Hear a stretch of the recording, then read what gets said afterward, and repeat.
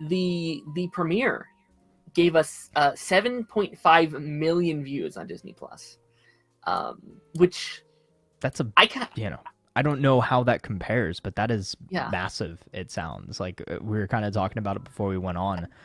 I think the only other series that would come to mind that could maybe compete with that would be one of the Mandalorian seasons or potentially WandaVision or something like that. But I don't necessarily know how that compares. But that sounds like a pretty big premiere. Mhm. I mean, think about what you would be getting, like peak Arrowverse live viewership, right? That was in 1 to 2 million range, maybe, but 7 million in probably what the initial opening day or opening week, first couple days. What's the statistic from? Sure. Yeah, like if I just tried to look it up, I couldn't find anything. But like if anyone has an article about like all the Yeah, like the ratings for like the first episode of these shows, I'd be curious because yeah, I would imagine Mandalorian's probably up there, WandaVision, maybe Falcon and the Winter Soldier as well. Like I think that era, potentially. Yeah, yeah, would be interesting to see. Which I expected to do well, and I'm yeah, curious to see the outcome of that, right? If this is a yeah. massive success, right? If this blows numbers out of the waters, if it's creating a conversation, which it is, like I'm seeing everybody talk about this, even people who don't typically talk about MCU stuff, right? What is the outcry of this? Do they then go,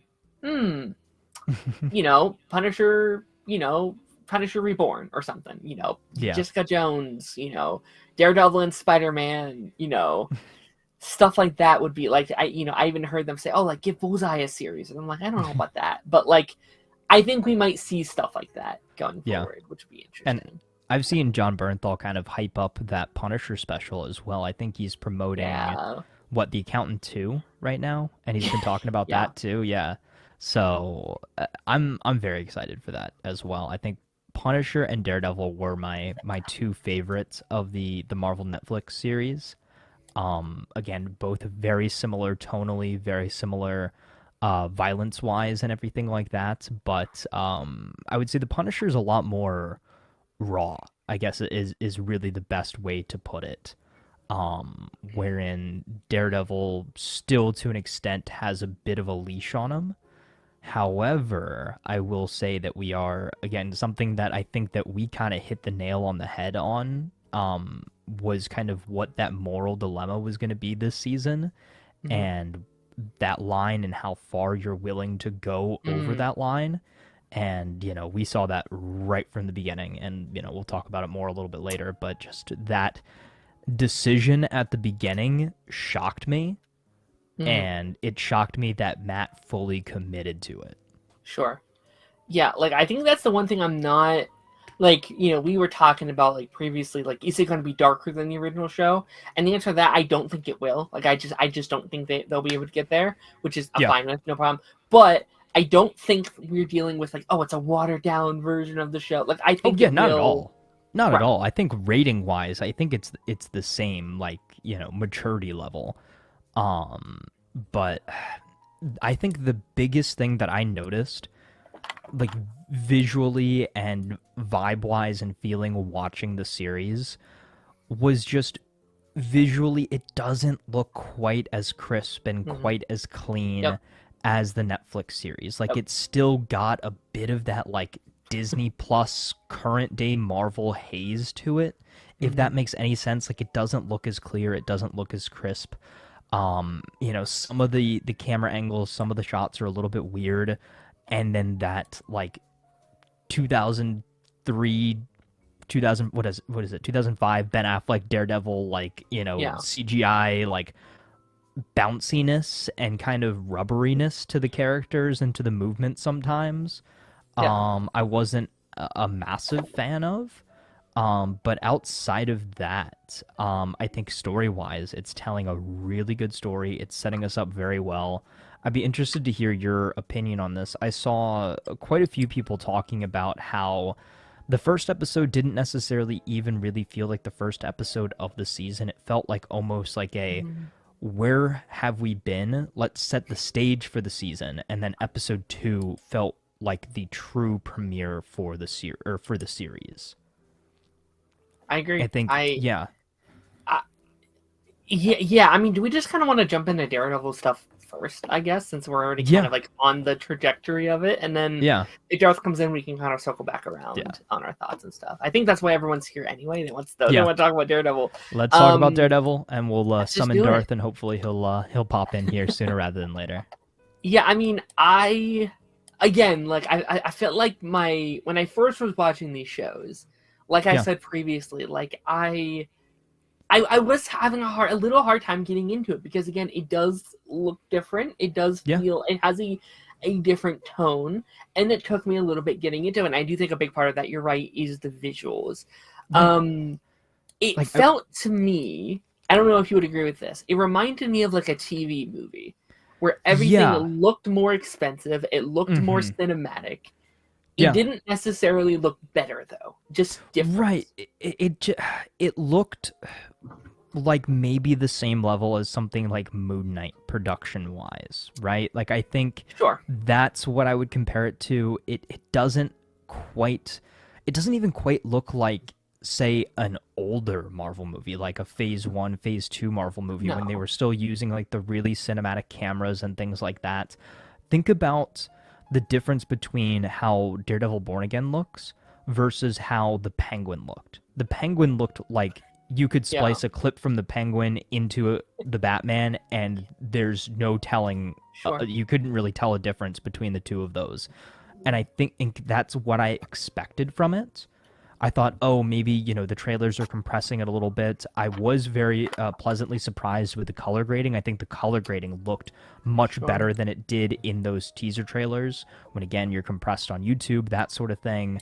Um, but I still, again, felt like there was a lack of visual quality and a lack of just that feeling that I got when I watched the original three seasons of Daredevil. Like there is a rawness to it. There is a fluidity to it that I felt like I was missing. Like it almost felt like they were one or two steps away from it, but the executives kind of stepped in and were like, okay, we don't really have time to make it look super polished, to make it look Hmm. super clean.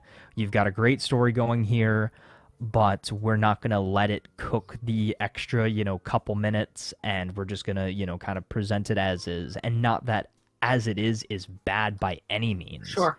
It just, there's still like, if Netflix Daredevil is a 10 out of 10 visually, this is like a 7.5 or an 8, I right? agree. Like it's close. And like I would agree with a stranger. I do think it looks better than most of the other Marvel shows on Disney Yeah, Plus we've got as far. yeah, Like I've said, like if this was like Miss Marvel, like if Miss Marvel came out and was like, "Hey, this is what our show looks like," I'd be like, "That's probably not like a good example." Like if Moon Knight or Loki or whatever like looked this good, I'd be like, "Oh, okay, they've really upped the yeah, visuals." It is just again nothing I worried about.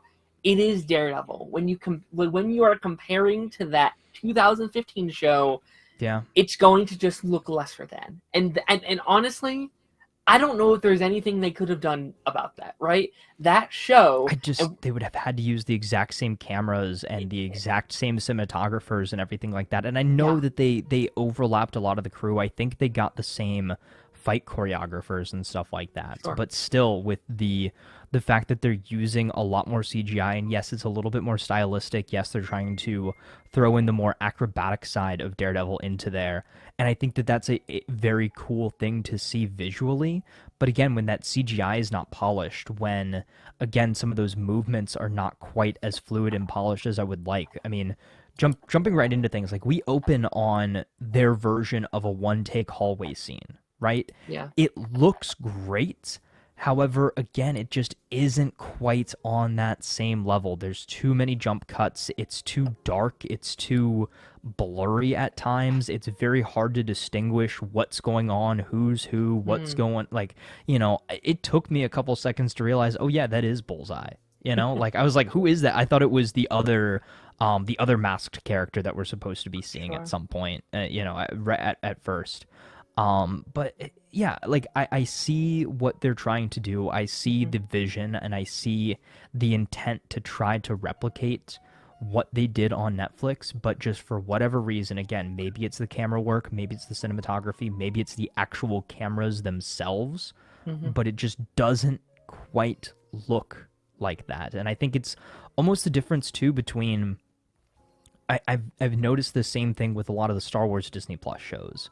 Like when I was going through and getting screenshots and stuff from Skeleton Crew, when I actually kind of like blew it up, looked at it a lot closer, I was like, it's really dark, it's really grainy, I can't really visually distinguish a lot of things when you're looking at it under like a fine tooth comb. However, again, something like an actual, like like the movies, even to an extent, Andor, I feel like there's that step above. It looks better than Sure. Mandalorian, than, Acolyte, than Skeleton Crew, that sort of thing. And that's kind of how I thought Daredevil was going to be. Like, again, production value wise, you can see that it's there. Mm. But again, it's just so close that it Mm. almost bothers me that it's so Sure. close. It's on the verge of greatness, as one might I say. I think the thing that was really bothering me, and like this isn't even like a bad thing, but it's a lot like they're shooting the show a lot wider. And again, I didn't go to film school, so I don't know like how Yeah. filming works. But like they're shooting the show from a much wider angle, so everything Hmm. looks bigger. It looks more bombastic, and that does throw me off a little bit because they used to film the show so kind of I don't know what wording, but like so close together, so center to the Yeah, I mean it's the characters. widescreen versus full screen, and Sure. yes, it does kind of take you back a little bit. It doesn't make it feel as intimate, I think is really the way to put it. And Mhm. I think too is think about the final season of The Flash, right? They just added those black bars. Like they didn't really film it in a cinematic aspect ratio. Like I mean, we could do that. We could put some black bars on this and Sure. make it look cinematic. I mean, I do that when I do on camera stuff. Like I'll crop it to a two by one aspect ratio. I just have to make sure, like I put myself more centered, so I'm allowed to like chop the top and the bottom off. But it doesn't mean that I filmed it with a cinematic Sure. camera. I just cropped my image in, so I'm just losing a little bit of the background there. And again, not that it was done in a bad way. I don't want this to come off as like, I'm ragging on the show or anything, but this is just if this is my biggest critique and criticism of the Mhm. show, we're in a good spot. Yeah, like I think we should make it clear. Like I agree, that was also my biggest criticism. How some of it looks, how some of the fight scenes were done. Besides that, I really do enjoy the show. Yeah. I'm having a lot of fun with this. So I'm glad we're getting this out of the way first, so we Mhm. can really dive into these conversations here in a minute. Like the fight scenes were another one where I think the opening fight scene's really good. Like when he's punching through the glass, there's a shadow stuff. He's going up the hallway.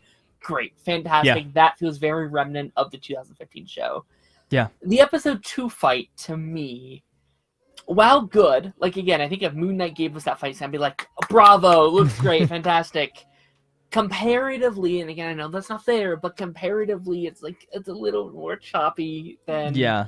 Yeah. And I feel bad because I feel like a prude that's like, it's not my Daredevil. Like, I'm trying my best not to do that. Mhm. But also, it is a sequel show, so I feel like it has to be done a little bit, where it's like, maybe Yeah. you could have done a little bit of longer shots, especially since that's what Daredevil was kind of known for, right? Right. Daredevil was Right. known for its the best fight scenes, not only on TV but like in the superhero genre in general. Like that's what they're known for. Yeah. So it should definitely be talked. It should definitely be talked about. But what did you like about the show, Taz? What are some things that you took away? You're like, I really like this. That this is the thing I enjoyed. I think the fact that it feels like no time has passed. Like, yes, you can tell time has passed in the universe itself, but it feels like we only waited like a year for a new show. Like, it feels like it's just picking the story back up kind of where you would expect it to be, and the fact that they do the MCU connections in the best way possible. You get some slight little references to things that happened in Hawkeye and in Echo, but this is Daredevil. This is a continuation of the Daredevil story, the continuation of the rivalry between Matt Murdock and the Kingpin. I think that aspect of it was great. I think the interaction between, Matt and Fisk, like Mhm. that, the diner scene that we got in all of those trailers, I think the full length version of it is quite possibly one of their best interactions up until this point. Like I loved it. I They think that haven't, weirdly enough, I feel like they haven't really interacted that much, especially yeah, as Daredevil and Kingpin, right? Like yeah, season one, they interacted as Matt and Kingpin once, actually, where yeah. they met face to face once, and I then think they the met as one that comes to Daredevil mind once. was that season 2 in when he was in prison. Yeah. Yeah, that's the one that comes to mind as like, they were talking and then the whole big prison fight happens, right? Like I think that's the big one in my mind. Mhm. But the fact that they both know what each other are capable of, they Mhm. both know what they've done in the past. However, they've kind of gone their separate ways, turned over a new leaf in a way. Matt has given up being Daredevil for the last year after big spoiler. And Kingpin is like, oh yeah, I'm, all that crime stuff, I'm not doing that anymore. I'm a changed man. I'm running for mayor. Like, I just want to make New York City a better place. Like, they're both lying to themselves by presenting themselves in this way. And I think you see that by the end of episode 2 very well. Like, Matt is forced into this fight, but I think deep down he wanted them to push his buttons. He wanted to have an excuse to step back into the light as Daredevil. Mhm. And Fisk is just looking for an excuse to do his Kingpin-esque things. Like he threatened the police chief. He vaguely threatened what's her name that was doing what is it? BB, that's doing all the, like street videos and things like that. And I thought that was actually a little fun aspect of it, kind of like, you know, Yeah. how do just the normal citizens of New York view everything that's going on, like the absence or presence of vigilantes, and Fisk becoming mayor, that sort of thing. And So that's such a cool parallel to season one of Daredevil with her uncle. Like that was yeah, her, that Ben was investigating or going against Fisk and like investigating Fisk, and now it's her, like yeah, his niece investigating. And I think that's such a good way to get us to care about a character really fast, right? We can talk about this in a second, but like most of this show is built up of a new cast of characters, which I really enjoy. And yes, I think it's very smart to be like, hey, I know it's not Foggy, I know it's not Karen, but this is a character related to a character that you used to love. So I think hmm, throwing her in here, and I'm curious to further learn about her relationship with her, with her uncle and the city of New York, because she's her maybe early 20s, so she would have probably been like a teenager in the first season, or if not younger in that first, what's hmm, 7 years later they said. So yeah, yeah, that's going to be really interesting to fully explore. But like again, yeah, I think the highlight of the show for me so far is the dynamic between Fisk and Matt and the unspoken stuff there, right? yeah, I love this, like again, that dino scene was so fantastic. And I love that Matt's entire code is put on the line this season, right? His whole thing is like, I can't kill. I won't kill. That goes against his not only his like vigilante code, his like law code, right? And also his Christian code, right? And I like that, like, in order for that code to mean anything to him, he has to give Fisk the opportunity to change himself, right? That's hmm, everything he stands for. You don't kill just in case someone has a change of heart, can change their ways, and can be redeemed, right? That's yeah. his whole thing. And now that's finally put to the test to be like, okay, that's what you believe? All right, then let me change. Let me be Right. better. Can he really be redeemed? And I think that it's also a very interesting thing too, is you brought up a really good point. is, Matt's moral code.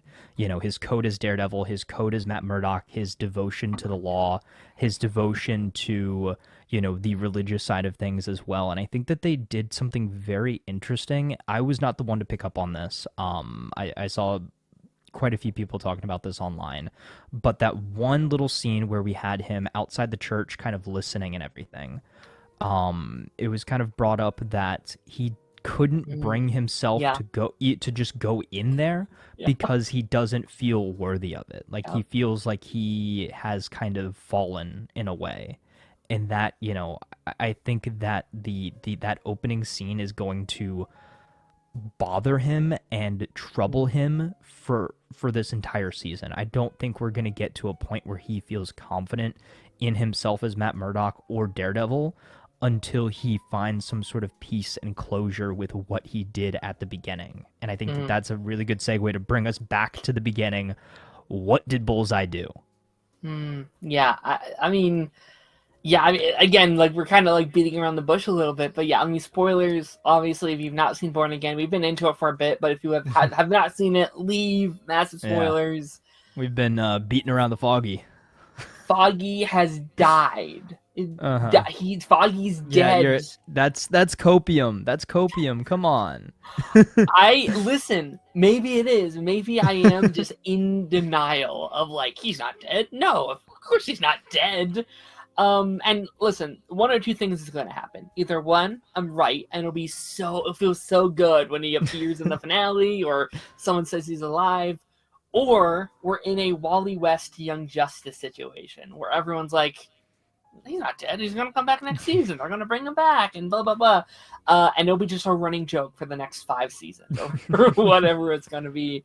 What did you think of it? Because obviously we've talked about it at least in like 3 to 4 different podcast episodes. Yeah. Feed it to the ground. It's funny how I know last week I was like, oh, you're still gonna feel that emotional gut punch. It's still gonna be sad, that sort of thing. I don't think I really felt it until the court scene a little bit later on. When Matt was kind of, testifying against Bullseye. I think that's when it really emotionally hit me. But in the moment, I was like, when Foggy kept inching towards, going outside, taking the phone call, I was like, dude, don't go outside. Like, it's not safe out there. Don't go outside. Don't go outside. It happened. And then he gets shot, and then it all falls down from there. And I was like, there we go. It happened exactly how I imagined it happening. Me too. To be honest, like, it was like, oh, it's that scene everyone thought it would be. Yeah, and it's just like, oh, now I remember the behind the scenes footage where he was, on the ground and is, yeah. So it was sad. It was expected. I am gonna go out on a limb and say I hope he really is dead, because I feel like it would undermine the motivation of this season, and I feel like it would be, again, a retread of what we did with Matt's fake out death at the end of Defenders into season 3. Would I be happy with Foggy being back? Sure, but I think, again, from an emotional standpoint, from a story standpoint, I think he should stay dead. Like, and the fact of the matter too is that his death caused Matt to not care about his code there for a minute. Like, he was fighting Bullseye. Bullseye was just killing all these innocent people, as many people as he could, just chucking knives. They get up to the top of the roof. Matt rips the mask off and everything like that. He looks him in the eye, and he just chucks him off the roof. Yeah. I was like, that was, to me, probably the most surprising thing that happened in these first 2 episodes. And he just splatted like a pancake, number 1. Number 2, the just distraught and just pain on Karen's face as she slowly turned around to make sure that Matt wasn't also dead. Like, imagine if Karen lost her 2 best friends in one fell swoop. Just in one fell swoop. But and then when she realized, okay, that was Bullseye, cool, whatever. I was like, did Matt just murder this guy? Like, without hesitation, without care? Like, he had to have known that there was a 50-50 chance that he was going to die, or at least like a 75-25. Like, I think it was more likely that after that fight, that he was gonna die. Yeah, no, I mean, and I think that's such a good. That just shows how good that OG show did at like instilling his morals. Yeah, Wow, like Foggy just died, right? That's terrible, but I kind of already knew that. Though I think the most terrifying thing in that scene is like, no, no, no, no, no, no, you yeah, like cannot you break this can't, like rule. no This matter is what, like I know it's your best friend, but you can't kill somebody because of like that. yeah, because they had me rooting he wasn't dead. The person who just killed my favorite character in the show, just Yeah, for his morals to be intact. When he opened his eyes, I was like, yeah. thank God. And, Okay. and Foggy had a cool beard just to die.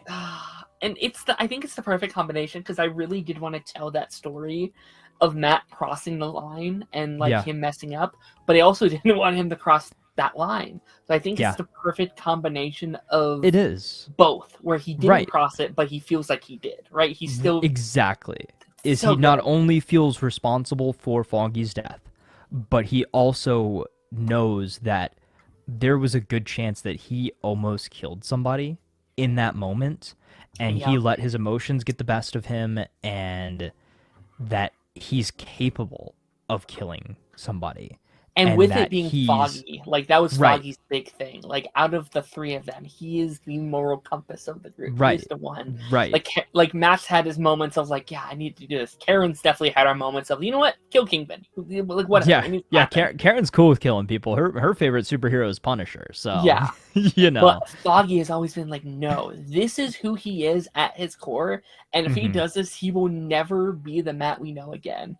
And I Right. think he And he's like, realized that. and I Yeah. think on his face too, he was like, not only do I, kind of this dichotomy between I want revenge for this person killing my best friend, but also, oh my God, did I just kill this person that killed my best friend? Have I already just dishonored his memory Yeah. by crossing a line that I have instilled in myself, that I never would cross again or at all? And I think, Yep. too, I really liked the touch that post event, right? We flash forward to a year later, and Matt's taking Foggy everywhere with him. The little, the brochure from his funeral, right? Is he's Mm, taking that little piece of him with him everywhere, and I think that that's such a nice touch yeah. as well. Yeah, no, I also just want to go back to the Karen stuff a little bit Yeah, because yeah, like yeah. Karen has got to be one of the most traumatic MCU characters of all time, up there with like Thor and stuff like that. Of just like she lost her brother, she lost, her mother, his boyfriend kind of betrayed her, her dad disowned him. She's lost Ben and she's been kidnapped and, abused and kidnapped multiple times and had like hitmen after her and she she's somehow she's keeps killed getting up. people and She's had to kill people. Yeah, she is yeah, like to the point where like where we see her right now, I think is totally valid. I'm like, you know what? yeah. Fair enough. Go Just off the deep completely end. remove. Yeah, just remove yourself from the situation. Just It, like yeah, no. yeah, And but like also if she does know about Foggy, if that is the case, that could be her putting up a wall of like if I spend time with Matt again, if I go down that path, I cannot keep it from him. So yeah, maybe this is her being like I gotta get away or I will tell him. I cannot be yeah, around him and not tell him, which I think could be really cool. And I do going back to that, because I guess we kind of did skip over it just a yeah. I little was gonna bit. say let's go down that path for a second. I do want him back. I think just like I think my friend made a good point because like he loves the Daredevil show. It's one of his favorite shows of all time. And he said like if you were really going to kill Foggy, he wanted them to spend a little bit more time on that, right? Maybe have Hmm. the first episode be the three of them. If that was really the send off of Yeah, I that agree with that. character.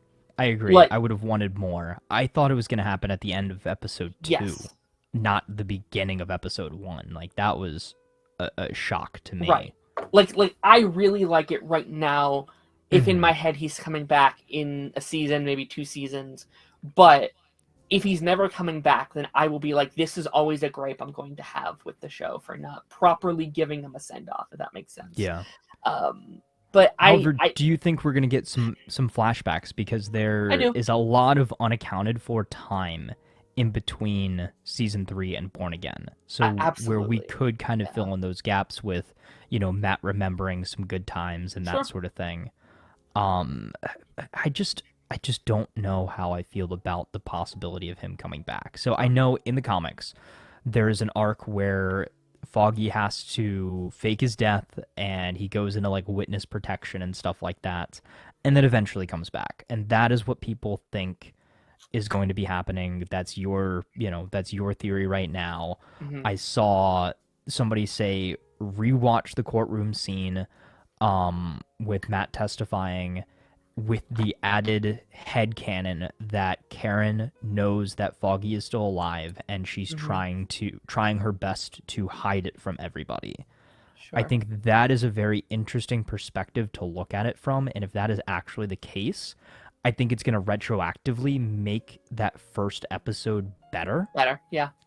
I think However, there's a way of doing it where it does work in the narrative, or it mhm, doesn't ruin. Because again, yeah, like 99.9% of the time, I'm with you. I don't like when we bring back characters in comic book shows because it yeah, does lose that tension. It does lose the stakes. I agree. yeah. But I think Invincible has that problem of nobody ever stays dead, absolutely, and like, except this week. but also, I think I might look back at the finale of Daredevil differently if he never comes back, because there was a Yeah, promise made, there was a plan set in place, and we never get to see that fully play out. And I think yeah. this show will be about building that back up. I want them to Hmm. take their time a little bit. I want them to take this season, maybe next season. But I do kind of like the idea of like Daredevil's always, or Foggy's always been pretty against Matt being Daredevil. He's always been there. Hmm. But I kind of like the idea of when Foggy needed Daredevil the most, he disappeared, right? It's Yeah. like again, not your fault, Matt. It's whatever. But the one time I needed you, you gave it up for me and this city and stuff like that. Like I think that's a fun narrative. Like I want this season to be about him moving on, re-accepting the role as Daredevil, and I want season 2 to be about all these three kind of being able to come back together. Like I would like a Mm. whole subplot next season of Foggy, maybe even Karen off in like Chicago or somewhere else, and we're seeing like their journey back to Hell's Kitchen and back to Matt and stuff like that. Um, Interesting.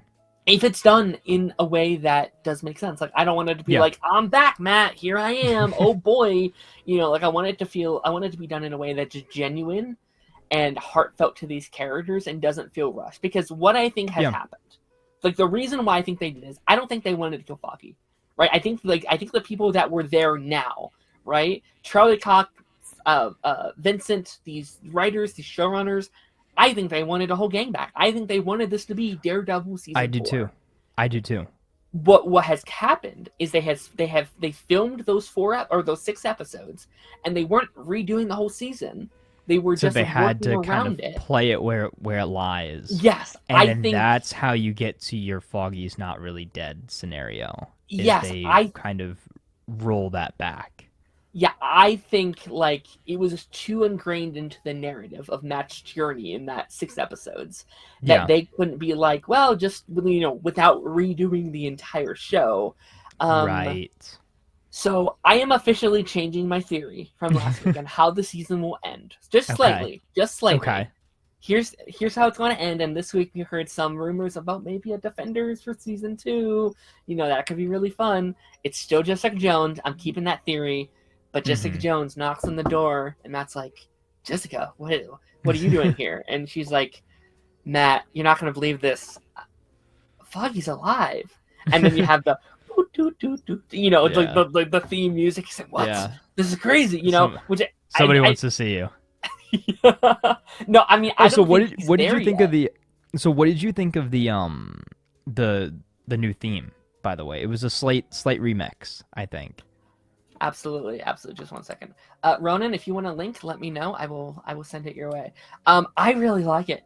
I think it's kind of everything we were saying, Yeah.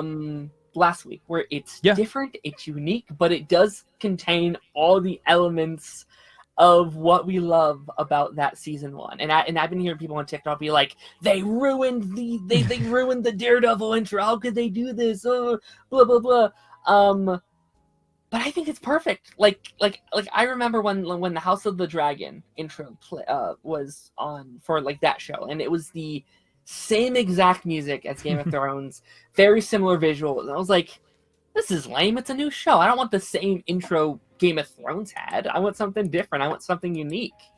Mm-hmm. So I love it. I think they did a fantastic job. Yeah, me Absolutely. too. Me too. What did you think? I loved it. I'm trying to decipher what the meaning behind it is, as far as like why we have like, I guess, like stone structures or whatever in it versus the, kind of blood red, like waxy whatevers we had in that original opening.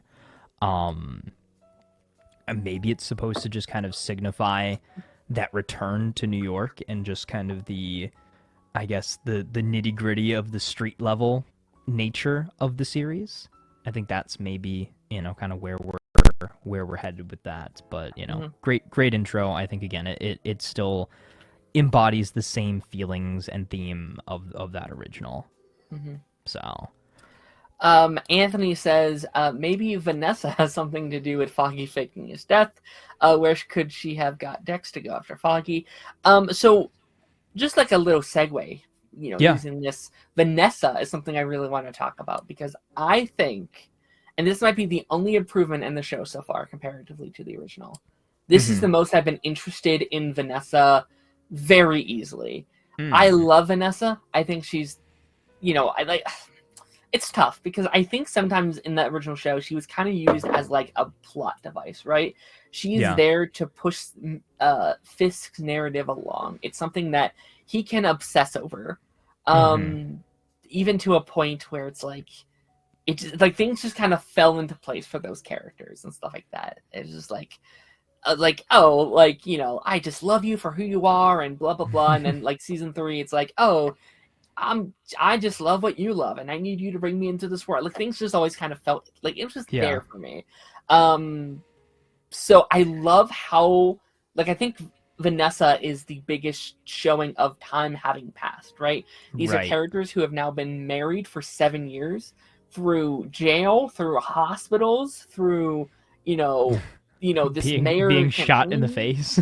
Yeah, like all these things, and they are not that perfect couple that we thought they were in season 1 and season 3. She has depth to her.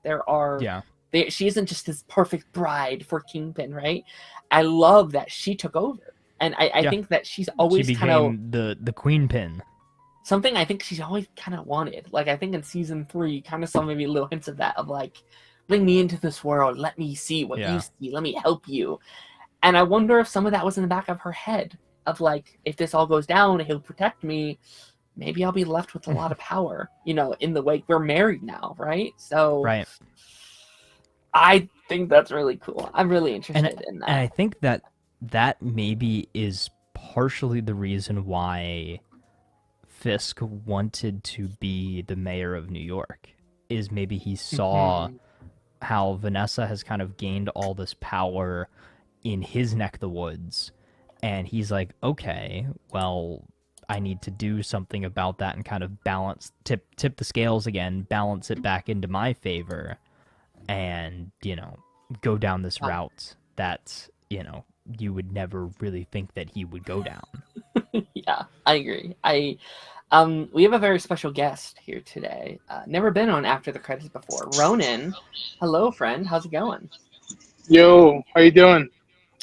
We are very good. We're good. We're talking about Daredevil Born Again. Have you seen the first episodes of Born Again? I have. What's your thoughts? I did not expect them coming out with a 1-2 punch for this show. First off, can everybody hear me good? Yep, you sound good. Okay, cool. That opener, I can't believe they did that. And that's the one thing I kept hearing from all the social reviews. Oh my gosh, the opener. And then you watch it and you're like, oh, you mother. And so I was it was heartbreaking, especially with what happened that same week with Invincible. Hmm.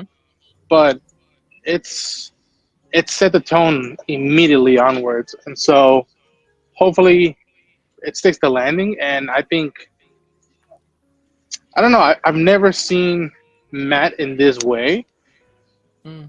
because now not only is he facing the stuff he lost, but now he has another dynamic with another woman who's a therapist, which I found very very intriguing. Yeah.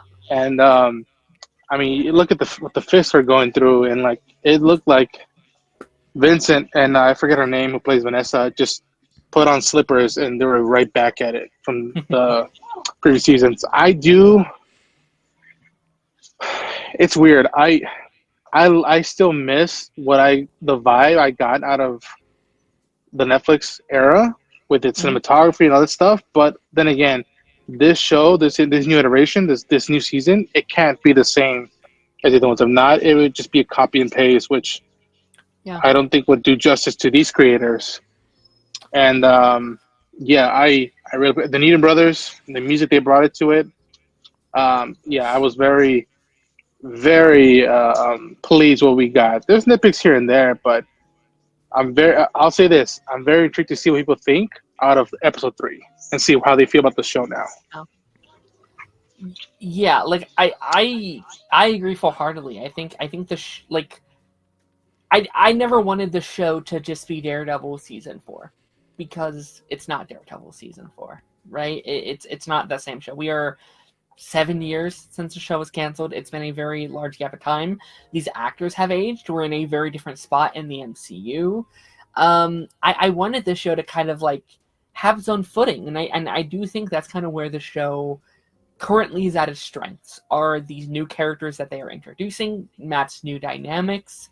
Um, as we were talking about last week, like my concern was like, were they going to go over similar themes and ideas as the previous season? I think that was one of my big concerns. Was like, oh no, Matt's about to lose someone. We know, we know who it is. Now I was very concerned. Like, oh, we're gonna have him in the same spot he was season 3, because as much as I love season 3, I think it's the best of the whole show.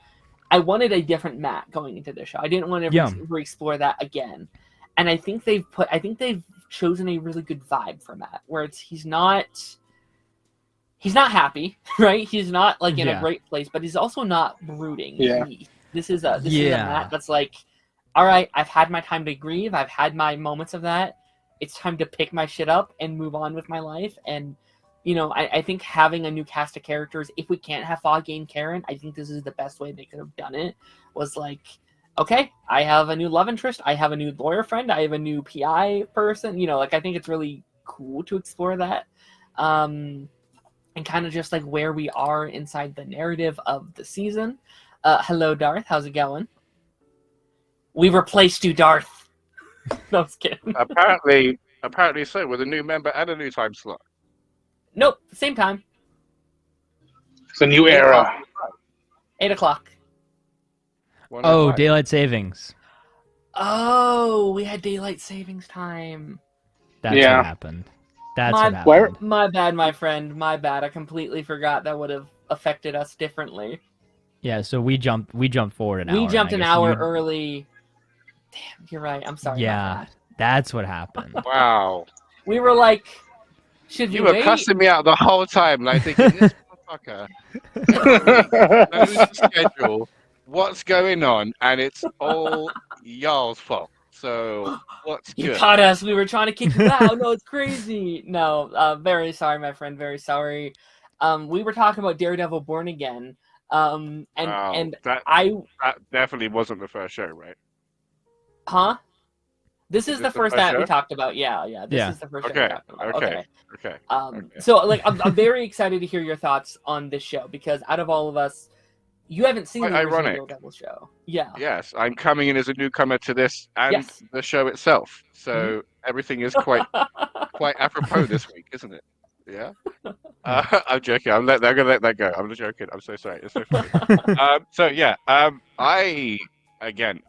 don't know if it's like an autism thing or just the fact that I'm an asshole, right? But and again, no shade on the man. but like his lips, when he was in the mask, like his lips just really put me off, right? So I just put off a whole show because of a poster and a man's lips. Do you know what I mean? And again, don't know if it's because I'm autistic or an asshole. We'll find out, right? But Jesus Christ, having him in Echo and She-Hulk was really, really good. I saw all of his clips on why he was a good Daredevil. Do you know what I mean? Sure. And I'm seeing so past it. Because now I love the guy. I genuinely, if somebody said like, who would you cast as Daredevil, I wouldn't be able to tell you anybody else. Like Sure. the guy does so well. That being said, how did I feel about episodes 1 and 2? Right? Um, really good, really Okay. good. Conflicted on some stuff. Um, like we were talking in the messages, I really hope they're gonna George Lucas those special effects in the bar, right? Because they need a touch up. They need a Sure. touch up for sure. Other than that, wow, did they just blow past expectations? Because everybody was saying, "Oh, episode two," and then there he goes in the first fucking 5-10 minutes. Boof. Yeah. Here's the reason why. Um, and then that scene in the diner, man, like that's what I Oh. live for. Those sorts Man. of scenes. Yeah. I have questions to ask as well. I don't know what Okay. you've discussed, and I'm sorry for Yeah. just Go ahead. Go ahead. Go for it. Um, so from my understanding, the traditional Fisk and Vanessa is that she is a cared for and doted on wife who is separate to everything Yep. else, right? And from some of the threats that I've seen from clips from Daredevil to Kingpin, she had no idea, right? But then when we come into Born Again, Fisk is off having eye surgery, like, Yep. and his eye looks great. I need to know what technology that is. I know. Yeah, does he have a real working eye? Didn't he get shot in the face? Yeah, and then Echo's is like, I Or gotta is there fix. some Don't sky? even worry about it. Kids, It kids. happened. It was a phase. It's like, ugh. Yeah, kids, what could you do, right? Younger He was generation. Ooh. I was assaulted by a vigilante. Yeah, no, but like that's something that they explore in the main show, where she starts as that character that's typically on the sidelines, just like your traditional wife, and we like the literal last episode of Daredevil is her being like, bring me into your world, like if I'm going to love you like you love me, I need to know who you are, and he Yeah. brings her in. Yeah. Fascinating. Okay. Yeah. Okay. Because it was really interesting to see the body language when he was confronting her on the rooftop. Mm-hmm. And to see the big, strong, stoic Kingpin be fidgety and nervous and unsure of himself and Yes. keep hopping foots while she was rigid and unflinching in even the information of, oh, like, who the hell is Adam, right? Because I had to go Yeah. back as well, because I thought it was the guy at the start, and his name's like No. Lance or something, you know what I mean? And I was like, okay, so who is it? Yeah. Who is this Adam guy? You know what I mean? We're not going to find out, because those knuckles are telling the story. Yeah. No. Like again, like we were just kind of like talking about this, but like this is the most interested I've been into her character, because I think again, there's been 7 years in between season 3 and season 7, and they've been married through all this time, and I like that like Vanessa's no longer just the like adoring wife character that just agrees with everything he says, kind of thing.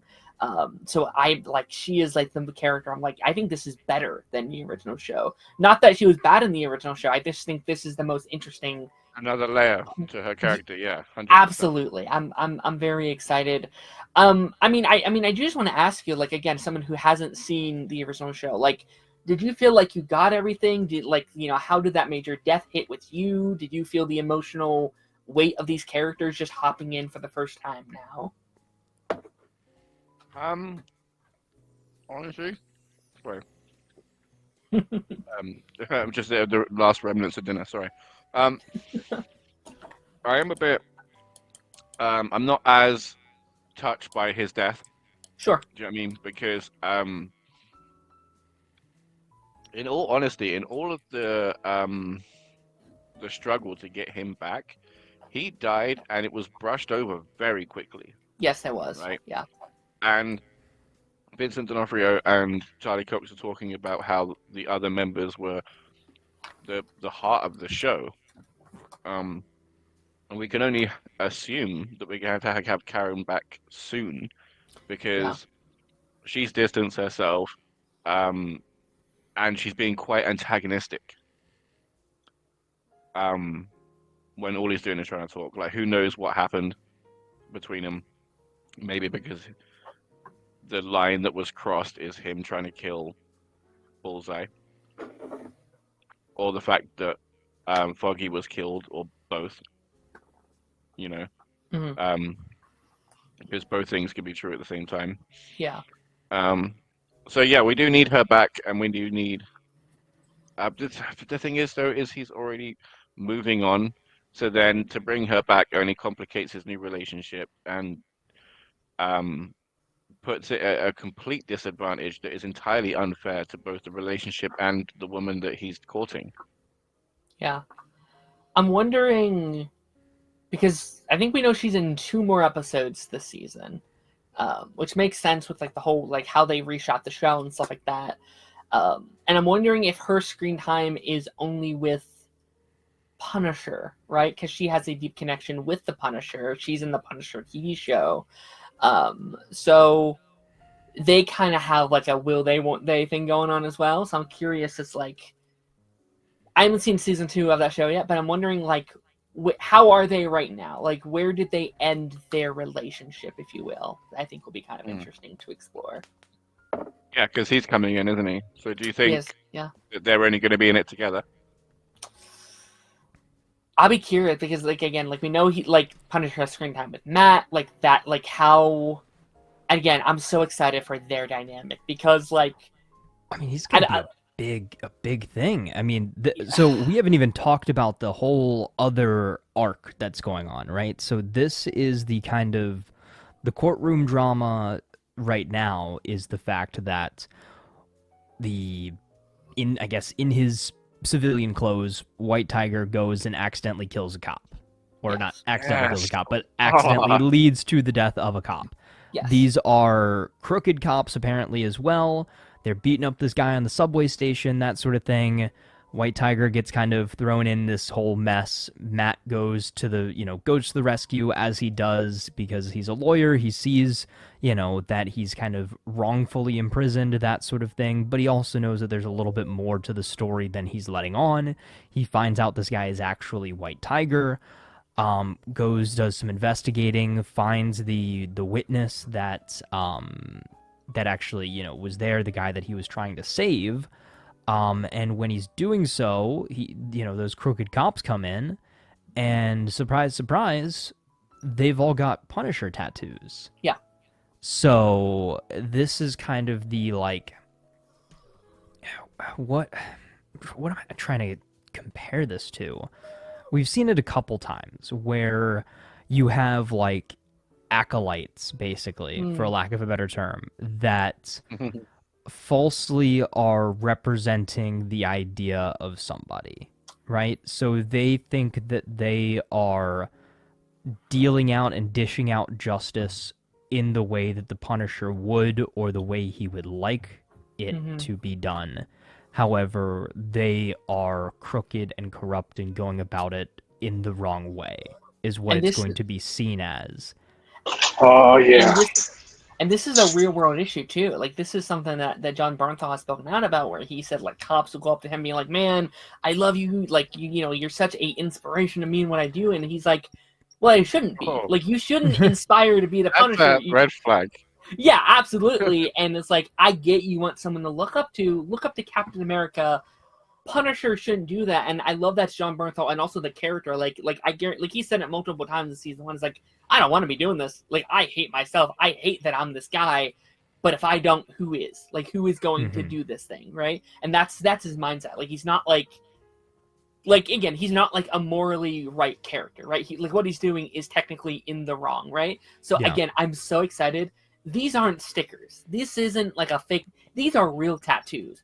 I'm wondering what he's going to do to these cops, right? Is he going to, like, like burn him off, cut the hand off. Like I'm curious, like what he's going to do, and I think that story they're telling potentially could be really, really good. I'm excited to see how he's going to react to this. You know what I kind of got vibe-wise from this was like Last of Us when people with like the Firefly tattoos.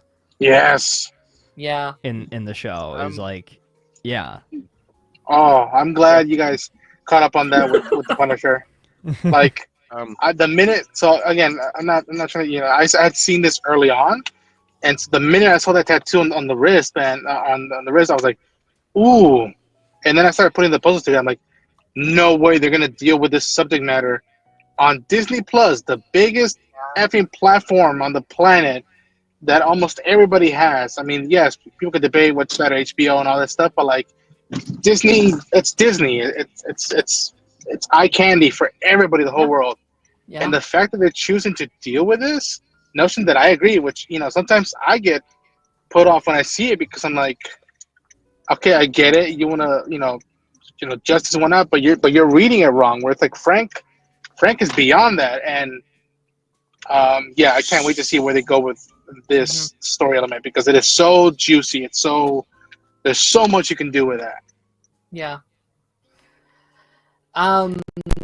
It's like it's like a copycat killer, right? Yeah. And so, it's like he got again these people that are looking up to the Punisher and twisting what he is and what he stands for to fit their own narrative. Yeah. And to justify breaking the law.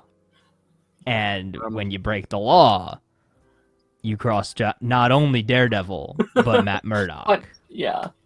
Oh, yeah. Like, imagine if Batman had a problem with hockey pads. Imagine Frank. Frank with these nutheads. Like, oh. Yeah. Daredevil, yeah. So the whole thing is he's crossed the line trying to kill Bullseye. Yes. I understand it's in self-defense, but he just killed 2 dudes.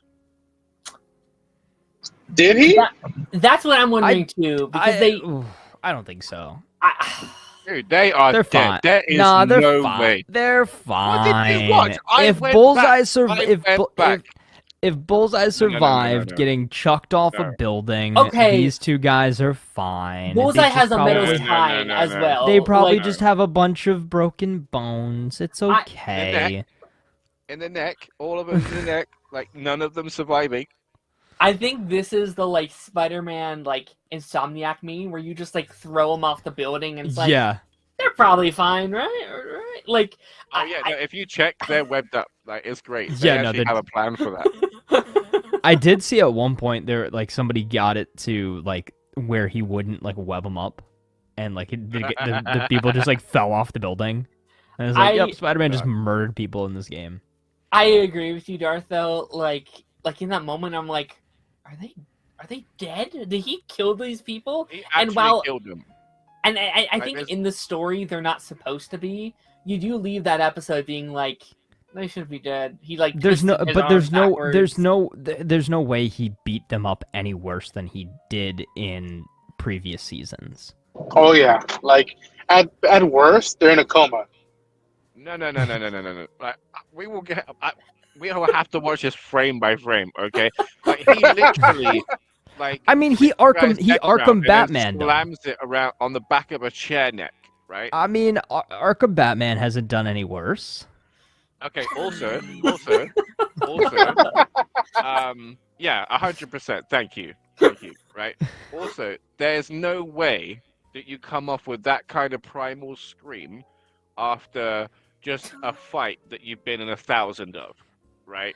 Oh no! Did you guys also so just backtracking really quick? Did you guys see Matt Murdock's kind of crash out in court when that was so good when Bullseye got sentenced? He was like, yeah.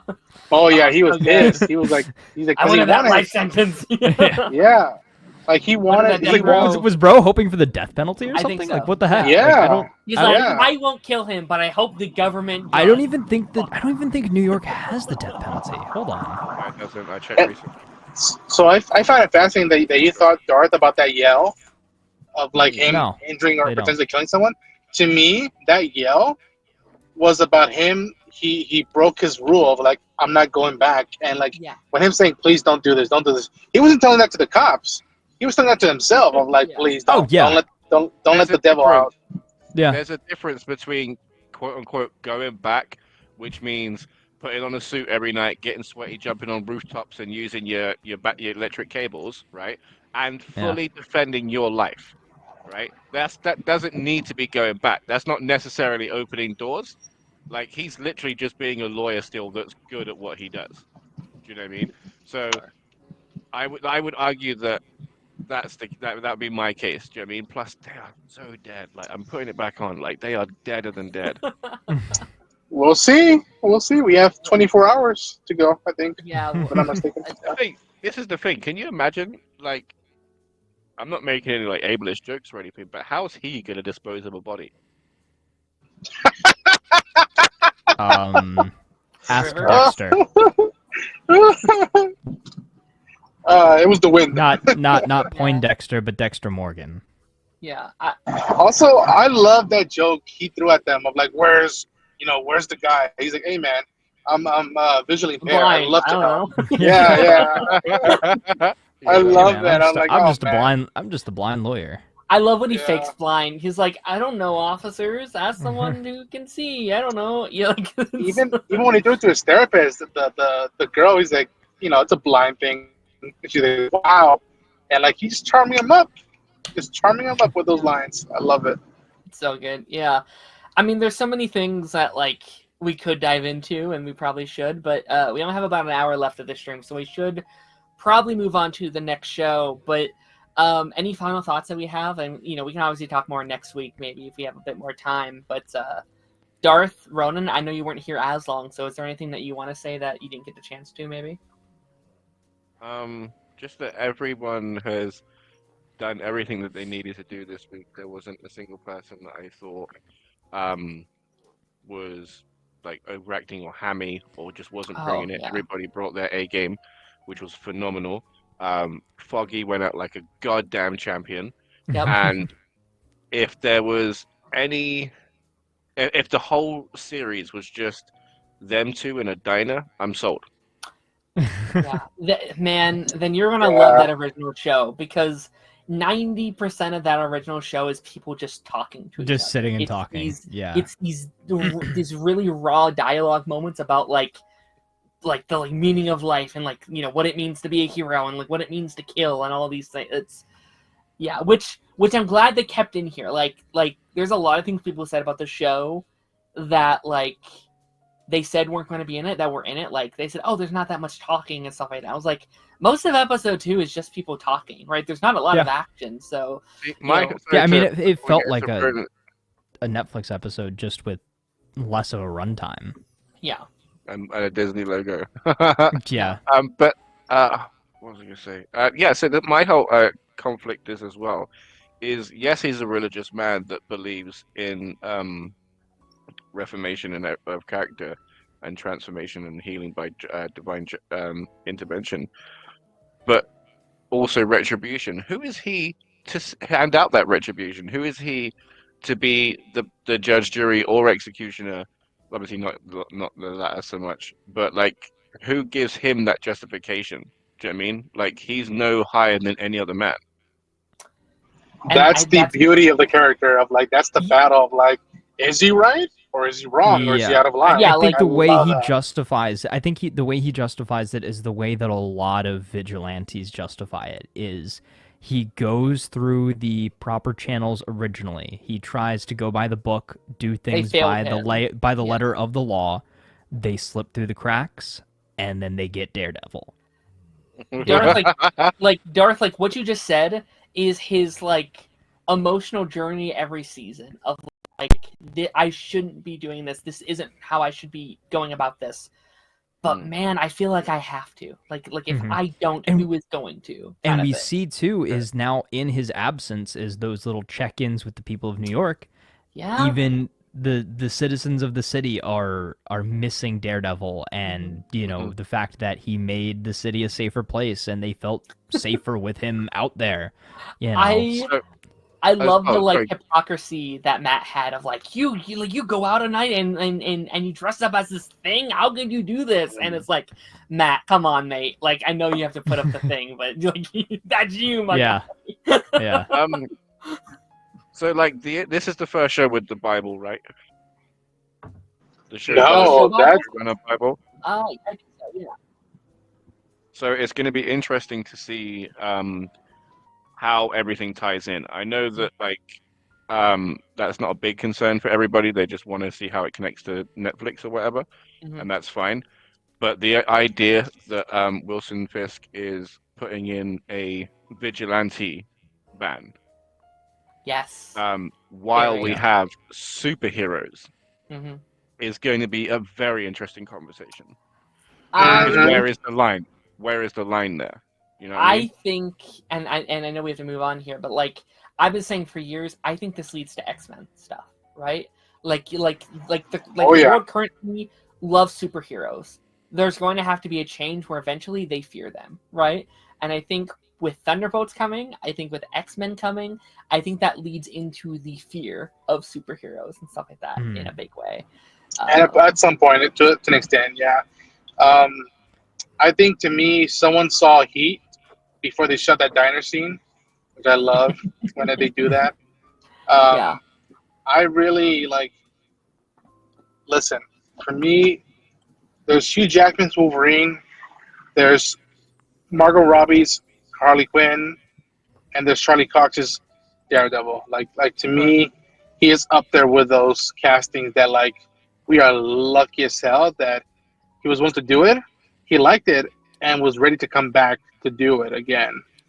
And yeah, and Darth, I can't wait for you to whenever, if and when you do decide to check out the original 3 seasons. When you get to season 2 and you meet Frank, I've said it on record that season has the best scene in comic book I agree.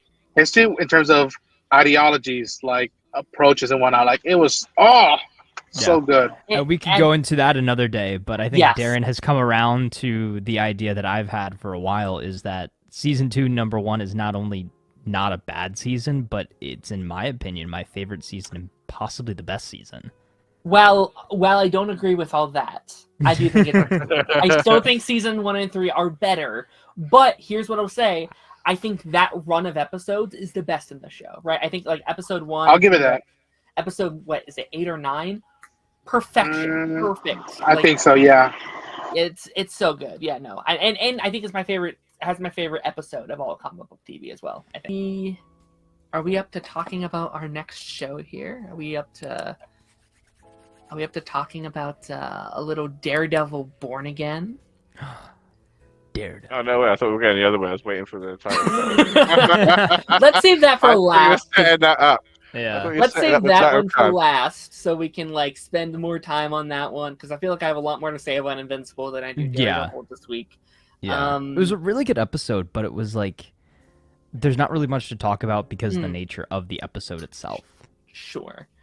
Darth, let's start with you. Since we skipped your opening for Daredevil last week, what did you think of episode 3 of Born Again? It was great. It was interesting. I'm Only 5 annoyed. people. I'm annoyed. I forget the detective's name from that fight. I'm annoyed that he's alive. Okay, those were goddamn death blows. Detective Shiner. Yeah, right. He landed his neck after getting like his neck pummeled by the side of a chair twice.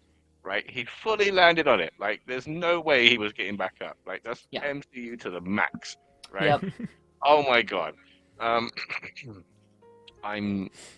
really enjoyed the episode. I know we're gonna get into it. Sorry. Go on. No, yeah, I think we're dealing with, and I said this last week, I do really think it's like video game roles, where it's like thrown off buildings and like kicked in the nuts and like, you know, head getting thrown backwards, and it's like they're fine, they're sleeping it off, whatever. Like, which is a like criticism of episode 2 for sure. Like maybe they went harder on the sound effects and maybe they should have been, or maybe they should have shot a scene differently to apply less death. So you've rewatched the original 3 seasons more recently. Mm-hmm. Is it in line with the same level of violence as far as how those fight scenes looked, or did it seem like Daredevil was more meticulous in his fighting, not necessarily trying to like brutalize people, but just neutralize them, I guess? There was never a time in that original show where I'm like, oh shit, are they dead? Unless the show was like supposed, like, you know, like stuff right, with, like, unless it was supposed to happen. Yeah, right. Yeah, because I don't remember that either. Like, I feel like he knocked people out, like he broke some bones, but he never I think he never went Batman Arkham on them. I think once he put cops in the hospital in season 3 when like they're after him in the warehouse. Yeah. He's like that guy's in a coma. Like you know, like you went too far, Matt. Blah blah blah. But that was always very like meticulous. Like, oh yeah, that was supposed to be what the scene was. So I definitely agree. Like, it is like a tiny little nitpicker. I was like, yeah, maybe they should have lessened up a little bit. Like, I get the point. It was supposed to show that he like unleashed a part of him that was not supposed to come out, and to show how hard that goes. But you're right. Yeah, like if they're not supposed to be dead, they probably shouldn't have gone that hard with the fight scene. For sure. Taz, what did you think of episode 3? I really enjoyed it. I really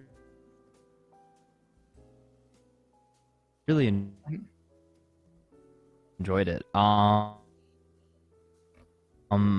original like. Is he lagging on my side, connection's, or is like, it just I me? weren't sure. I don't thought it know. was Okay. me. I was about to ask. Okay. Yeah, Thank God. you're frozen, buddy. It's usually me. Oh my God. That happens a lot where it's like, wait, did my stream cut out? Me and Darth have done enough streams where I'm just gone. Can you hear me now? Yeah. Yes, I think you're. Yeah. back. Okay. Yeah. My internet's been fritzing out tonight. It needs to. Okay. I think my router needs to be reset or something. But I think we're good now. Okay.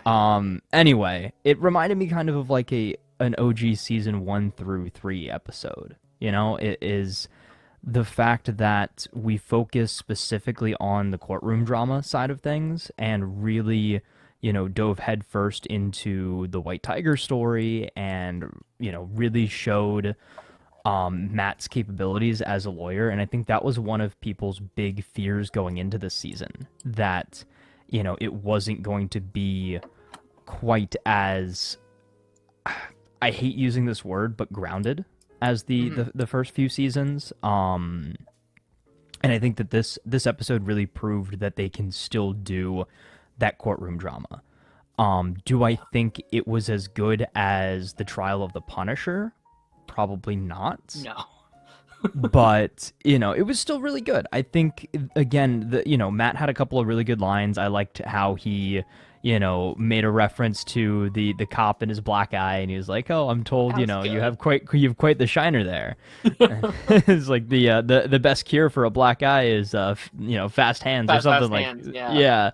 I thought that was quite funny. Sassy Matt is always my favorite Matt. Yeah. It's just like him playing into his like blind humor of like, I can't see, but I know you got beat up. Yeah. Yeah. I thought that was great, and I thought too, kind of the dichotomy between Matt and White Tiger, and sort of like the what if you were on the other side of this? Like, what if you were the one who had your identity kind of revealed to the public? Was this your secret to tell? Was he right to do that? Yes, in the end, it won him the case. But we also knew the risks, and he assumed the risks by revealing that. And that's where we get to at the end of the episode, where we have, you know, him just meet his end immediately. Right. Which I was not expecting after going through all of that for 3 episodes. It was definitely quite shocking.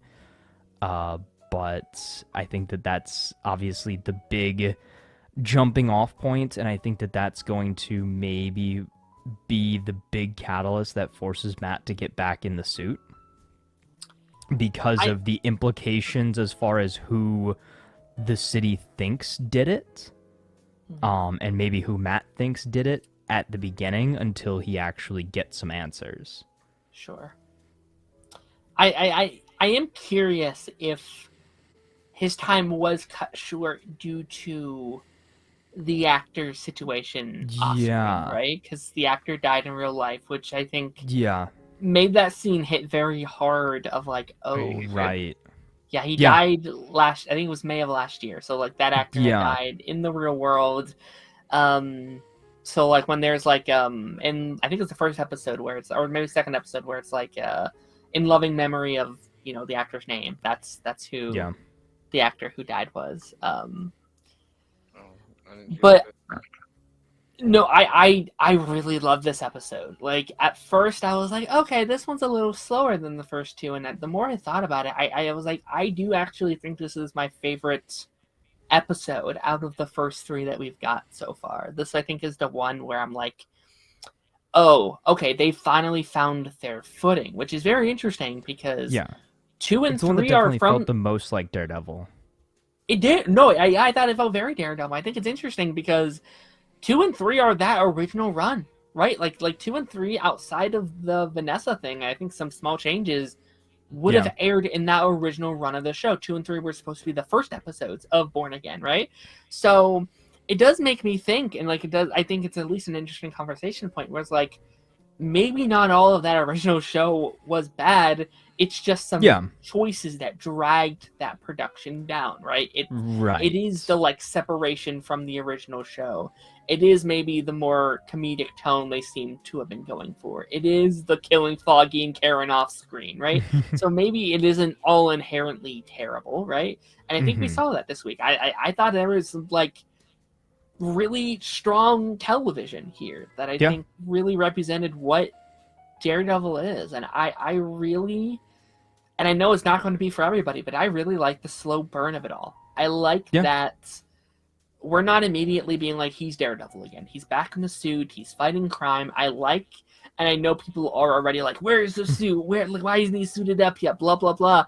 But I've enjoyed it. I've enjoyed the Matt Murdock lawyer stuff so far, especially since, spoilers, I guess, he's not a lawyer in season 3 of Daredevil, right? He, due to like his placement in that season, like he literally starts out the season being like, Matt Murdock is dead, or like Matt Murdock's dead. There's only Daredevil. Like that side of my life is over. So seeing this season start where it's only Matt Murdock, I think that's a cool kind of parallel story that we're telling. Right.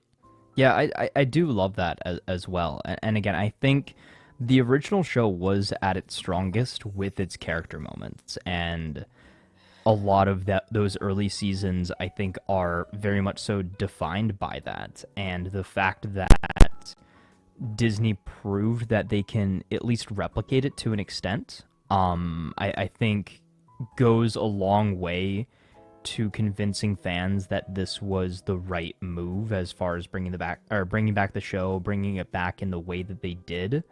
Again, like you said, yes, you're going to have those people that are like, where's the suit? Where's the action? Where's this, that, and the other? But if you're a fan of the original series, then you know that we get, 1, 2, 3 episodes a season usually where, Matt is just Matt Murdock and Daredevil is a side thought of the episode. And again, I think it goes a long way to show where he is in his life, where he thinks that he can do more good as Matt Murdock than he can in the Daredevil suit because of his perceived failure. But when maybe he realizes now that even as a lawyer, even by doing everything by the books, that, evil still can still prevail, and people who don't deserve to die will still end up dead if he doesn't go out there and do something about it. And that's where we're going to have the full return. Like I said, hope probably in the next episode or two. I wouldn't be surprised if the end stinger for this next episode is going to be him suiting back up again if he doesn't suit up at the beginning. Well, I'm very curious because like there's that shot in the trailer where it's him and just like a red like lace mask in his suit and tie. So I'm wondering like what that scene's going to be like. Him seeing something happening, that Daredevil side kicking in, him like fuck fine, just like puts a bag or whatever over his head, fight crime.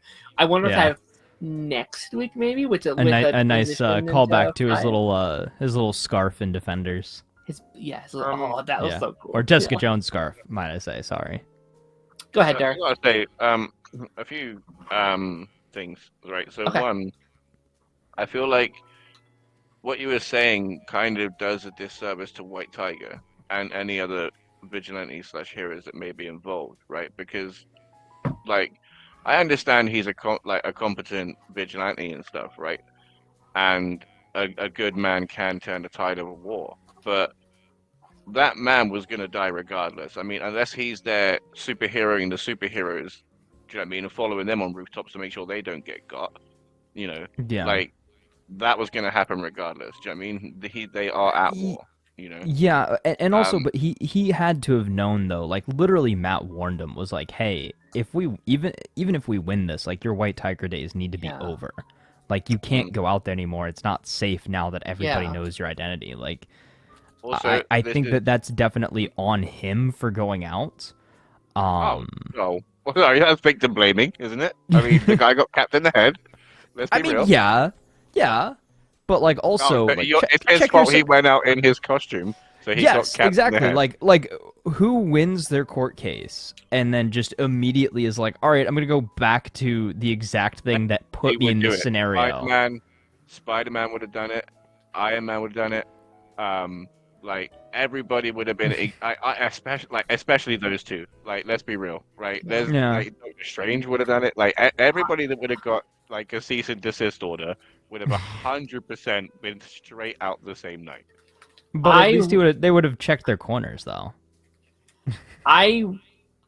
Okay, so this isn't necessarily a criticism, more of like a want. It's hard for me to like criticize or praise White Tiger though, because I don't know anything about him, right?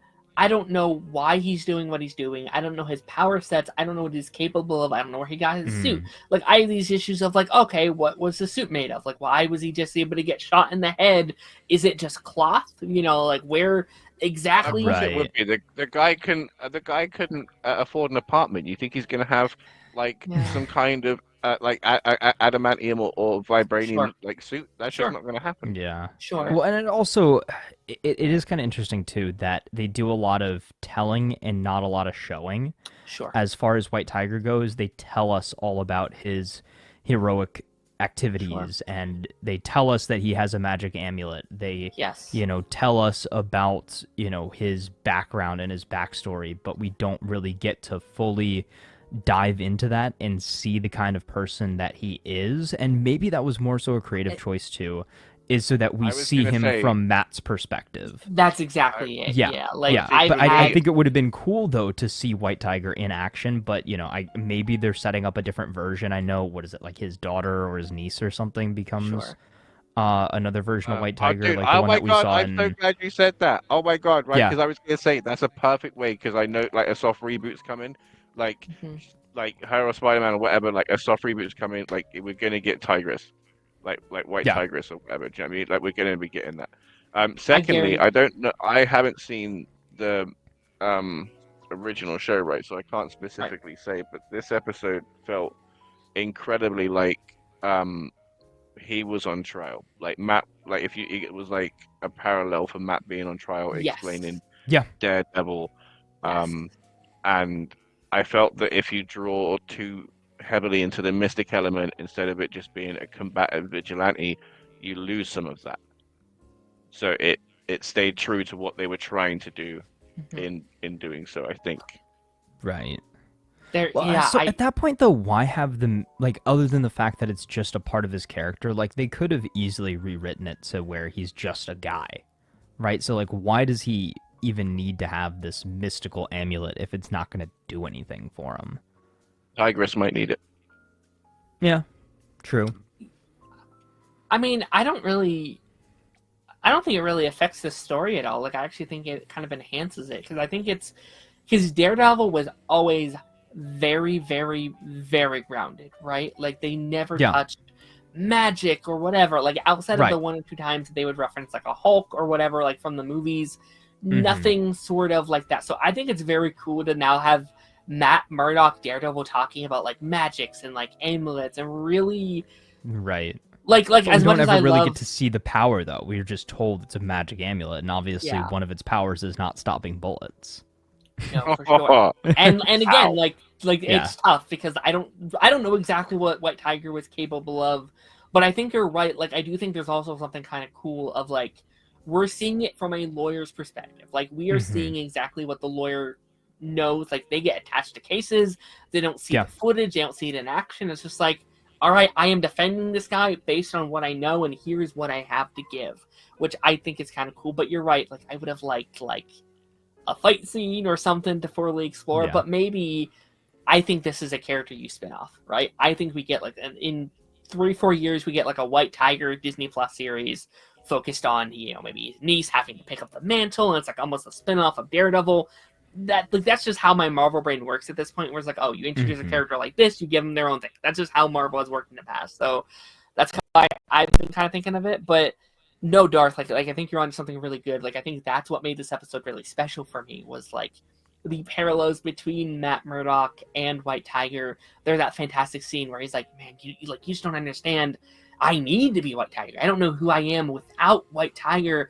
And like, first of all, that sounds like an addiction problem. Maybe get some help, but also that's so Matt Murdock coded. Like there's so many times where it's like, no, I am Daredevil. Like again, like we literally go in season 3 where it's like, Matt Murdock is dead. I am only Daredevil. I need to do this. This is my responsibility.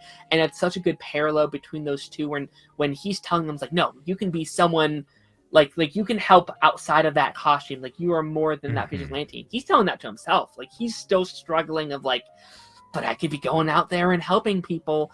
And I do think his death is going to jumpstart his journey back there, because he was only a vigilante because he felt like there was a gap missing in the community while Daredevil was gone. He felt like now that he's gone, there's not enough being done. Spider-Man can't be everywhere. Hawkeye can't be everywhere. That has to be me now.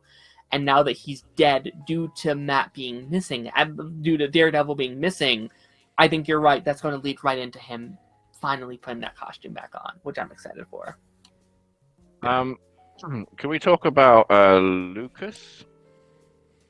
And when he said, I don't work for the mayor, I work for the man. And it turned out that Vanessa sent him on the damn mission in the first place.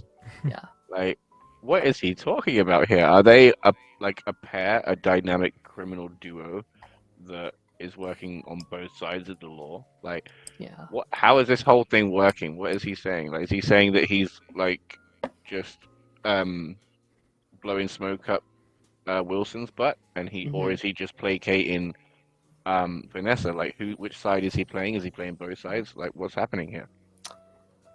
I think that stuff is kind of fun, because it does seem like she's doing a lot behind his back, which is a fun like, not the parallel stuff you haven't seen yet, but I think it's a really fun parallel to Wilson doing things behind her back and keeping a lot of secrets for her of like, no, like you don't have to worry yourself about this and this. And it's like, she's been doing this without him, I assume, for many years now. And now that he's coming back into the picture, he's expecting more. He's expecting like, okay, what's going on? And this is something I kind of want to ask Taz, and obviously Darth, you can, I want to hear your thoughts too, but do you think, did Vanessa ever truly love Wilson? Or did she love his power? Did she love his confidence, his stature? Did she ever love him as a man? Because I do think that would be very... Okay. I want to say yes. I actually, in a way, I think part of what's going on here is like plausible deniability, right? So Fisk is the mayor. The less he knows about the inner workings of the criminal side of things, the better, because he can't be then caught in a lie about it. Sure. If he's not leading it. And I think they have I think that's the compromise that needs to be had and needs to be made by the end of this season, is Vanessa needs to run the criminal organization side of things, while Fisk is the public face and the one that's doing things in quote unquote the right way, even if he is still making his, kingpin style threats and going after vigilantes in this way and everything like that. But I think that they can both work in tandem without necessarily crossing paths too much as Sure. far as stepping on each other's toes. Kind of like, all right, you do your thing, I'll do my thing, and while separate, we can rule the city together from both angles. Sure. Yeah, no, I think that's a fantastic pitch. I do want to play devil's advocate though, because this is something I've been thinking about this week. My one singular problem with season 1, I think season 1's almost a perfect season of TV, but it was Vanessa, because I felt like the Vanessa stuff in season 1 felt very rushed, right?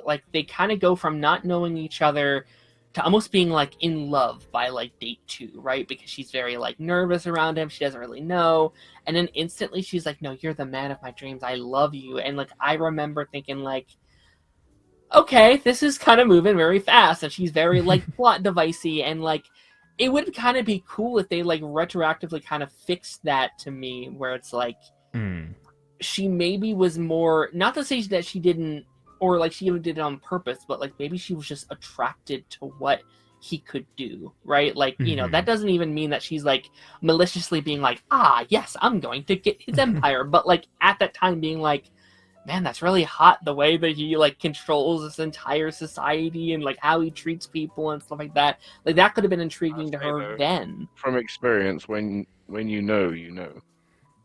Sure. No, absolutely. It can happen very fast, for sure.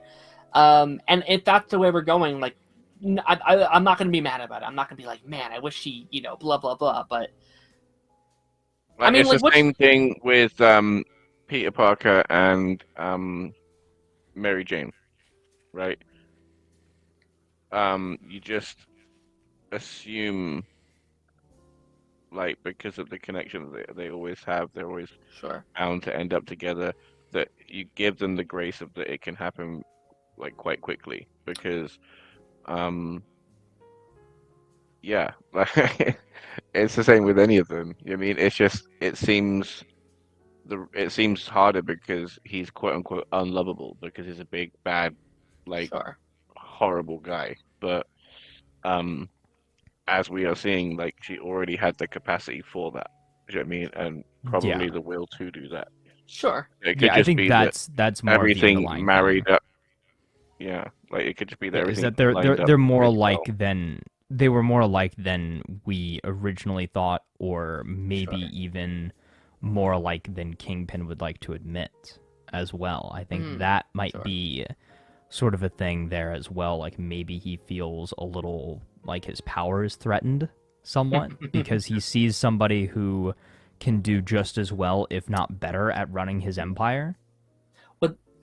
Well, that's another thing I'm kind of interested in, is will we eventually come to a point where they're not on the same side? I think could be kind of interesting.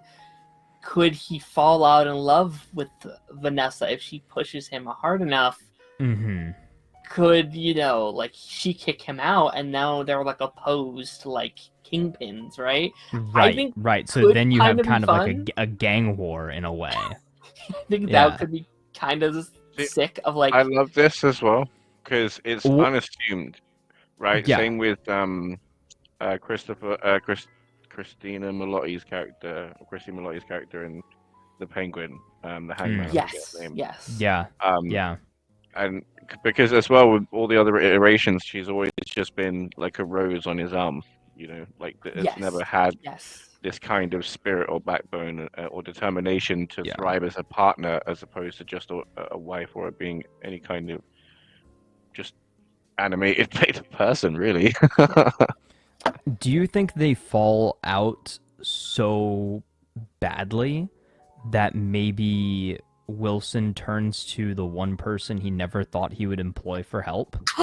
And that's how we get the enemy of my enemy is my friend sort of scenario, and Kingpin and Daredevil have to team up to take her down?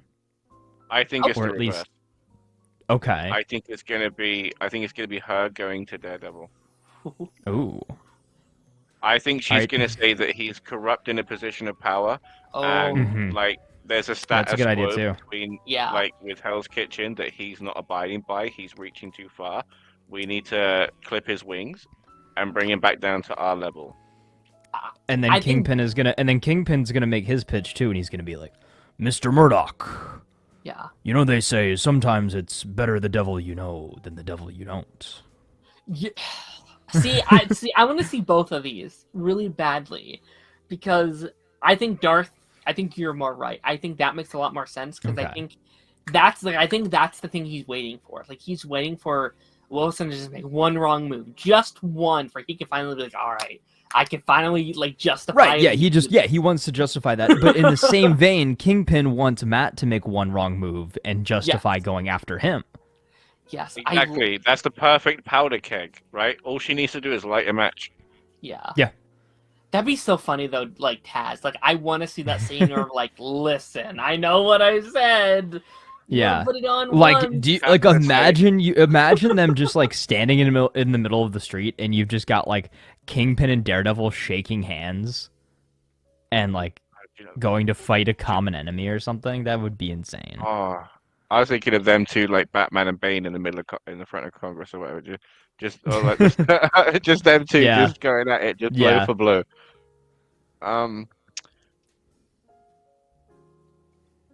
That was a sorry, very I lost my nice. train of thought. Yeah, no, okay, I appreciate okay. it, So T-Dubs. I appreciate I have it. to say, like, as somebody new to the show, the person I'm here for is Wilson Fisk. Okay, and Yeah. we are not getting enough of him, Mm-hmm. in my opinion. I feel like he's used very, I don't want to say sparingly, but like they don't overuse him. Yeah. I don't know if Yeah. that's to keep giving him like an air of mystery or whatever, or like just so you can't see how different he is over the years or whatever. I don't know, but like, he's doing a great goddamn job. Like every time he's on screen, I'm just there. I'm captivated. Yeah. I'm watching every tiny little movement that he's doing, because you see, like, it's with Matt and Vanessa, he is vulnerable. Like, other than when like that time he was talking about Vanessa, do you know what I mean, to the aide, like it's the only time that he has shown any kind of vulnerability that I've seen, and everything else is always a front and a calculation, and him being very intelligent and methodic in his approach. Do you know what I mean? Like, he doesn't take anything for granted, including even just a YouTuber who he knows can help shift a narrative. You know, like the people on the streets, the people on the ground, people talking day-to-day meeting and stuff like that, you know, is more important than a speech that can be made and reach no one on the TV. Yeah, I think there's a reason why it was never just Daredevil coming back, right? Like, from the very, very beginning, as early as 2022, like Matt Murdock showing up in Spider-Man, literally the same month Wilson showing up in Daredevil. I think there's a reason for that. They knew those two are a unit together. And I think as long as we have a Daredevil in the MCU, we will also have a Kingpin, because I think Vincent is so connected to that character. Like I also saw, like, there was a interviewer who like asked Vincent, like, hey, would you ever do like a Penguin show, or, you know, like a Penguin style Kingpin show? Fun question, obviously, but like the answer is like, well, no, because that's what, like, Daredevil is the Kingpin show, right? It's always like that one side of the same coin, which I think is really, really fun. But yeah, no, he's fantastic. But I do agree, I'm waiting, and it's not a problem yet, but I could see in a couple episodes, if we don't get a little bit more of him within these next couple, I could be like, yeah, I could use a little bit more to balance it out a little bit. But right. I feel like we're not getting as much Kingpin, just because I feel like we've seen more of Fisk than we have of Daredevil in between. Recently, yes. Yeah.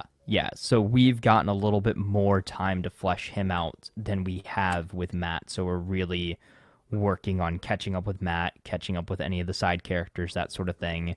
Yes, we're playing out where Fisk is, but Yes. at the beginning, maybe his presence is not quite as important as it will be later on. And maybe also that was part of the, the issue with that original version of the show is there wasn't enough Kingpin, and maybe that's what we're getting later on in the season, is that they, weave him into the story a little bit more as well. Yeah. I do want to read some comments here. We have quite a few people talking in the thing down there. 3W said, I now pronounce Darth and Wilskin married. Woohoo! I thought that they said Matt and Kingpin, but I guess that works too. Congratulations, Darth. Okay. I didn't know you were married. I'm taken. I'm That's sorry. crazy. But again, I'm not sorry. 3Dubs brings up an interesting thing here, or they talk about the amulet was stolen. Yeah, that's a good question. He's dead on the ground there. What happens to the amulet? Does it go to the cops? Did the killer pick it up? Well, no, my idea. idea is the reason he died is because the amulet was stolen. So maybe the amulet really can block bullets, and he should have survived, but it was stolen from evidence or whatever. Right. So one of those cops. I think you would know putting it on though, right? I don't know. Like that is you are 100% right on that. Like that would be the one dead giveaway. Like if he doesn't feel that power, but maybe it's one of those things that you don't necessarily feel the difference. It just is, or it activates when it needs to activate. Sure. So that would be an interesting angle. But I do think it could go either way. Is he had the real amulet on, it's just not strong enough to stop bullets, and he died. And somebody took it off of him, off of his dead body, or the other way around. Again, I think, one of the corrupt cops stole the amulet, might have replaced it with a fake one, to then leave him vulnerable so that they could go after him. See, this sucks because, I don't know White Tiger as a character. Like, outside of the little bit of Ultimate Spider-Man I've seen, I don't know the character outside of I think they're cool, right? Like whatever. I don't know the rules because he said it chose him because he was kind of a worthy, right? Like they said something around those lines. Yeah. So can anybody use the amulet now that he's found it? I mean, maybe anybody who's worthy can use it. I think that might be because that could have been a fun episode pitch of maybe whoever shot him took the amulet and now they're out there doing that sounds like a fun little episode where he has to stop the bad guy that took the amulet. Great episode pitch, right? Or is it just going to go in SHIELD headquarters until someone takes it up? Especially if we're thinking maybe we're getting another White Tiger down the line. He said he has a niece. He says all that stuff. That's important when we're pitching the future of that character. Where is it? Is it in the do the cops have it now? Very big. So far, there has been no extraordinary proof of his super strength, right? There's no video, there's no documentation of any kind. It's literally, this person saved me, this person saved me, he beat this person up. So who's to say anybody actually believes the amulet has any magical properties whatsoever, and not just him saying stuff? Yeah, we haven't seen it. Again, the killer left it on his body. Yeah, that is actually interesting. Is it fake? That he just Power says that it's right. He just says that it's a magical amulet to strike fear into the hearts of his enemies, but also give hope to his that'd be a fun idea. His fans and followers or whatever. Yeah, maybe. Yeah, that's interesting. Maybe he found out about the myth of it or something, so he found one, right? But that one didn't necessarily work. So his niece is well, this one didn't work. Can I find the one that did, or something like that? That again, I don't know the comics. That's probably way off how that works or whatever. But even just that it was real, but no one believes him. Maybe, Maybe it's no one believes him because they can't get it to work, but you have to actually be worthy of it. Yeah. That's such for a it to fun like work. pilot episode of like her getting the amulet, you know, his niece getting the amulet. It's like, you worked for my uncle, why won't you work for me? I think I Right. am worthy enough You to take just that have to mantle. believe. Yeah, like that's You gotta ring the little sleigh bell, and you can actually hear it. Naruto asks, and like this will go into like the ending conversation I want to have. I think the next 2 episodes will be Punisher episodes. So we don't know for sure if next week is Punisher, but it seems pretty likely based on how the last episode ended, with obviously the person that killed White Tiger having the Punisher logo. And I yelled when that happened because like I didn't register at first. I was like, why would he do this? Like, what's happening? How could they? It was like, oh, clearly just a corrupt cop that's dressed like the Yeah. Punisher. The one in Yeah, the I remember seeing the set photos of that too, and that's all I'll say. I can't wait for Punisher to shoot him and go, "Where are your hockey pads?" You know, something like. I can't wait. I can't wait. Because I am really, really, really enjoying the show. I'm interested to see how the Punisher is going to work in it because I know that the Punisher and Daredevil had like a whole thing where they were conflicting with each other's ideals. And Yeah. so at a time where Matt is massively at conflict with his ideals to the point where he's given up and tried to fight another way, um, how he sees like where is Frank? Has he gone deeper into the tunnel? You know, like is he further out like Matt is? Like is him gonna be further in? Gonna make Matt jump off the ledge and say, "Oh, I need to kind of reel him back. I feel like I'm the only one that can do it." But again, he's in the MCU, right? Mm-hmm. So like we've got Luke Cage down the road, right? We got Jessica Jones. I don't know where she is, right? We've got Spider-Man rocking around the city. Yep. We got who else? Like, there's other New York heroes. You know what I mean? Iron Fist. Hawkeye now. Yeah. Not even acknowledging Iron Fist. I like Iron Fist. But yeah, there's like a bunch. You know what I mean? So like Right. the idea that instead of not even going to Shield, which is a recognized world-saving entity. Do you know what I mean? Like doing anything. But this is what I mean. This is another thing. Like it's a whole level of pride, right? That like, why is it your problem? Why is it you that feels like you have to go out jumping on a rooftop and beating up strangers? You know what I mean? Like, as the guy in the courtroom was saying, there are people whose job it is, who took oaths, who do this on a daily basis, that you could actually be working with if you weren't getting in the way of yourself and them. Do you know what I mean? Again, it's back to like the I whole mean, it's a very interesting perspective and a very interesting point. And I think it also shows that for pretty much all vigilantes is like their sense of justice is definitely a blurred line, right? Is in a way they kind of become the thing that they're out to fight against. Is somebody who thinks that they are above the law or the law doesn't necessarily apply to them because they're doing this thing that they think is right. And they go about it in different ways. You have vigilantes like Daredevil and White Tiger who save lives and try not to kill people. Versus you have vigilantes like the Punisher who prides himself on putting down the bad guys so they never do a bad thing again. And then you have these like acolytes of the Punisher who are cops turned vigilantes who take the ideals of the Punisher to the absolute extreme and think that they can use their power for their own selfish gain and that they can justify killing somebody just because they don't like them or they did a thing that they don't like. Here's a question. So your laws in America are determined, and the way the prison systems work are essentially governed by laws made by the state, right? So would you say that a person that is anti-prison would you say that as a political statement? guess so. Yeah.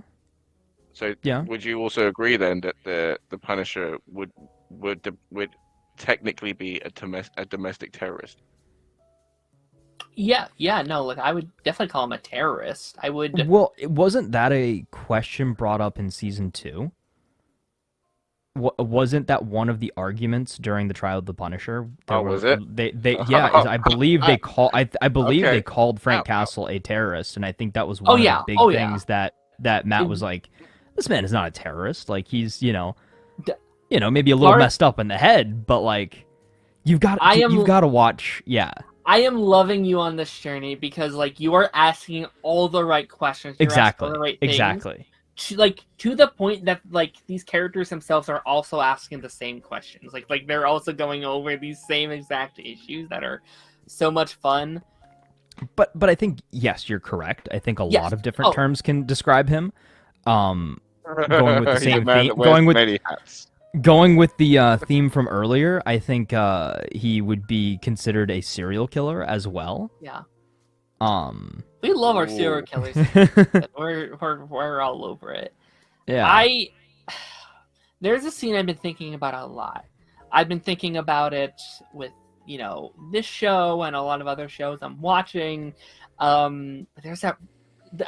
This is like semi spoiler, Dara, so I do apologize. But there's a really really good scene in season 2 where like Matt's really struggling. He's like, maybe you're right. Like maybe just this one time. Maybe one time I should cross that line and take care of this. He's like, no. You like there isn't just this one time. Like once you cross that line, that's it. You're There's on no my going side of back. the fence. Yeah. And I am so excited. Same with his quote of just like, you're just one bad day away from being me, Red. Like you're just one bad day. I am so excited for their interactions now that he's had that one bad day. Now that I'll tell you what, man. I'm so excited. Like John. I'll tell you what, man. You had that bad day now, didn't you? John Berthal's so How do we good. feel? How do we feel about the therapist girlfriend interviewing Wilson Fisk? Right, because I enjoyed it when like it first happened. I was like, oh no way! Like they're connecting like these lines, and then like he has to know. Like it has to be a power I think play. it's gonna. But, I feel like it's gonna be like, drama for the he's sake of drama. also okay. This is what I mean. Like he's also using it to his own ends where it could help him, but like he's fully using it as like an intimidation tactic. Do you know what I mean? Like she can't tell Matt, but he's Yeah. definitely gonna tell Matt, and he won't even be Right. able to say that he knows because why do you know? Do you mean like why are you talking to the man? Oh, Why is he yeah. rubbing it in your face? Do you know what I mean? Like, Yeah, you're right. Is neither one can really say anything without blowing their cover. Yes. Yeah. And I think there's going to be a point where Matt's going to have to either ask for that information from her or break the law to see it. And I feel like that is such a big part of his code. Like I feel like that's I think she's gonna no get matter what their killed too. relationship is, by the way. she can't tell him. She has to not say nothing. Yeah, but I think Again, the there goes your therapist is gonna license. die. I don't yeah. I think Vanessa might kill him. Like again, I think we need to give her like so much credit, and we need to watch her like a hawk. Should I feel like we're gonna get to a point of like she knows too much. We got what we needed. Bye bye. Say it. Say what you're gonna say. Ronan! What's up, Here's- Ronan? If you want a link, buddy, let me know. I don't know if I should say it, but she was just confirmed for season 2 of Daredevil. Oh, okay. So Well, I so mean, it won't be this season. Some dead people have already been confirmed for season 2, so let's not, go out on a limb and say just because you're in season 2 means That's you're true. alive. I do think it's interesting that they also confirmed Muse for season 2, which I was fairly certain would be like but the would villain just be of like this the one season. season Yeah. villain. And I think that was an idea. That was a theory too for a while that he was going to be the one and that he was the one and only villain in the original version of this show as well. Yeah. Um, No, I'm really curious about him and like that dynamic because like yeah. Do you think he ties into Bullseye in a way? Like does he get Bullseye out of prison or something? Like, I feel like there's some Bullseye stuff that we still haven't seen yet. Like, I find it hard to believe that he just goes to prison and then we don't see him for a while. Back. We've seen photos and stuff that we haven't seen in the show yet. So he. Yeah. Do you think? Do you think that like Wilson knew that the Cup was gonna do that? Like, do you like how much like of the chaos do you think he has planned for? Do you know what I mean? Like, because a part of me was wondering if he set up that interview as an alibi. Ah. Interesting. I like that idea. Yeah. Do we think, and I feel like we're kind of heading towards the end of our Daredevil discussion here, even though I don't want it to be over, do you think that's where the Punisher stuff kind of comes in for Matt? Like, do you think, and I kind of hope this isn't the case, but do you think he's debating on killing Bullseye again? Like, do you think he's going to break out of prison? No. You don't think so? No, I think again, if this is going to be, this is a 2-part week coming up, or a two episode drop week coming up. That's the episode after. It's 4 next week, and then the following is 5 and 6 together. Okay. So whenever we get to our Punisher arc, I think that is just Daredevil investigating what happened to White Tiger, which leads him to the Punisher. He finds out, okay, Frank had nothing to do with it. There's just some crazed cops that are, tarnishing the Punisher name and symbol and all of that. So they team up to take down the threat. And I think that they're going to be kind of like a mid-tier villain, mid-tier boss. But then that's going to leave room for Muse and possibly Bullseye's return and what Fisk's plan is and what Vanessa's plan might be. And maybe they really kind of set this all in motion. Like, I'm just wondering, like, what is the dilemma between Frank and Matt this time? Right? Like what is it going to be? Because, like, from the trailers and stuff, like, it feels like there's a dynamic of, like, do I cross that line again? Do I do this? Like, the fundamentals of killing, which, again, I think is always the fascinating part with Frank and Matt, because, again... Yeah, I almost feel like he could be his voice of reason. Like, he's probably going to be like, I heard you threw Bullseye off a roof, dude. Yeah. Like, are you good? Sure. Like, again, I thought he was like, I thought you didn't want to become me. Like, don't go down that path. I think in a way he might be the voice of reason, which would actually be a really fun switch up. I don't think I like that.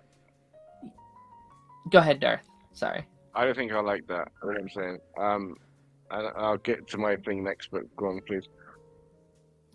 No, like, yeah, because, like, that's kind of what I was saying, where it's like, is he wanting to possibly cross that line again? And if that's so, I don't know if I would like that, because I feel like we've gone down that road almost 3 seasons in a row and the start of this show where it's like, oh no, like, should I kill, if it's the Hand or if it's Wilson or if it's whatever.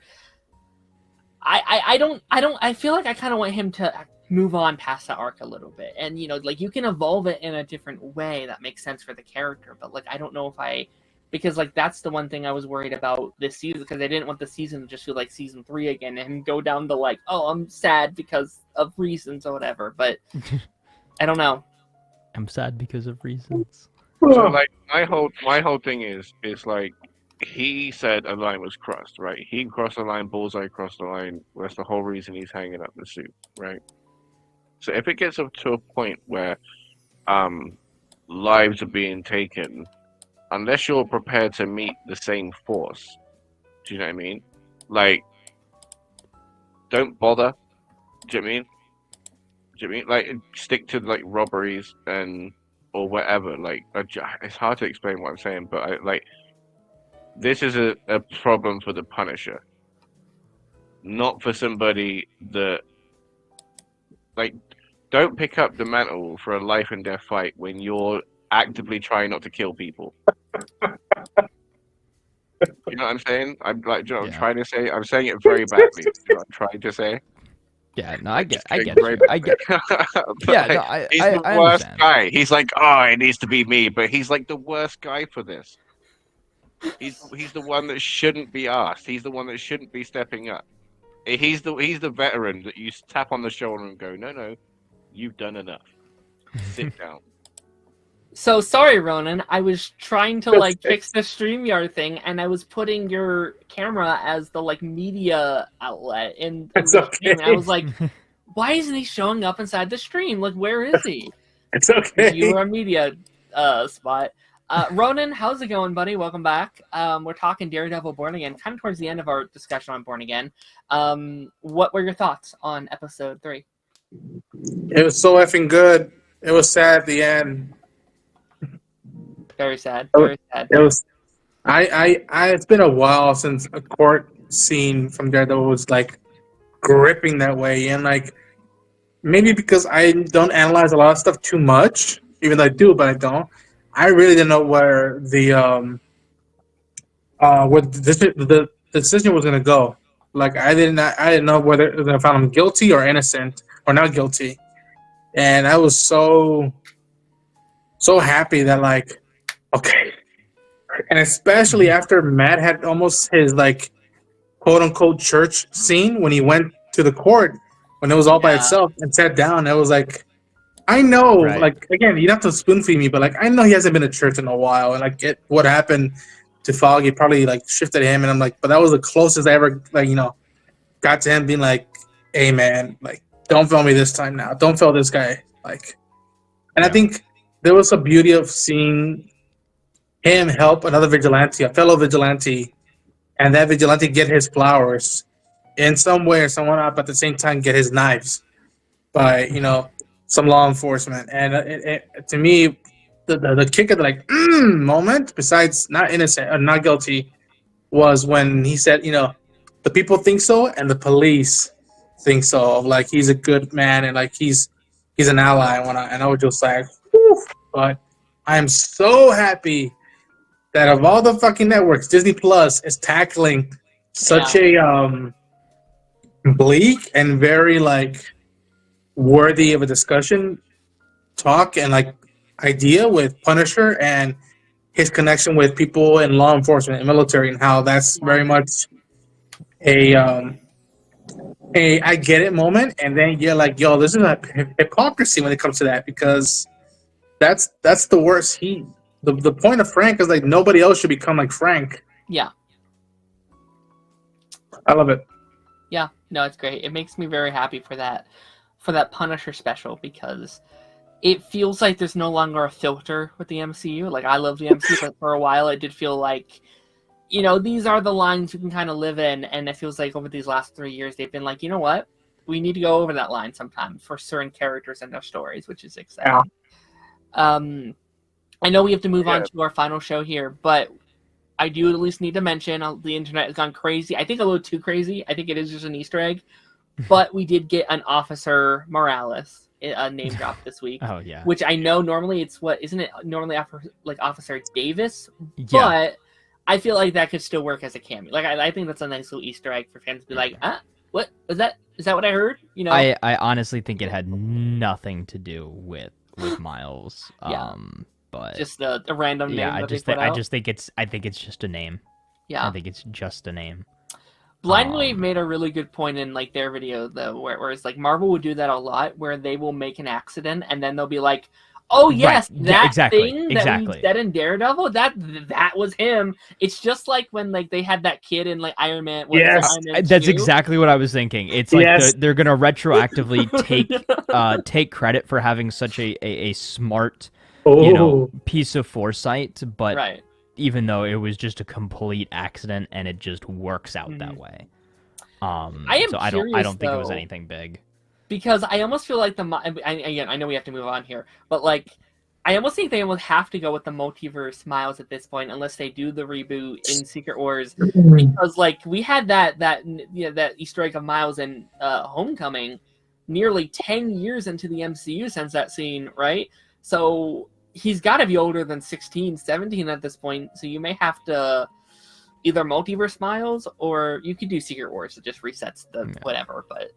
Yeah, you're right. Because what? Yeah, that was... Yeah, that's how mine would be. I worry that where we are now does a discredit for the journey of the original show. Do you know what I mean? Like Darren says, like, why are we still here? Do you know what I mean? Like, does none of your journey matter? Does none of your convictions through anything matter? Like, every time you come to a new hurdle, like, are you that close to Frank that, like, something trips you up and you're just like, oh, I just need to kill somebody? You know, Yeah. like, how much of an itchy trigger finger has Matt Murdock got? You know? Yeah. Like, again, like, this is the issue. Like, he shouldn't be doing, like, he should just stick to the law, the courtroom. Yeah, it has to, like... So far, like, I think his journey has felt very authentic to that show so far. But I do agree. I do think there's a small chance that we, like, retread some plot lines, that we do some things that feel unauthentic to the Daredevil character. And I will say, once he comes back, again, I'm totally fine with characters having to take a break and whatever. Once he comes back, he has to stay back, because he's had a couple of Daredevil is dead moments in his career so far. So I need, once it happens... This is right. Definitively, there's there is, yeah. Daredevil is back. You can balance Matt Murdock and the Devil of Hell's Kitchen. Yeah. All at the same time, and maybe he realizes too that he needs both sides of that. Like, not only for his own sanity, but for the safety of New York City. Like, he needs to be both. While it's a tough burden to bear, it is his burden, and he has a responsibility to, you know. Let me hear it, Darth. Go ahead. I hear you whining. Is it his responsibility though? Like, with great power comes great responsibility. What did Uncle Ben say in Amazing Spider-Man? Is like, if you've got the ability to do something, you've got a moral obligation to do that thing. Jesus Christ! You sound like Joe Biden. That's terrible. That's terrible, right? And, like, he has sonar vision and a baton with a hook in it. Do you know what I mean? Like, responsibility that does not make, okay? Like, his conviction, like, cool. Like, that might lead towards it, but again, like, the guy in the courtroom wasn't wrong. He was a dick about it, for sure, right? But there are better, much easier ways for everybody involved, right? And, let's be real, the police office, therapy sessions. You know what I mean? So that whole, like, itchy trigger finger that you've got, like, could be dealt with free of charge if you just sign up for the police department. You know what I mean? I don't know, like, to me, and it's weird because people are now more than ever mixed on his appearance on She-Hulk. That episode, when he delivered that line, like, Jennifer Walters can help people when the law works, and She-Hulk can help people when the law doesn't work. To me, I feel like that is still a relevant theme, both in the MCU and our real world, for better or for worse. And, like, I feel like if there's any way to do that outside of a kid in high school or not going to college, do it with Matt. Like, to me, that's always been the intriguing part of it, is the tug and pull.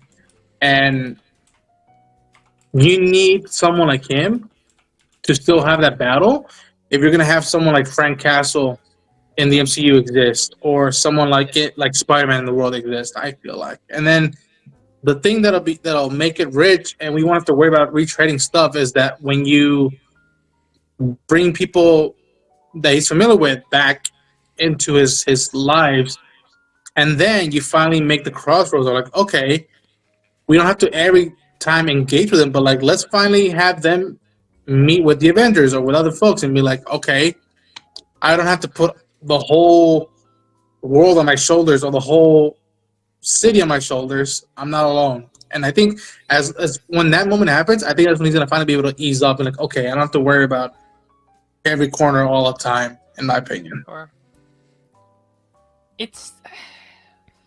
I'll say this, and then we have to move on to, like, the, our next show here. But, like, okay, I've got one more thing to say, but yeah, okay. Okay.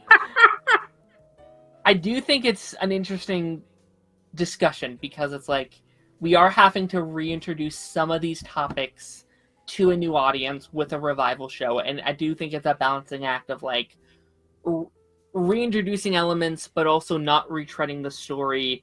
And again, so far, I think they've done a very good job about that. I'm just curious if they can stick that through season 1 and season 2. And once we introduce characters like Punisher, and I assume Elektra and Jessica Jones and Luke Cage and stuff like that, like, will their stories be retold? That's going to be interesting.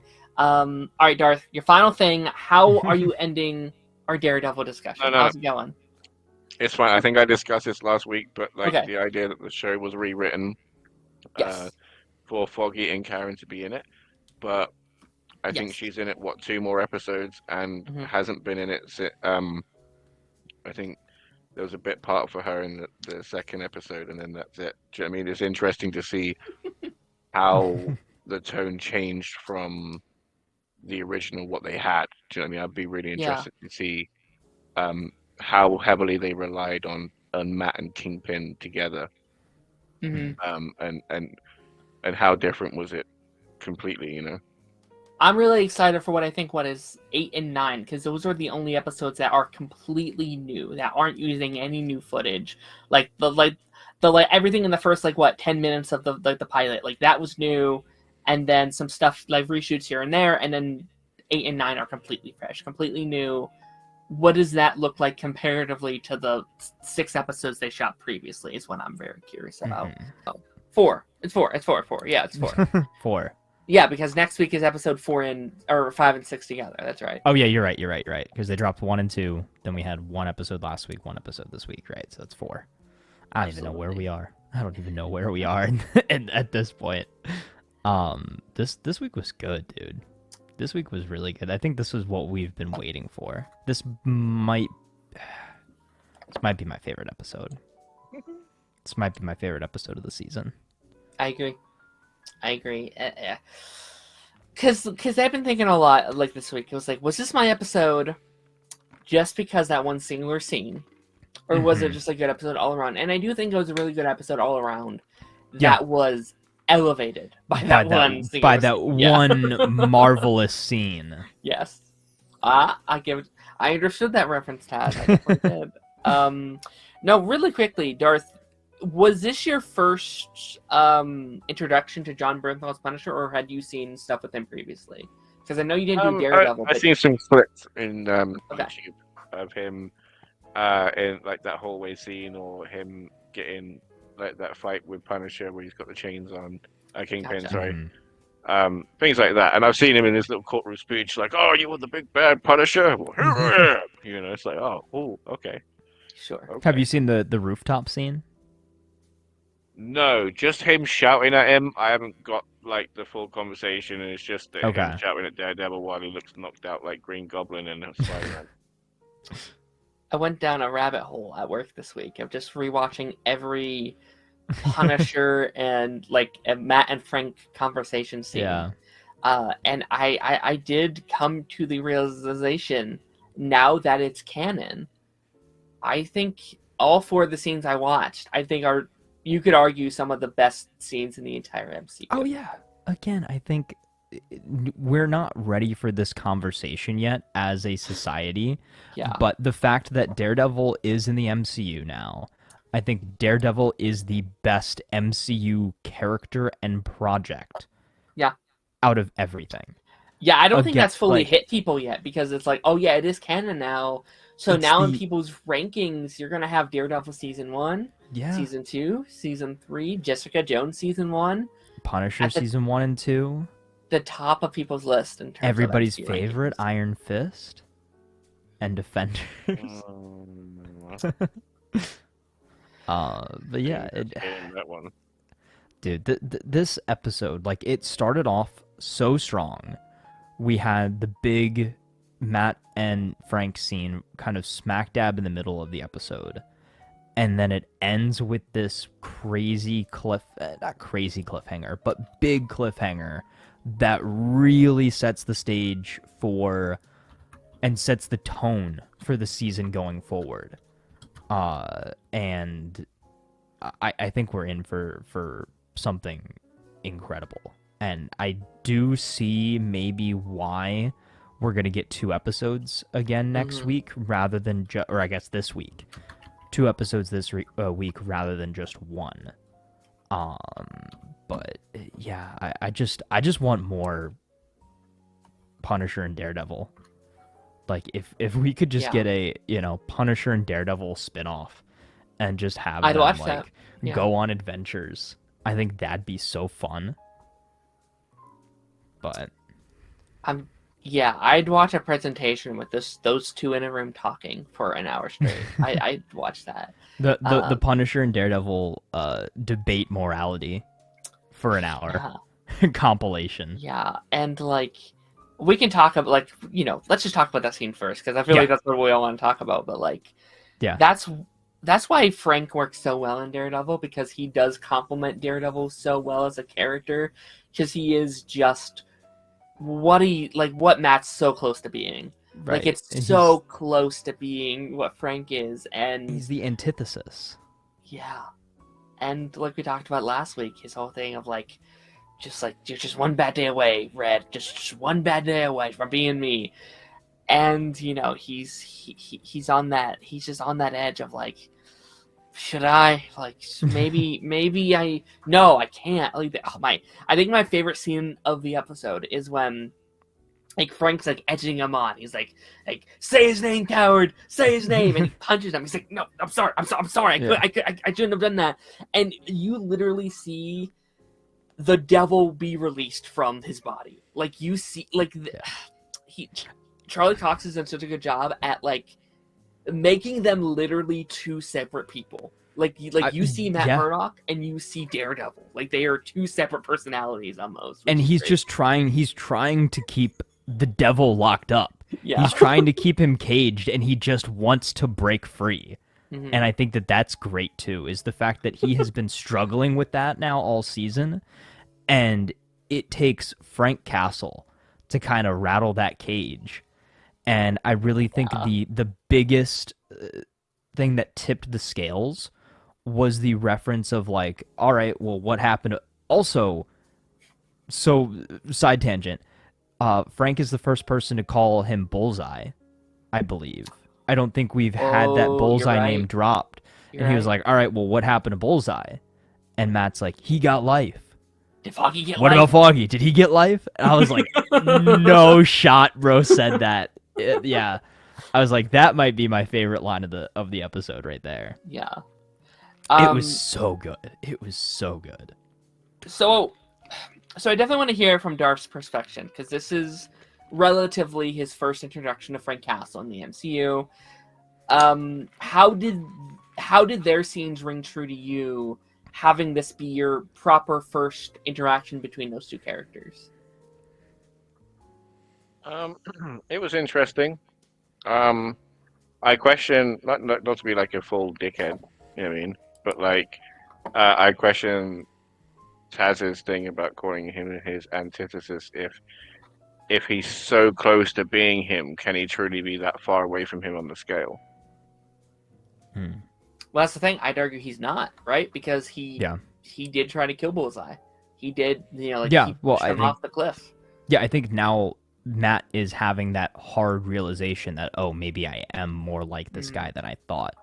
Like, I that was kind of my, I guess, my idea, right? Is so season 2, when we met him, Matt was like, hey, I'm on the morally just side of things. I'm a vigilante, but I'm going about it in the right way. Whereas Frank, hey, you are a murderer. You're insane. Like you're killing these people. They don't deserve to die. People can change. You're not giving them a chance to do so, that sort of thing.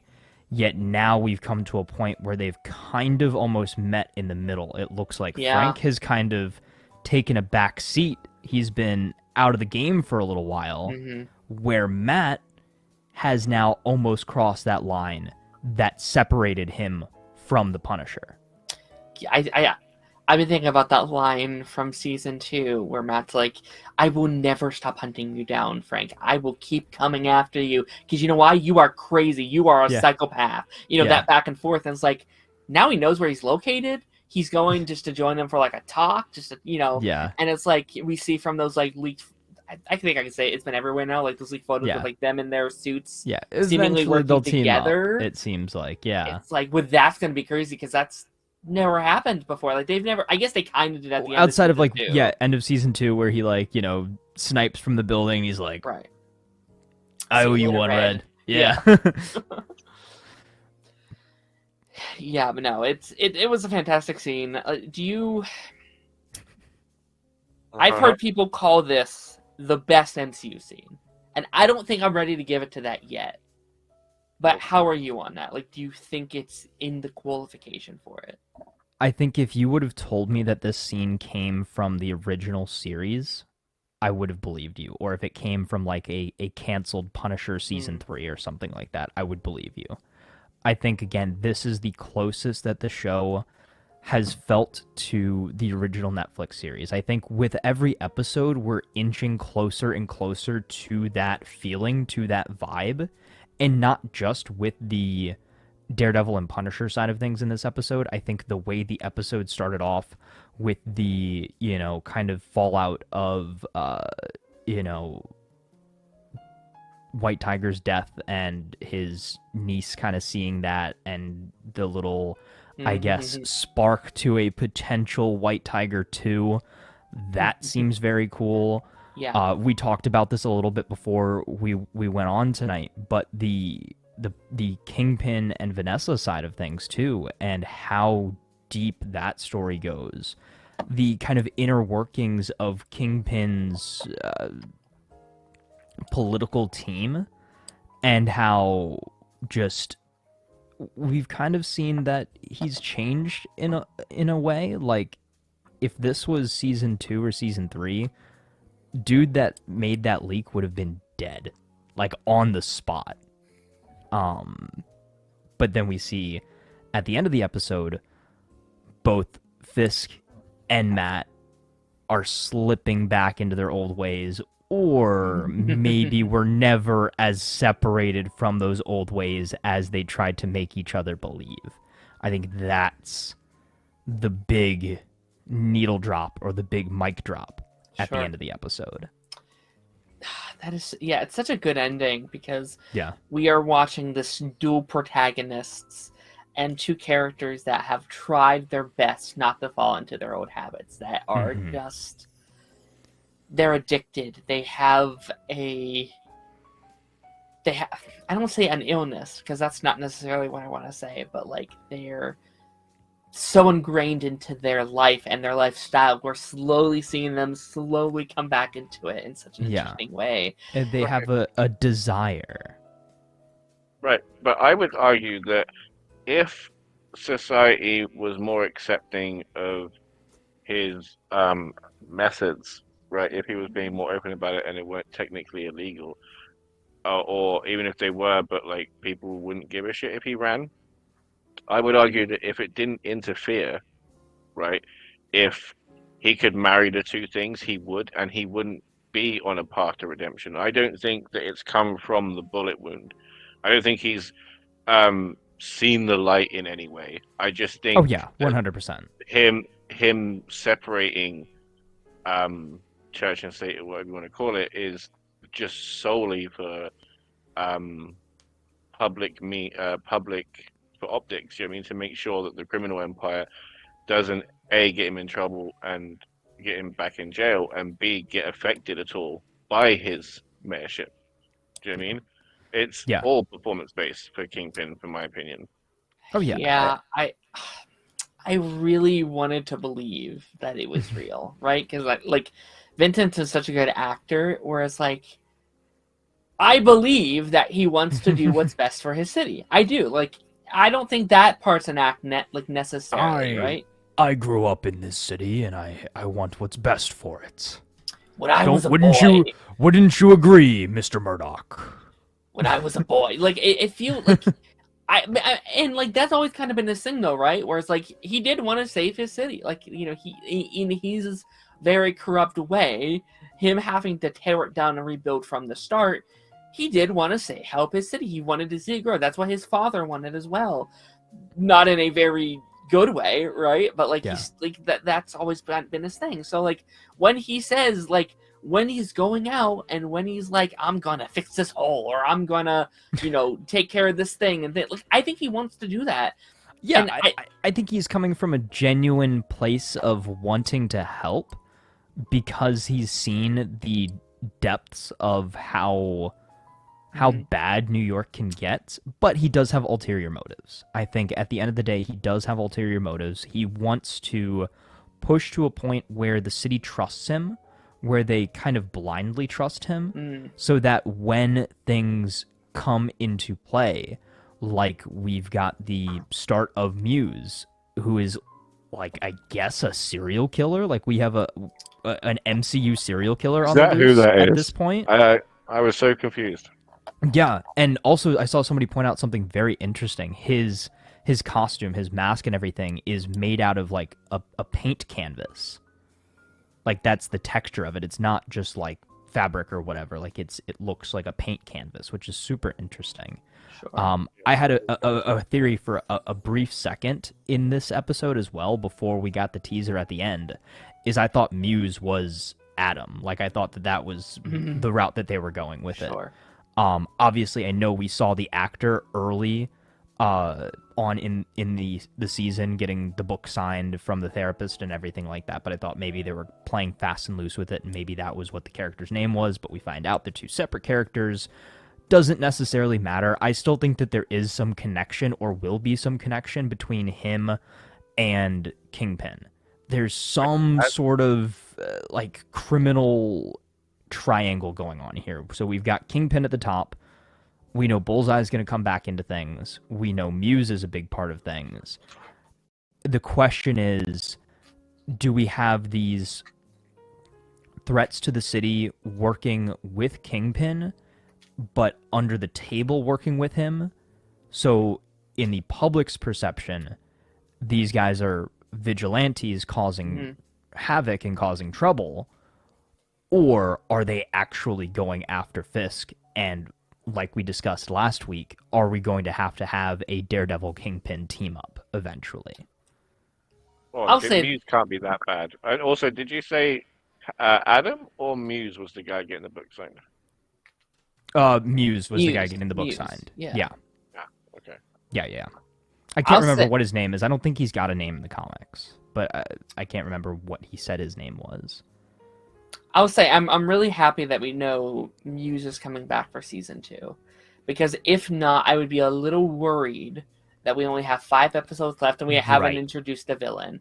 Right. Which I think my theory that I said years ago when they originally announced it was going to be an 18-episode season, I think what we have now is one long story split up between 2 individual seasons. I think it's a 2 story arc, which makes me a lot happier, especially with this template that they're going with, because.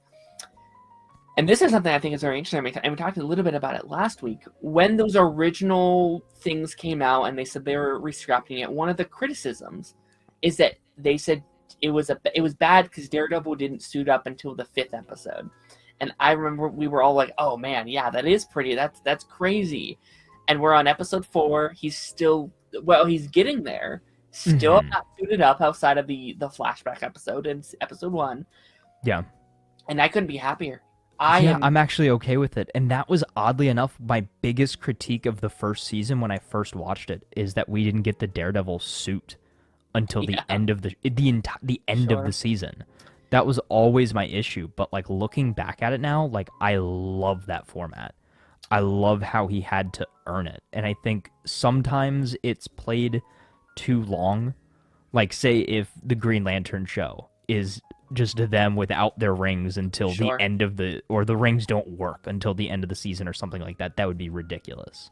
But I think in a context like this, the fact that we've had 3 seasons, the fact that we have to focus on how does Foggy's death impact Matt Murdock and why is he not Daredevil? Yeah. That is the big selling point to me, and the fact that we have this slow burn, this slow build up that finally bubbles up to the surface, and he's like, I have no other choice but to put the horns back on. And it's so impressive. Like, I think it's been I think most people have been really enjoying the show for the most part. Like, I know some people haven't loved it as much, but like, I think it's so impressive to say, like, hey, we're 4 episodes into a superhero show. we don't have the superheroes yet, and be satisfied. And I think that's so much proof to how fascinating of a character Matt Murdock is. Arguably the most interesting character in the MCU at the moment. He's the most complex. He's got the most I don't want to be this guy. I don't want to be this guy, right? But there are psychological evaluations to get into both police and army. And we have this going on for a person who wants to jump from rooftop to rooftop and just randomly start beating people up on his presumption of guilt. You're starting to sound like Wilson Fisk. I got his head shit. I've got his haircut too. Yeah. The vigilantes must go. The vigilante problem in this city has been plaguing us for years. But again, like, I would argue that if you're having this much of a conflict over being a hero, and your thirst for violence in said moments, you should be taken out of the running. Somebody else should be taking your place. This is why hero mantles get passed down, and legacy exists, is because not everybody needs. It's not like a ruler where you need to stay on until you die. Like you should be passing it on when the time is right. Like it's if it should be anything, it should be a stint, like a career, like in and out, not yes. It's mine until I'm done, and then you know what I mean. I agree with that to an extent, but I think also part of the theme of this season and part of the journey that Matt has to go on is realizing that he can't necessarily beat himself up over the Daredevil side of his life, is that both Matt Murdock and Daredevil are equally as important, not just to him, but to the city of New York. Because Matt does a lot as a lawyer in the courtroom. He can save innocent people. However, without the Daredevil side of things, what Matt Murdock does in the courtroom can then be undone outside the courtroom immediately, like we saw with White Tiger. Say if Matt was out patrolling as Daredevil, after that he could have saved his client from certain death. Sure. He could stop certain things before they get to a boiling point in a way that he can't by just being a lawyer. Yeah. And he's tried that, right? Like, we've seen him give it up for characters like Punisher and White Tiger and Spider-Man, and it didn't work, right? White Tiger died because he wasn't there. Like, the whole reason White Tiger stepped up is because Daredevil wasn't around to do the job. And now he paid those consequences, and Matt's always been a character. Sorry. White Tiger was still doing his thing, like in the time that Daredevil was around. It wasn't just like 8 months or whatever, or 9 months plus. Again, unless you've got vigilantes watching vigilantes, like there's like a higher rooftop that they're watching them from. Like, this issue is still going to exist. Do you know what I mean? Yes. So again, yes. Daredevil being one man who couldn't even save his best friend on the rooftop. Let's not forget, right? Like, could only do so much. Yeah. I think that is a good point as well. That the fact that he can't necessarily feel responsible or blame himself for everything bad that goes on in the city, whether he's Daredevil or not. But I think too, we're coming to a good middle ground here, because we've seen Matt at points where he wants nothing to do with Daredevil, which is where he's kind of been for this season. We've also seen points where he doesn't want to be Matt Murdock and he is just Daredevil. And I think what we're finally getting him to is that point where he learns that both sides of the coin are equally as important to the city. And I think that that's a good theme to carry on, and a good point to end this season off on, where I want Matt to be at a point where it's like, hey, I know we've been through some stuff, but I've got to be Daredevil when I'm needed, but I also have to allow myself time to be Matt Murdock, not just in the courtroom, but also live my life and, you know, be there for my friends and colleagues that need me as well. Right. I think that is a good theme to come away with. An issue I have with Daredevil versus Batman, right, is that Daredevil's character is intrinsically tied to the justice system, right? Yeah. And my issue is that he can't do both, right? Because either you believe in the justice system, flaws and all, and that's what you're a part of, or you're a vigilante who gets the people that you feel need justice, right? Because technically, right, even though there are flaws in the justice system, like he's going out, like you say, for example, um, there's a mugger that yanked an old lady's purse, she fell over, bust her hip, right? He then goes to court, gets out on a technicality, right? Daredevil's like, screw that, I know that old lady, right? So then he goes round and then just starts bopping him in the face, right? He's technically assaulted an innocent man, right? So now, through the justice system of which he's such a champion of in the daytime, he should be then charged for assault, right? But just because he's in a costume, like no rules apply to him, or because he's a Christian and struggles with the idea of violence, he feels that he has some moral authority and should not be charged. Do you know what I mean? You can't have both feet in the door and sit there and say that you're a true champion of either. I see exactly what you mean. I definitely see that. And I think that that's the perspective that Matt is in right now. And that's why he's gone full force into the lawyer side of things. Is he's like, hey, I am not above the law. I shouldn't be out here doing these things. Sure. However, I think it's going to, again, get to a boiling point where he's got no choice. Yeah, that's always been... At that point, if he's going through that struggle at the moment, sorry, Darren, to cut you off. No, you're If good. at that point, when he then picks up the horns again, and we saw him, like, eye-fondling him, you know, even though he's blind, he sat there in his little back cave, like, looking at the little devil horns. It's We like, saw it, eeny, right? meeny, You know miny, it's I want you. The second he picks up those horns, he has to drop the lawyer. He can't do both, because otherwise he's like a massive contradiction in himself and a hypocrite and a criminal. So he has to do, like, he can't do both. So like what I'm saying is, like, right now he's doing the lawyer side of it and he's doing everything fine, right? Right. But the second he picks up the horns, he can't be a lawyer anymore. Right. Sure. I mean, morally, you're 100% right? Yeah, exactly. Like, yeah, you're in the right 100%, but he's under the mindset where it's like, I can do good as both. And it's a very similar, I think, Punisher thing, where it's like, I am doing this for other people who won't have to. I am trying to make this change. I am sacrificing my own goodwill. And the ends justify the means. Sure. I think is that mindset. And, you know, like, I don't think there's anybody saying that there's a morally, like, Matt is doing the morally right thing. Like, I don't think anyone has ever said that, right? Like, he is a flawed character. He's always been a flawed character. Like, if you put him on trial, yeah, he's going to be guilty. Yeah. I mean, a dude dresses up like, you know, put some devil horns on his head and goes beats up criminals with sticks. He's got some problems. Sure. But, you know, we know he's doing it for the right reasons.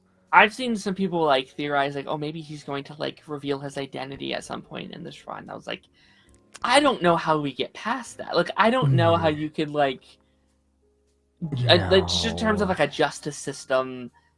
I'd be... Then every case would be a conflict of interest at that point. Or any case that Daredevil has an association with. Like, it would very much so narrow down... Sure. How would you write that in? Yeah. Right. White Tiger's case was a massive conflict of interest, I would argue. But nobody knew that Matt was a vigilante. Which is why he could take that case. Yes. But again, I think it goes back to the same sort of thing as, like, the moral dilemma of Peter Parker using So he Spider-Man knows he's a flawed being. So he knows he's a flawed being, so that makes it okay. 100%. He's like, I know I'm struggling with this dilemma, so I'm going to go in as a conflict of interest, but it's okay because I know I'm struggling. It's okay, guys. I'm going to talk about it in confession. I know I'm struggling.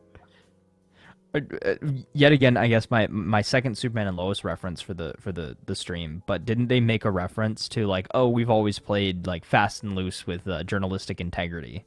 Like I think it's that same sort of thing. Is Oh yeah, no, yes, I argue that side as well. Best believe yeah, that. I'm pretty yeah, sure I'm on record as to say that that shouldn't happen either. You right. know. No, again, yeah, you are 100% right. You are morally correct. Is like Yeah. you cannot justify doing both. Either you are a vigilante that does not believe in the system, that thinks the system is broken and you have to take matters into your own hands, or you are a lawyer, you have 100% faith in the system, you trust the process, whatever happens, happens. Okay. So we've chewed that out, right? Can we also talk about how the fact that this one, I am not an ableist in any way. Okay, please do not believe that I am, and I say this with all the utmost respect to the blind community. How the fuck did he find that bullet casing? He That was crazy. That was he crazy. used echolocation and I saw the he, process, but there's no way. There's no way. There's it's no because he's goddamn way. Comic Daredevil. book, comic book or otherwise, there is no goddamn way. He It's has because so many people in that office. I'm sorry. He has so many people in that office. What's his name? Cherry? That cool guy, Cherry? Like, you could be using him for every goddamn thing. Give him some fucking credit. Why the hell have you got fucking. Oh my god. No, innit? Just no. This. Like, oh, oh, just no. No. Like, this show, like, has got great heights, okay? And then that's all I'm gonna say. They got great heights and they gave us that scene. When there's umpteen other people that again, I'm just not ableist, so I'm gonna shut up. I thought it was a really good scene. And again, Daredevil has powers for all Have intents and somebody purposes. with him. Just have somebody there. Like, I'm not even saying have somebody do all of it. Just have somebody with him. So is your problem with him locating where the bullet went? Because that is very simple. Is he saw where he figured out where the impact was. He dropped a thing that was similar to, or he found the casing, right? He found the bullet casing, dropped it. Drain Right. No. over. So there's the difference. What was it? No. So he found the bullet and then figured out where the casing rolled to. And that's what we had to do. Right? I feel like his sight has always been one that's never truly defined, right? Like, he's a character where he needs to see stuff he can, right? Like, he says that I can't see the same way everyone else sees, but I still see. Like, I can feel the vibrations. I can see certain things. It's very comic booky because it's like any way I need my abilities to work will work in said scenario, and I do think this is one of those situations of like he needed to be able to find it, so thus he did. I'm not saying that's necessarily, but again, I think in a lot of ways that to me, him locating the bullet casing is more realistic than him like in a fight scene. You know what I mean? Like, I think that's pretty simple. He just listens to where the object falls, follows the sound trail, hears where it hits, reaches in, feels around, grabs a bullet, bada bing, bada boom. It didn't seem very supernatural in that regard. See, I've seen blind boxing, and I would say that the fight scenes are way more believable than him finding a bullet. Okay. Like, blind boxing, those people are crazy good. Sure. Like, just like blind people can fight, dude. Like, it's nuts. Are they fighting other blind people though? Is that how that would work? Yeah. Okay. So I feel like there's like an extra bit of that though with Daredevil, where it's like he's fighting like expert fighters and like Yeah. top line ninjas and stuff like that, and he's still coming out on top. I think that's where the disbelief sometimes comes from, which I smart, love. smart. Again, he got Yep, doused with smart. the same chemicals as the Teenage Mutant Ninja Turtles, so don't even worry about it. Don't even worry about it. See, like in the 90s, like Spider-Man cartoon, he basically just had it like a red filter over his eyes. That was all it was. That was the only thing that was different for the Right. guy. And it's similar to that in the show. They visualized it, I believe, once, right? That was, I can't remember what season. Was that season Oh, 1? I'm dying to see this, right? Because There's this, like there's a fully really determines if he could have done that bullet. there's a Yeah. really good scene where like slight spoilers, but he's about like someone's in the rain. He's about to kiss someone inside the rain, and the rain is falling on this person, and he can kind of see their face via the vibrations of the rain falling on them, and he can see that person kind of. Which is like, I don't know how that works. Like, I'm not a, I'm not blind. I don't know how that works exactly. That leads me to believe. That leads me to believe that he needs some kind of eidetic memory, right? Because the whole reason that so say for example, like it works on radar, right? Because that's what we're supposed to lead to believe, right? It's like radar / sonar stuff, right? Sure. So like the bottle like ting ting ting ting ting ting ting down the steps, right? And then he gets like a map, like a small map of where he is. But then he still has to like remember it, right? He still has to like physically remember everything that he's just seen and like map it out. The whole while still constantly tapping to get some small, like it's like having a mini map and then like a small boop, boop, that shows you the small bit of the map that you're getting. Do you know what I mean? Sure. Because he's got to be hitting really hard to get like the whole thing. And then even then, like I refuse to believe that the sound waves are that intricate that he's picking up a small bullet. He just had an advanced UAV, and he cranked his sound volume all the way up on his headphones. And I'm pretty sure he didn't even feel around. No, he did just reach in and just. He just grabbed it. This is what I'm saying. Like, there's a real suspension. But he can. He just feels it. He just knows where it is. All of the sound had gone. At that point, it was just him doing it off memory alone. Well, he could probably smell the metal or something.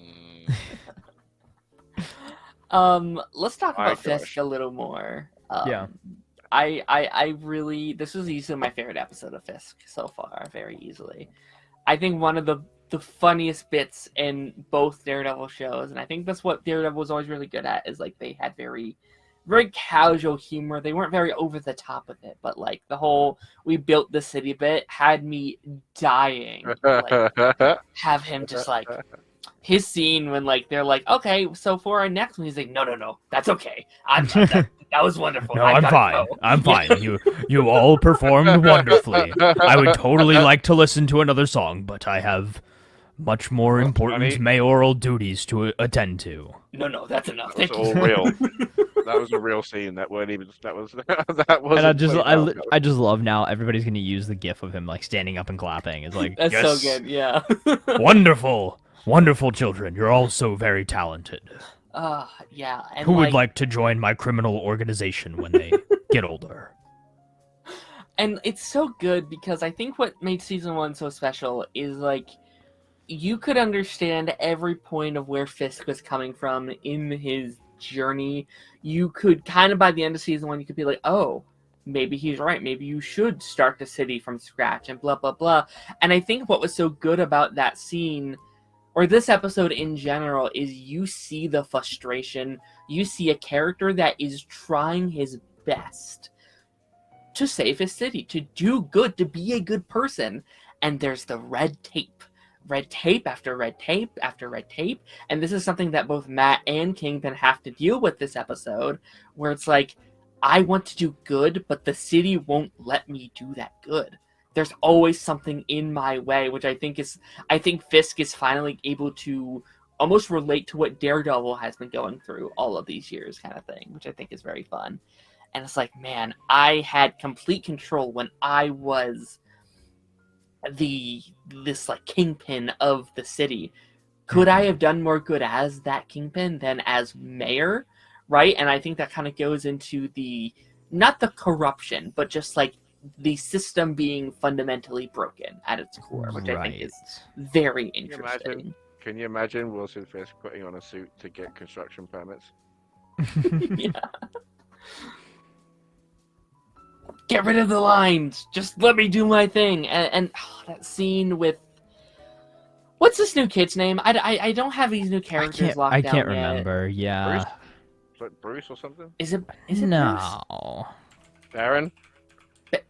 Maybe. Something. Like, I thought, honestly, I'll say it now, and this doesn't prove Daniel. Daniel. I think Daniel might be the best. Listen to me, Daniel.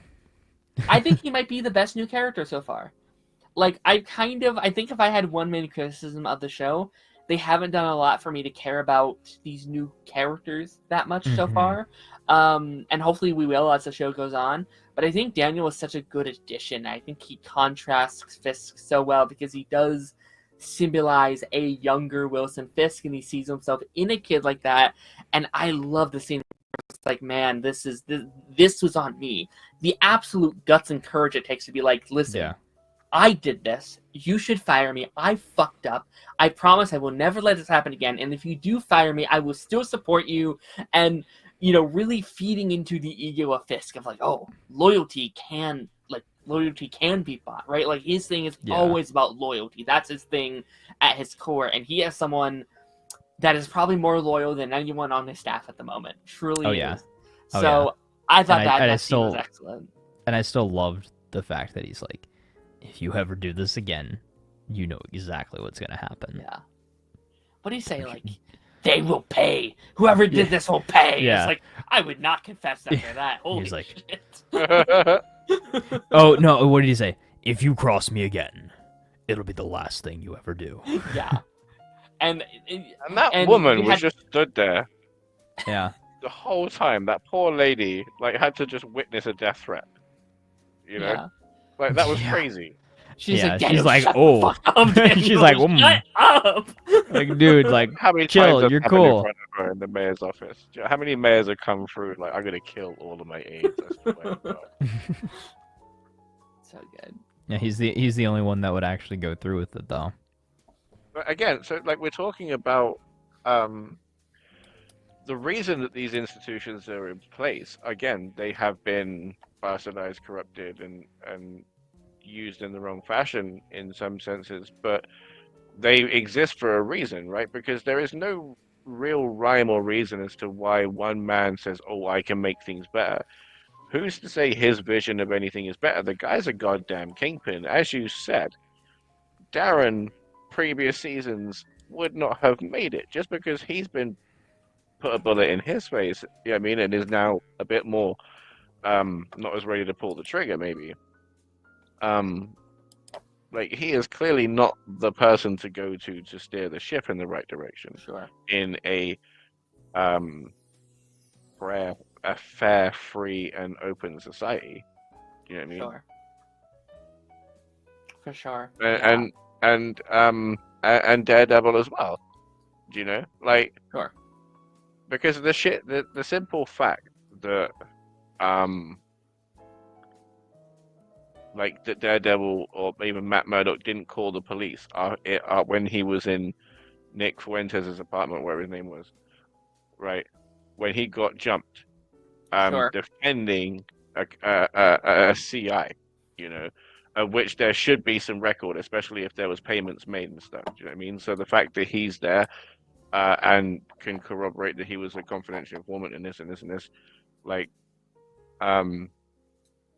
just shows that neither of these people are the right people. Do you know what I mean? Because again, if he truly believed in the system of violence and justice, he would be taking different steps. Right?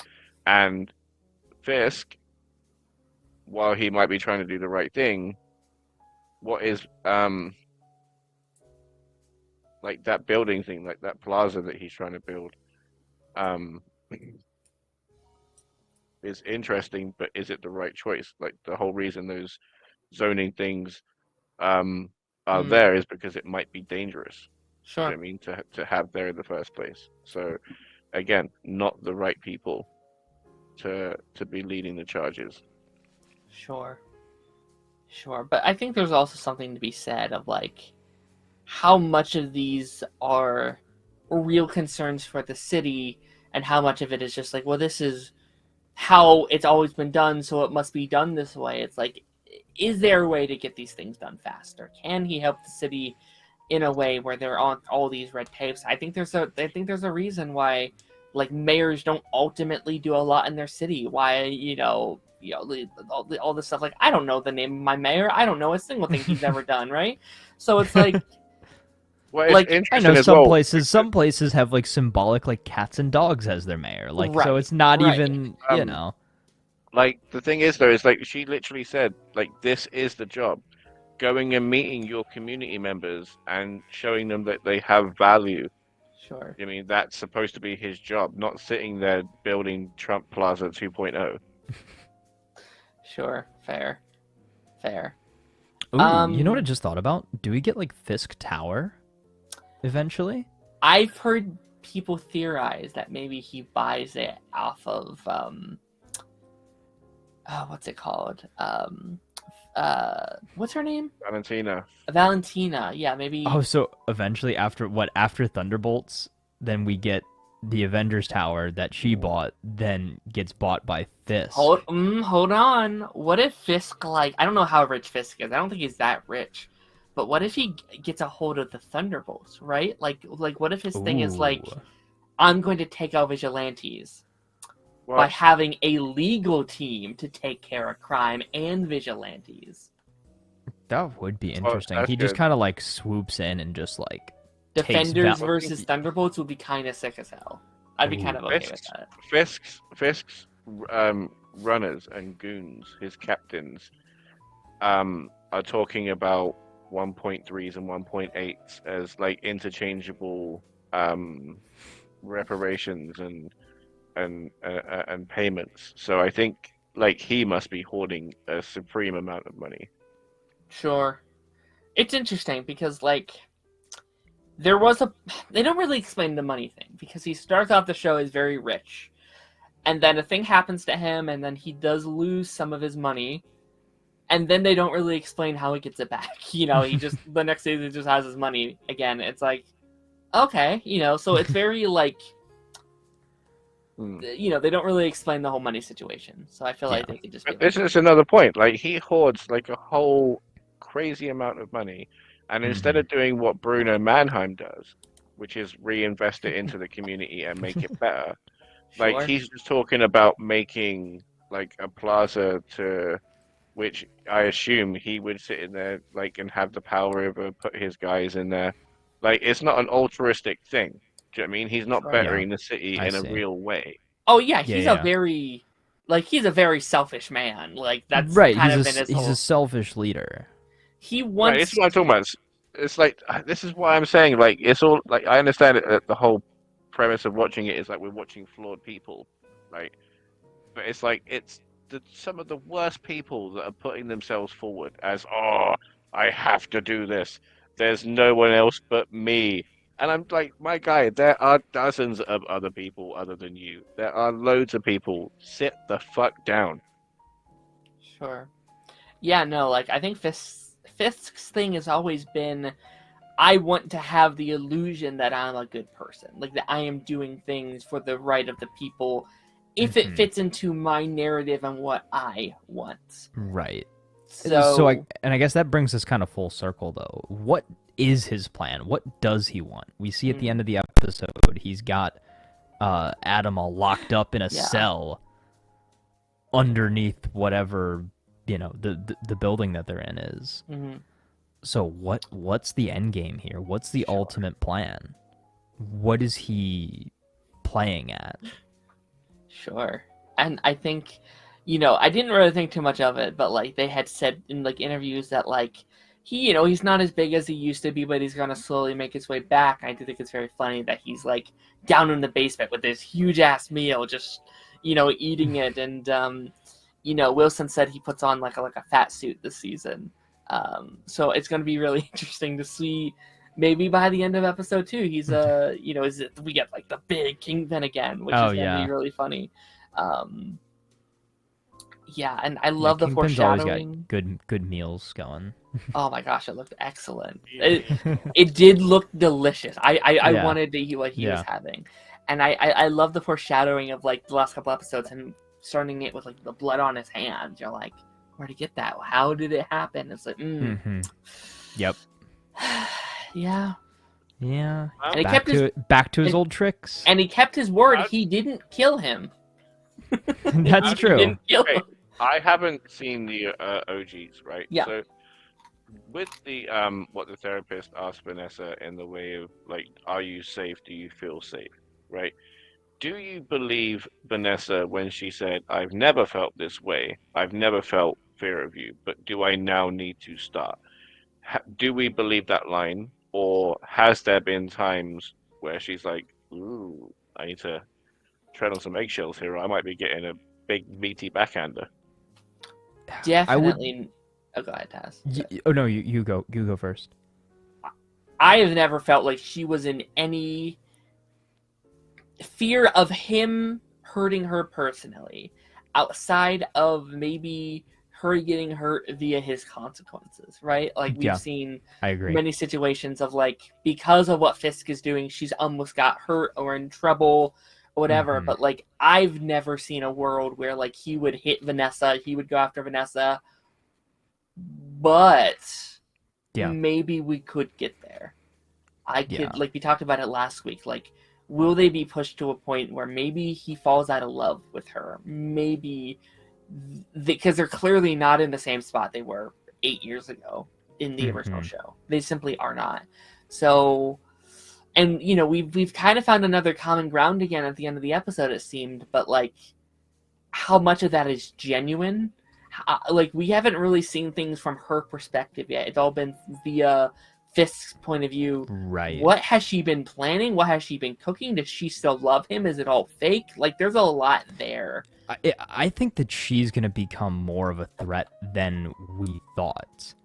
And solely from the fact, again, something we brought up before we got on stream here, was this character was not, number one, not as big of a part of the show in the original draft, but the original actress was not in the role as well. So bringing her back and thank God, giving Vanessa as big of a role as she's had so far, I think she is going to be a very important puzzle piece. I think that she, by being in charge of the criminal organization for as long as she was while Fisk was away, I think she's a lot more capable than even Fisk can see on the surface. And I don't think that she's stupid. I don't think that she's foolish. I think that she probably knows exactly what's going on with Adam and everything like that. And again, I don't think she fears for her own safety, more so fears for the safety of the people around her and what Wilson would do for her or in spite of her. I think that is the big question there. And she needs to figure out whether or not this is the same man she fell in love with back in the original show. So you think that could change? Okay, that was one of my other questions. So another question for you. So it's a two-parter. Do you think, because obviously the criminal empire like predates Vanessa, right? So yes, do you think in the OG show and now, right, I'm asking for both eras, do you think Wilson Fisk would have given up the criminal empire for Vanessa, or even gave it to Vanessa? I think... Do you think that before and now? I don't want to spoil that show, but in season 2 he almost does, right? In a sense, where he put a lot of his money and resources to protect her, and there's a line that was like, wherever it takes, just take care of Vanessa, just make sure she has everything she needs. And like this is something I thought about a lot, where it's like, would he give up his power for her? if it came down to it, where it's like, live with Vanessa across the country with no power and no real money, or keep his power and his resources and his whatever, what would he choose? And I think originally he would choose her. Now I'm not so sure. I agree. Yeah. Right, I because agree. Now I'm not so sure. now I feel like she's going to be brought into that room to meet Adam again, and I feel like there's going to be some underlying threat where it's like if this happens again or if you cross me, not only are they going to end up in there, but I'm making a space. Yeah. And I think there's a part of Vanessa that I don't know if she even likes him anymore. Like, there's that scene. I think that she loves him, but like, I think there's an underlying almost hatred right now. Like, there's that scene inside the therapist's office where she's describing in great detail about their experiences. Like, oh, it was like a painting, and she's going into like very explicit details in front of him, seemingly trying to make him jealous, to make him mad.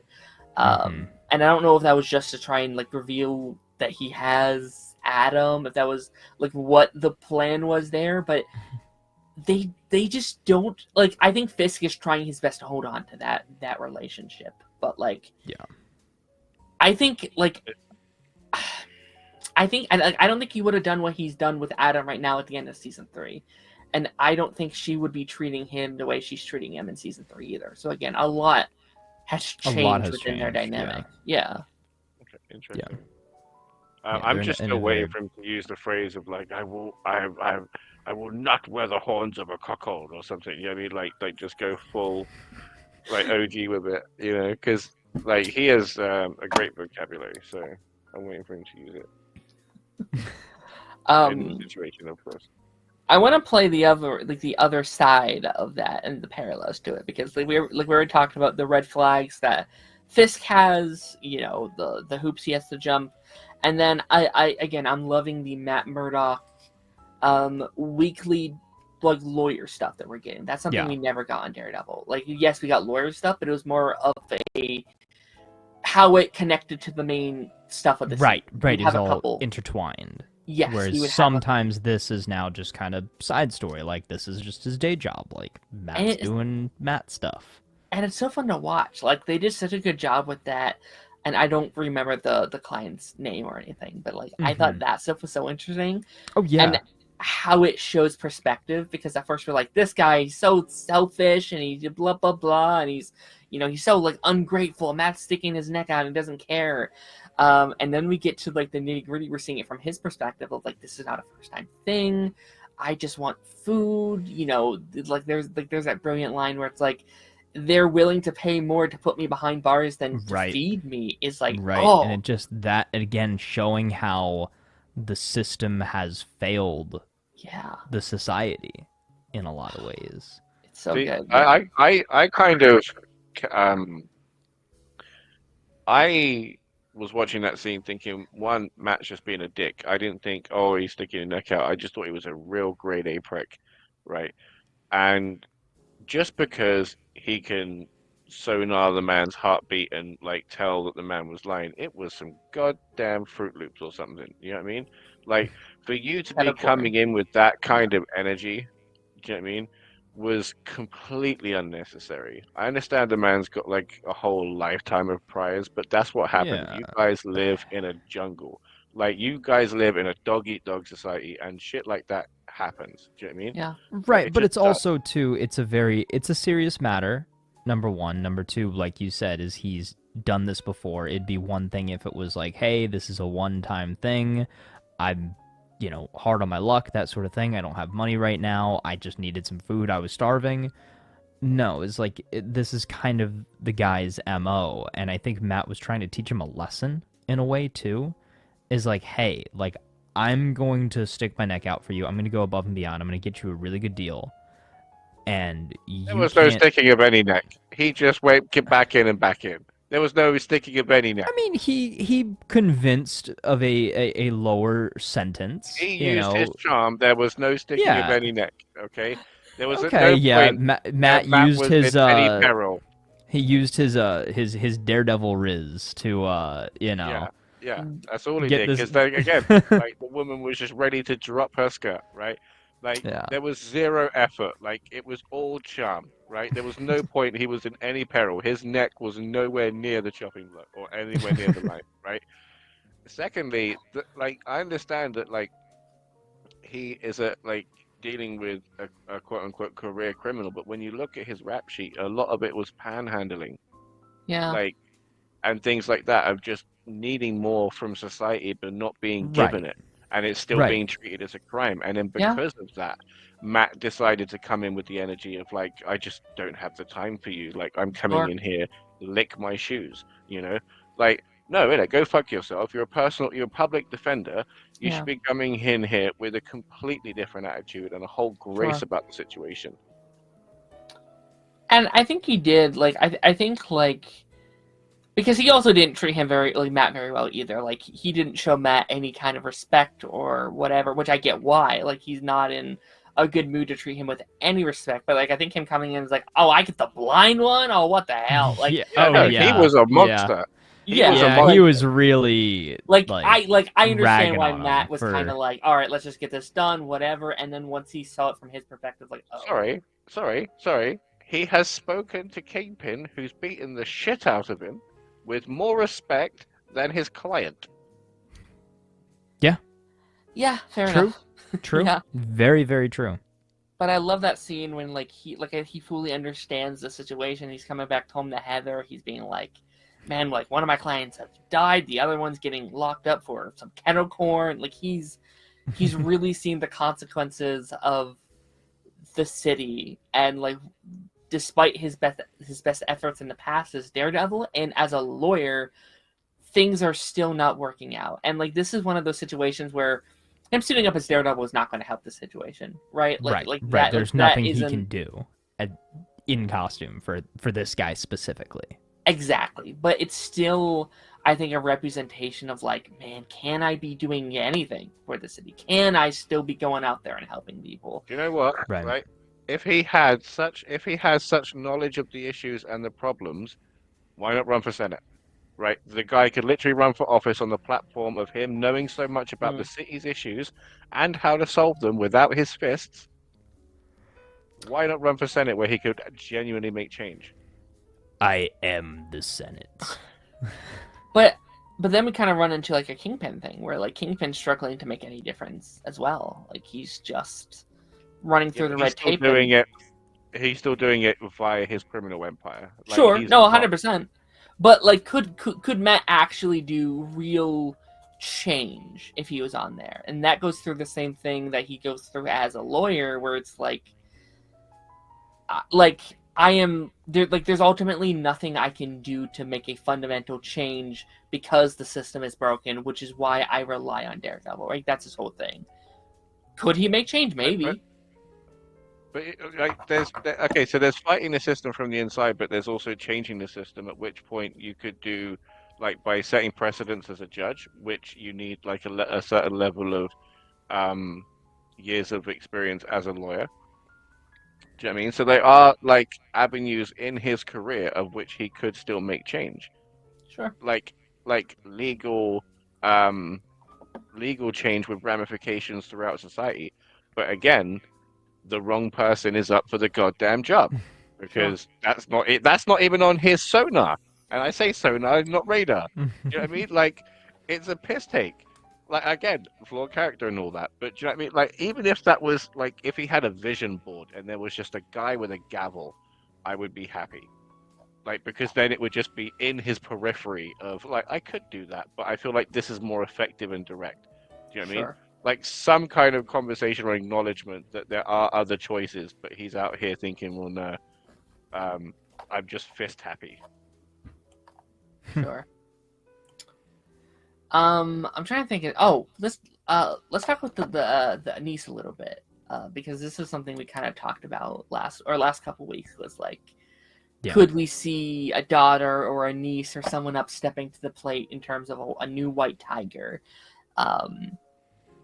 What do you think the future of White Tiger is? Because I said on social media, like I was like, oh, she's definitely getting her own show, and a lot of people disagreed with me. They're like, there's no way she's getting a show.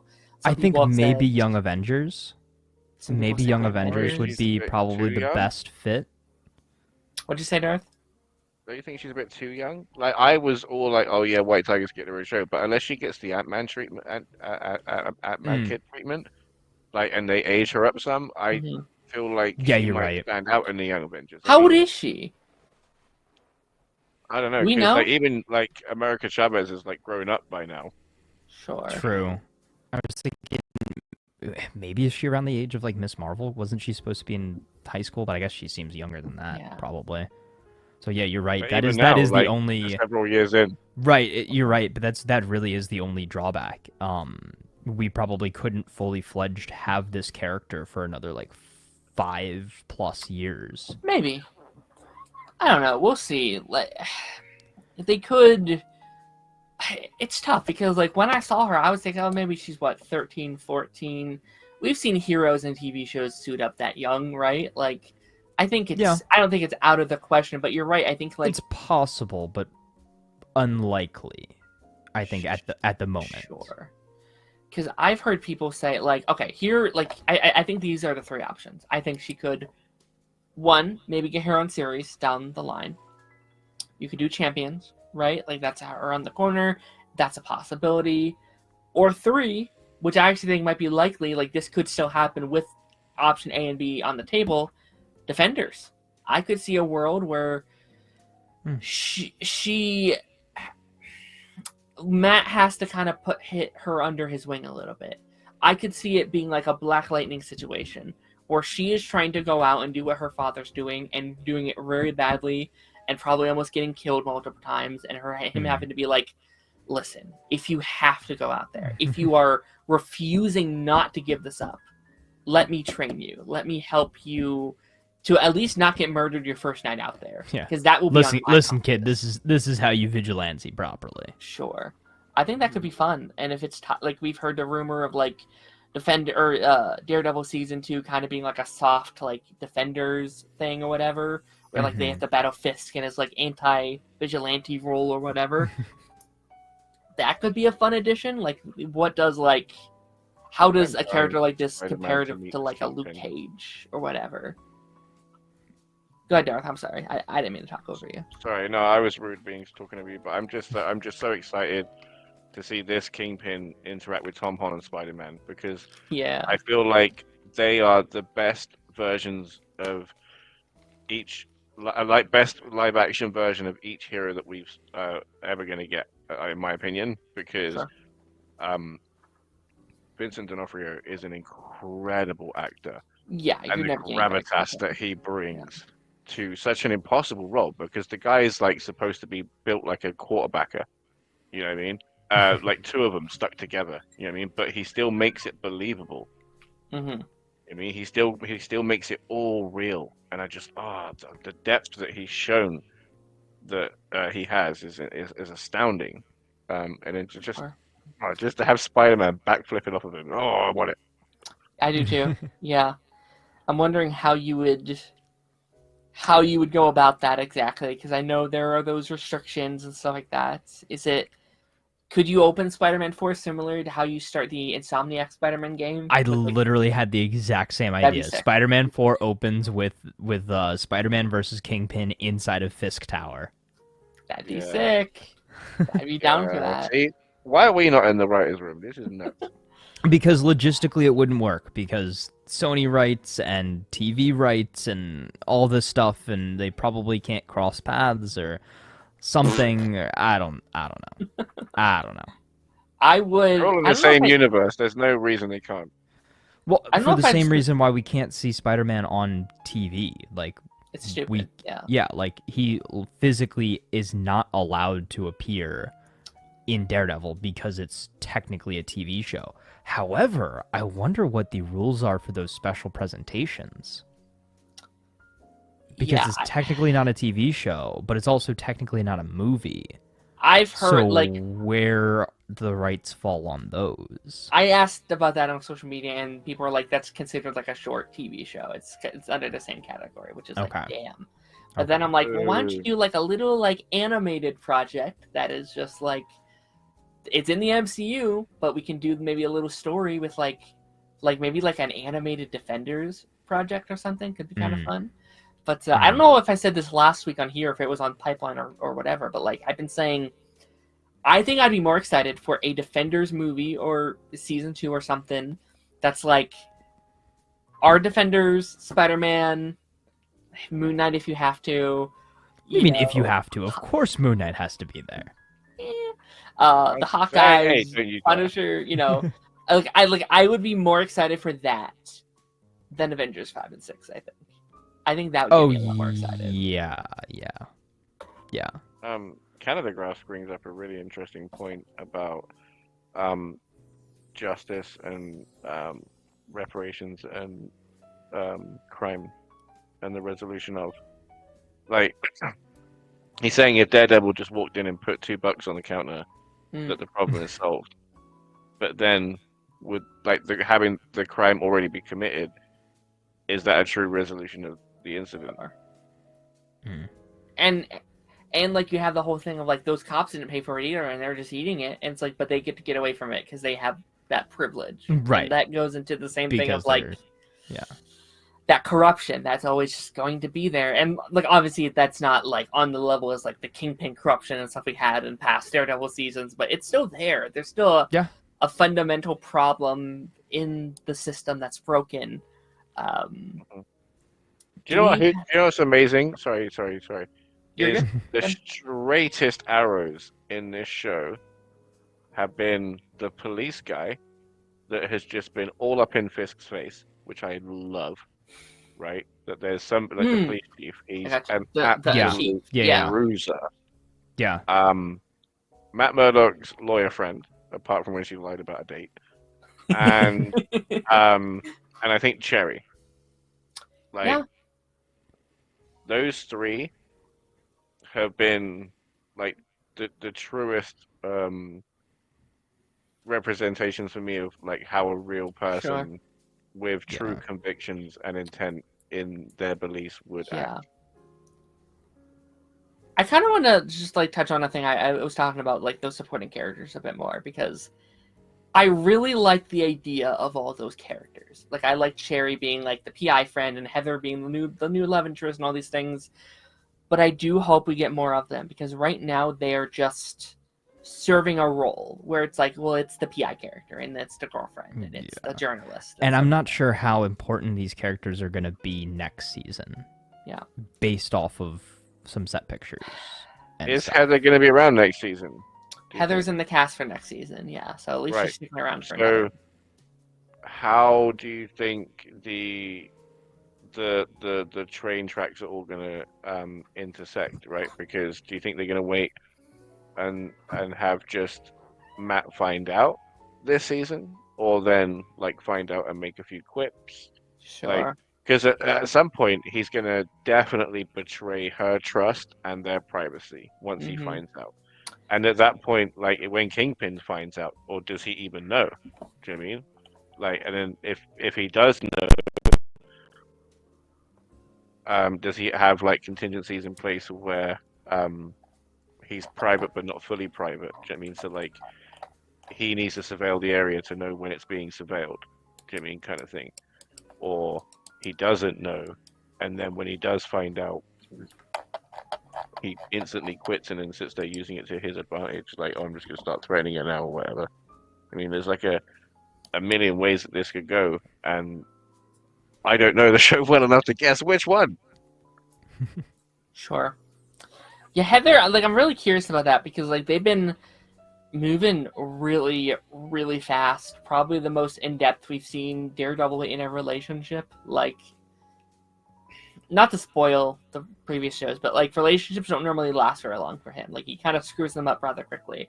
And like you have that scene this episode that's like, I couldn't imagine you not being here. I was like, whoa, that's really, really quick. Yeah. And things are going well for him, but he's also not Daredevil yet. So I'm really curious about their dynamic. Yeah. Where, you know, she's like, where do you go at night? Why is your face all banged up? What's going on? That was a big thing for Karen, where there was a lot of mysteries that he could not tell her. he could not fully dive into. Like, you won't let me in, and that's why this couldn't work for us, kind of thing. So does he, from the jump, once he puts the suit back on, tell her, like, hey, I'm Daredevil? Like, I don't think so. Does he go the opposite route of what he's done in the past, where he waits Oh, to tell I don't the think he needs to. significant people? Okay. I think he needs to. It's going to be in the headlines, right? Especially with BB on the street. Like, it's going to be, the second he's back, it's going to be like Spider-Man was back in the goddamn scene. No, of course. But the fact that Matt Murdock is Daredevil, yeah, is saying, hey, like, you know, I am Daredevil's Daredevil. back. Yeah. I am him. I hope not, to be honest. I like... Okay. Because she would be one of the only... Go Sorry. ahead. Are we saying, like, publicly or to Karen? No, just to Heather. Like... Is he going to tell Heather? Yeah. Right, because does he see, I've destroyed friendships and relationships in the past by hiding this part of myself. Why don't I just come clean from the beginning and say, hey, this is what I'm doing, this is my life, and this is a part of me, and I don't want to lie about that. The thing is, though, is they both have client privileges. Yeah. Right? So I think it's a relationship that works quite well being compartmentalized. So I think they'll both handle it very, very well. I will say, when it does happen, I know exactly how it's going to happen. He's going to come to her and be like, I need a therapist for a thing. And be like, okay, what do you need to talk about? I'm Daredevil. Shit, I can't tell nobody because it's under the client. Oh yeah, that'd be like, funny. Damn, or like set it up as like Daredevil comes in and is like, all right, I'm here for my therapy session, and then he like takes off the mask. Yeah, like there's that really good scene. I think it's in season 3 when Karen tells Foggy about a certain thing she did in season 1, and he's like, okay, wait, pay me $1 for I can officially be your lawyer for I legally can't, testify against you in court.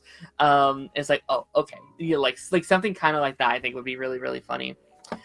Jonathan says, why hasn't Frank gone after Fisk yet? He's had so many years to take him out. That's a good question, actually. I think he's too high profile, especially now. I think Frank has had to lay low, and killing somebody as high profile as Wilson Fisk. Also, Fisk has been in and out of the public eye, so he's probably been tough to track down. Mm-hmm. And when he has, made himself public again, he's literally the mayor. So you kind of can't assassinate the mayor. Like, I mean, you can, but And people ask the same thing about Bullseye. It's like, why hasn't he gone after Bullseye? He tried to kill Karen. And I was like, we're not trying to kill Karen, but Karen was involved in that attack. It's like, okay, I can see that. I do wonder if they'll explain that at all, if that's something that they'll dive into. Very similar to Daredevil and Fisk, I do wonder what he's been up to. There's a lot of missing pieces that we just don't know about yet. The special presentation cover that? I would actually be kind of okay if the presentation was like a prequel. A prequel. Yeah, it's like an in-between. During the snap would be really cool. Like during those 5 years could be kind of sick. Yeah. Or if maybe it's right after. Oh, go ahead, Darth. Do we think that, because obviously the next 2 episodes are released together and it's because the Punisher's in them, do you think, it's going to be as cookie cutter as that Matt will get the Punisher's quote-unquote go-ahead or approval before whacking on the horns? I mean, I think he kind of did this episode, right? I think that was kind of the whole point. He did and he didn't. I think both realized though that they outright say it. I think he didn't. I think they almost came to a mutual understanding, right? And they're gonna just meet out on the streets and be like, "Yeah, we're back." I did also think it was kind of funny too. I saw some memes about it of like Matt going to Frank's little hideout. It's like, oh, when you go visit that one friend you haven't seen in a while, and it's like him like sneaking around, like going down the elevator, that sort of thing. I didn't even know he was there. He's Daredevil. How did he know how do you know the bullet casing was in the sewer? Come on. I think he's probably been keeping tracks on him. I think I think this is a situation that's How like a little. did anybody know he was there? He was He so well he hidden. just followed who ordered the what was it in season 2? Lombardi's pizza. I don't know. Crazy. I like that's It smelled like Frank. Yeah. My I issue like with that. the conversation that they had, right, is I don't know, like it was kind of like the same conversation that he had with Fisk, right? It was unresolved, and it's unfinished, and he needs to go back to have the other half of it, in my opinion. I think we will. Like I'm Yeah, curious we're how gonna many... definitely get it. I'm wondering how many more episodes Frank had, because I think originally we heard 2, but I'm wondering if it may be a couple more.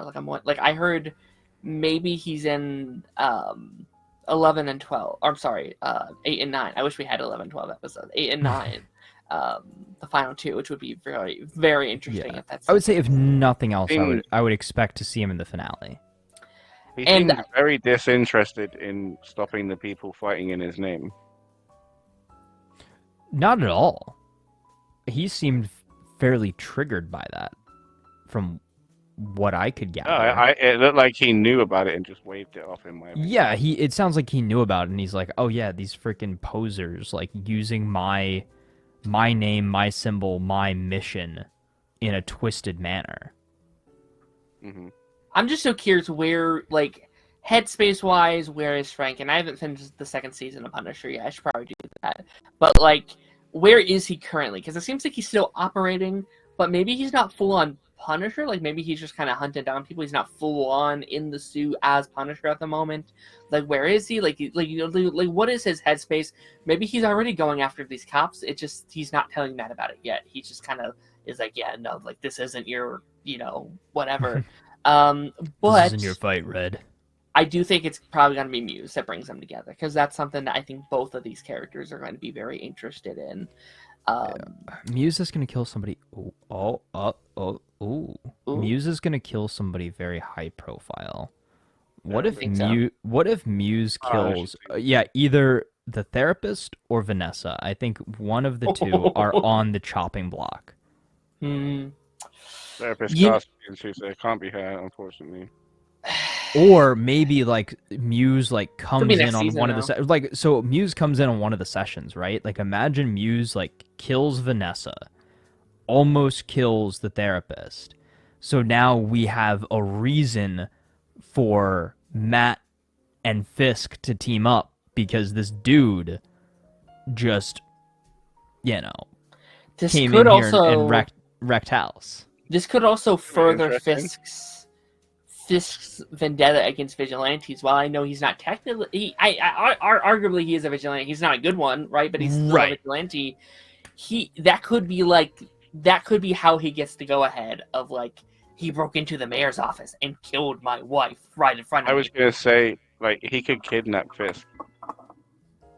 Oh, I'd be kind of okay with that. It's interesting because I don't know his like MO yet, right? Like all I know is he uses his victim's blood to paint, right? Like I don't know why he does which it, is and absolutely psychotic, right? Yeah. Do we have any final thoughts here? Dexter might approve of that. If I- they fit I- the code. I have one final question to ask Taz, but do we have any Okay. kind of final thoughts on the episode? Interesting that his paintings can't be very good because the human body is a very incredible palette, and Sure. if he's just sticking with the one color, I mean, it's got to be. You gotta let it like dry in stages, and maybe he's adding some like dyes to it and stuff. He can, maybe he can make some pinks or some, Note down like hair colors or whatever, and use, I don't know, there's stuff like that. Okay, so here's what I want to ask Taz. We've got several bits of Matt and Frank just talking to each other. Yes. So what is your favorite scene between Matt and Frank? Would it be the rooftop scene? The like, you have to give him a chance, Frank. They have to have a chance to change. There's that one. There's the, how do I say this without spoiling it? There's that talking scene. I can say this right before he turns Yeah. himself in at the end Uh-huh. of season 2? Yeah. Is it the end of season 2 where he's like, you can't cross that line, Red. Once you cross that line, you can't go back? Yeah. Or is it the one this week? Ooh. All four. I want think... to say either rooftop, Yeah. or I know it's not necessarily a conversation, but the courtroom scene Courtroom's where he's really good, defending too. him. I think it's one of those two, but Sure. I do it again. think they want to put me in the nut house. I think rooftop. I think rooftop for Rooftop's me. good. But this one is very close. I think the reason why this one has so much impact though is because of all of those previous scenes. I think Sure. Darth, I'm interested to see your perspective. Did it hit quite as hard without knowing the background of these two, without knowing their history? Just because Charlie Cox is such a good actor, like the second Yeah. they started mentioning Foggy, I was like, oh shit. Say his name. Say his name. Like that started get me in the throat a little bit. I was like, oh man, this is some crazy shit.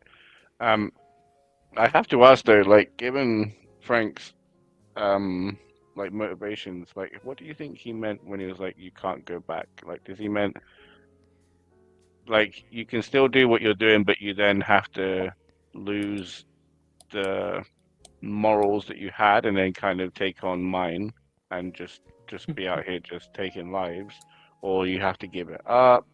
Like what do you think he meant? Because as far as this conversation this week went, he crossed that line. He knew he crossed that line. He knows he still wants to keep crossing that line, but he's still telling him to carry on.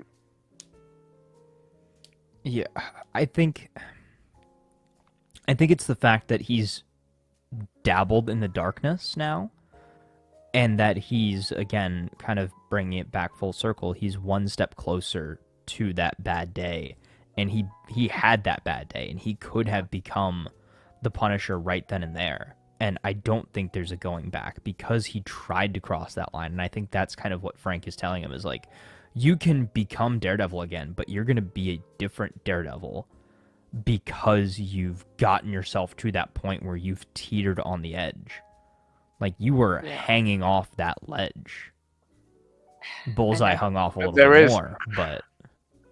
But, like, is this still, like, him trying to, like, make a baby Frank clone?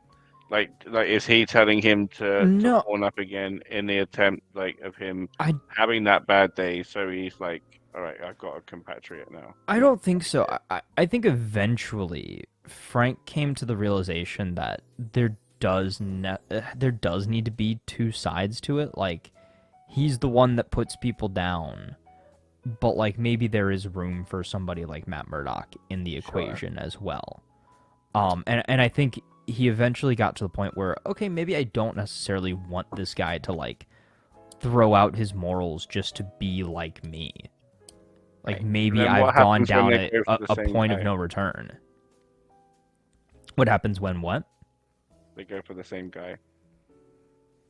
Yeah, that's going to be interesting. Yeah. Yeah.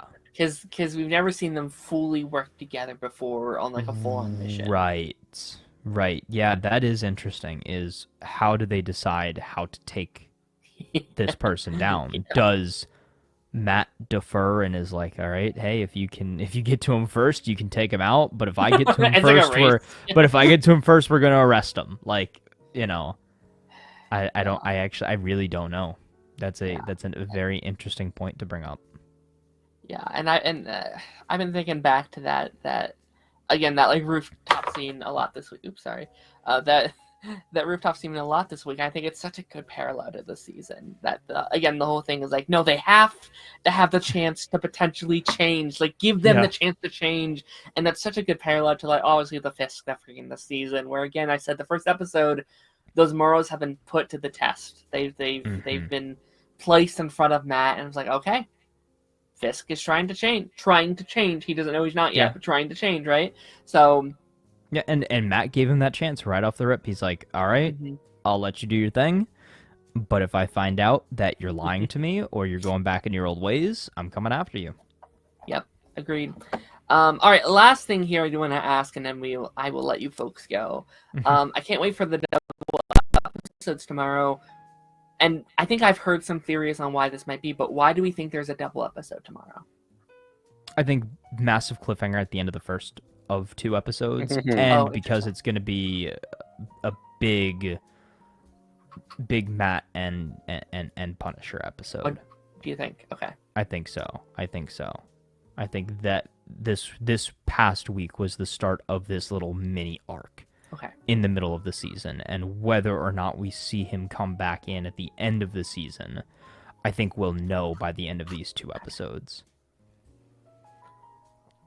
I might know just something that you guys might not know. I've heard, obviously, like, you know, people have seen this season early. They've talked about some stuff, and apparently this is easily the weakest episode of the season. These 2 or just episode 5? Apparently episode 5 is the weakest, and people have called it filler. So that they're dropping 2 episodes because they want they don't want that one taste filler and one to actually progress the plot. That what I've will heard. not be fun if that's the case. Yeah, but honestly, they haven't faulted yet. That's not a bad technique though. Where if they know this is the weakest, they're like, man, people are gonna probably bad talking, you know, this episode. Let's leave them on a positive note. I kind of like that. Yeah, I kind of like that. But again, they haven't faulted yet, so the weakest of a best bunch is interesting. Yeah. Apparently, people just don't like filler. So, like, if it's just because it's a filler episode, then I'm like, you know what? I kind of miss some filler episodes. But again, sometimes people overemphasize the word filler, or they overuse the word filler, and just because it's not Matt in the suit for the whole episode, they're gonna say, "Oh, it's filler." I'm curious, even if we're really still, you know, progressing the plot. I consider an episode a main story episode if there's even one scene, one element of it that progresses the whole plot. Like, even if the whole episode until the last 5 minutes is quote-unquote filler, like it's a side story, like it's just like a random case that doesn't really have anything to do with what's going on. You just see a little bit of like Fisk doing mayor stuff in the background, and then in the last 5 minutes we get, you know, oh, Vanessa has some secret plot, or the Punisher is suiting up to like go out back on the streets and he's got like a new target or something like that. Like, even if that's in the last like 3 to 5 minutes of the episode, then it's not a filler episode at that point. I'm very curious what it entails. Like, is it just like Matt doing another kind of like lawyer thing? I'm okay with that. I've heard some people theorize maybe they're going to fill in some of the gaps for the new fans, right? Which I've heard people be like, well, they're going to retell the origin. I'll be like, oh, I actually wouldn't hate that. I'm not completely against if they want to retell some of the stuff with his father, and as long as it's not the classic like our hero gets knocked out for the episode. I don't know why that cliche started, but like all the Netflix shows are guilty of it. Sure. They are all guilty of it, and that's some of them are really good though. Some of them are very good. Some of them are very good. Punisher one the Daredevil one in season 2 is good, where he's like losing his hearing, and he's like, oh god, you know, like that one's great. Yeah, but it is a very big cliche, so maybe that's what we're gonna see. Maybe that's the filler episode. That would not be filler though, Jonathan. If it was focused on Muse, that'd be like the main story. Yeah, that would be 100% main plot. Yeah. No, Daredevil Born Again, episodes 5 and episode 6. So let's just start with episode 5, and then we can move on to episode 6. So very firstly, like I want to talk about the whole double dropping thing. We had speculated last week, like maybe one episode's bad, which is why they're dropping it. Maybe it's filler. Maybe it's like a part 1, part 2 situation. That's why they're dropping them both at once. I don't think they needed to do that, to be honest. Having watched both, I think you could have just been happy 5. to wait. I would have been happy with just 5. Yeah. Oh, 100%. Yeah. Especially with Yusuf Khan in it. Like, I don't want to jump too far ahead. Yeah. But that man is a treasure, and I was dying for Maniba to make it into the episode. She did not. Mm-hmm. Everybody knows I'm a big Maniba stan. Okay. Love that woman. Right? His wife is incredible and fucking funny. So yeah, They need to bring Maniba back ASAP. Is that the actor that plays her father? No. That's Oh. the character name of her mother. Oh, gotcha. Okay. Maniba Khan. Gotcha. Yeah, I just wanted to... That's the thing going into this episode I did want to specify of, like, I think we can talk about how much I personally like his character in this episode, how much I enjoyed him, while also separating him from his actor, who is never coming back to the MCU due to in real life circumstances and stuff like that. Had you heard about any of that stuff? The like in real life stuff with him? Who? Kamala's dad, the actor who plays her father. No, he had sent images to a minor, if you will. For fuck's sake. That was a big point of controversy when we found out he was in the season, because they filmed that show and that had come out very close together. So it's like a what came first kind of thing. But so yeah, this is a situation of, like, for me personally, slightly separating the character from the actor who plays said character, because it sucks because he's so good in this episode. Like, he's really good in this episode. Born again time, finally. Yes. I mean, did you know he was in this episode? Had you heard that? No, I do none of anything. Like, I'm just out. I'm just going to work every day, 6 days a damn week. Just minding my business, and then get sideswiped with this shit. Like, Jesus Christ. Now, gonna be honest, not the strongest foot to lead on. Yeah. For me, God damn. That's one of those, man, me and my friend were, like, talking about this, where it's like, there are, like, some crimes that I can look at and be like, I can maybe see why you got there, right? And it's, like, it's a crime like that, where I'm like, why? Why do it? Why? You know what I mean? Like you can just not do that. Like, I don't get it. It's so frustrating when...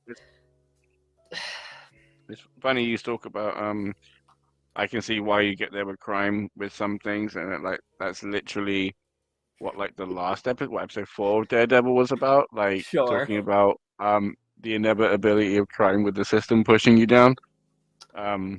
Sure.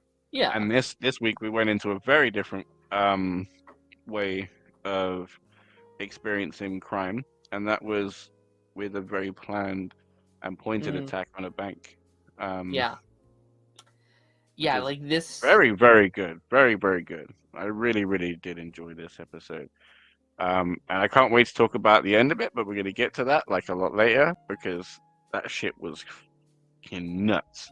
Yeah. But the idea of watching Matt Murdock just play everybody because they just see a blind guy. Yeah. And he just fully takes advantage of that.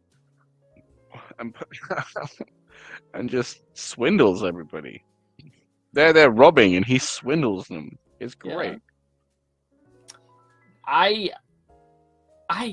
think, like, I think the whole, like, filler, like, bottle episode thing that, like, a lot of people were complaining about is why I loved it so much, because I thought it was such a breath of fresh air.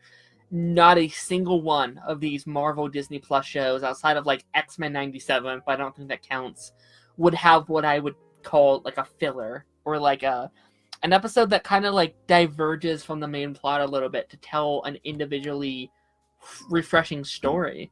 And I know that was a complaint for some people, where, like, they were like, well, they had to go here and it messed up the pacing and blah blah blah. But I think this was a perfect, like, in between episode for Matt and his journey. Like, not to jump ahead to episode 6 stuff, we'll go back obviously, but, like, I think episode 4 was him debating if he should. Episode 5 is him balancing those two ways of being Matt Murdock and Daredevil. And then episode 6 is him fully committing and realizing, oh, it's time, And I think if we would have jumped right to episode 6, you could, but I think it's a really nice in-between episode to see him kind of teasing himself with the potential of coming back without fully coming back yet. Like, I think that's really sick, when a lot of shows just don't have the time to do that. I think it's so cool. We spent 6 episodes basically without Daredevil, and a show like this has time. Most of the Disney Plus shows, that's the runtime. That's it. Like that's the whole show, and I think it's really cool they got to spend time on a story like that. Yeah, I have to agree. I think we both like I you out me, and that was hilarious. Yeah, no, so like the fact that it was in the bank was great because it's always like despite whether you look at him as a superhero or vigilante, um in games, in tropes, in everything, like banks are one of the big first steps for all heroes. You know what I mean? And how you decide to usually go about them like defines how you are like as a hero. Do you know what I mean? Like say for example, Hancock went in all crazy. Spider-Man would go in incredibly stealthy, you know, Sure. like crawling on the wall and then zip zap zipping everybody up and then dealing with the last guy. Daredevil chose a completely different way, and it was great. So Yeah, I do no, wonder like how he would have done in how he would have fared if he went in his suit. Sure, yeah, because that's something we don't normally get to see a lot as well, which is probably why it's also very cool, because he's very night related, right? Like he goes in while everyone's sleeping, when the like night crime is going on, which is kind of a cool parallel to characters like a Spider-Man, where it's like, okay, Spider-Man deals with like the daytime stuff most of the time, and then Daredevil's night. But yeah, like it's such a like situational thing where he just happens to be around when it's happening.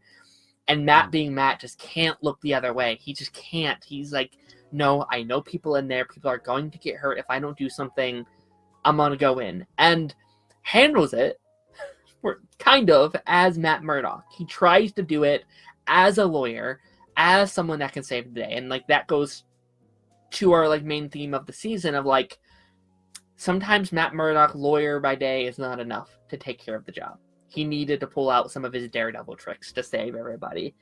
But I do love him, like you're saying, just coming in, like, whistling, being like, what's going on? Oh, there's a robbery? This is crazy. I'm just doing my taxes, you know? Like, I think that's so fun. And you're right, like, Charlie Cox is such a... Man, his personality is so great. Like, it's so energetic. It's so... Like he does such a good job in that role, and you just like I think it's really telling that we've spent 6 episodes, no Daredevil basically, with just Matt Murdock, because I think Charlie is that good of an actor that I could watch a whole show of just Matt Murdock being Matt Murdock, and it's so great. Believe in being blind as well, which is really difficult.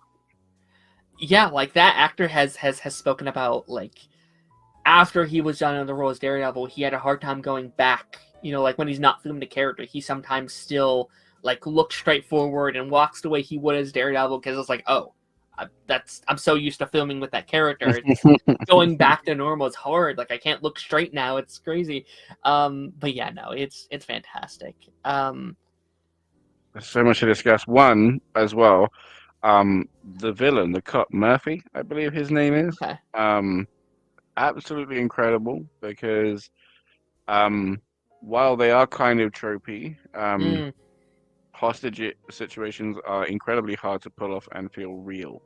Sure. You know what I mean? As opposed to just, oh, I'm just sat here earning a paycheck kind of situation. Sure. He was very, very believable. His banter with the cop was very good. And he felt as intelligent as he was played. Yeah.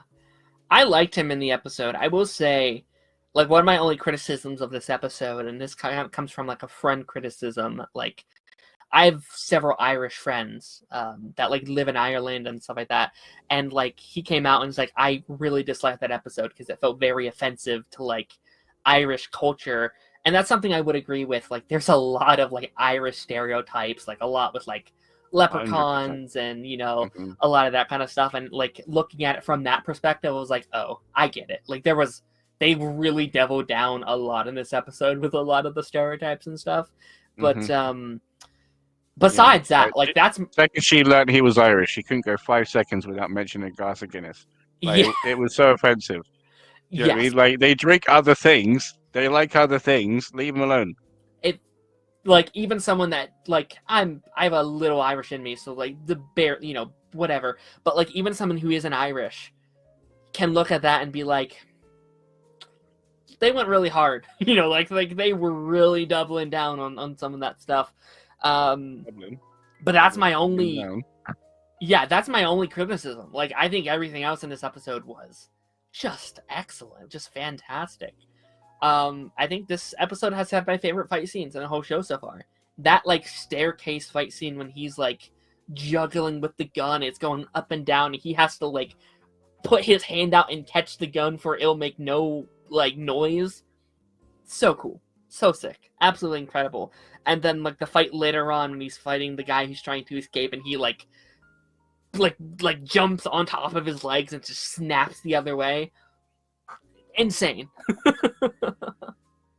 Insanely brutal.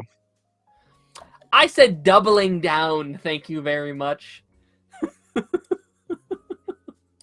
Excuse me, mister.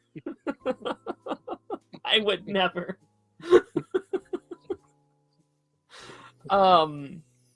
Keyblade wants a Daredevil video game, and I agree. I think that'd be sick as hell.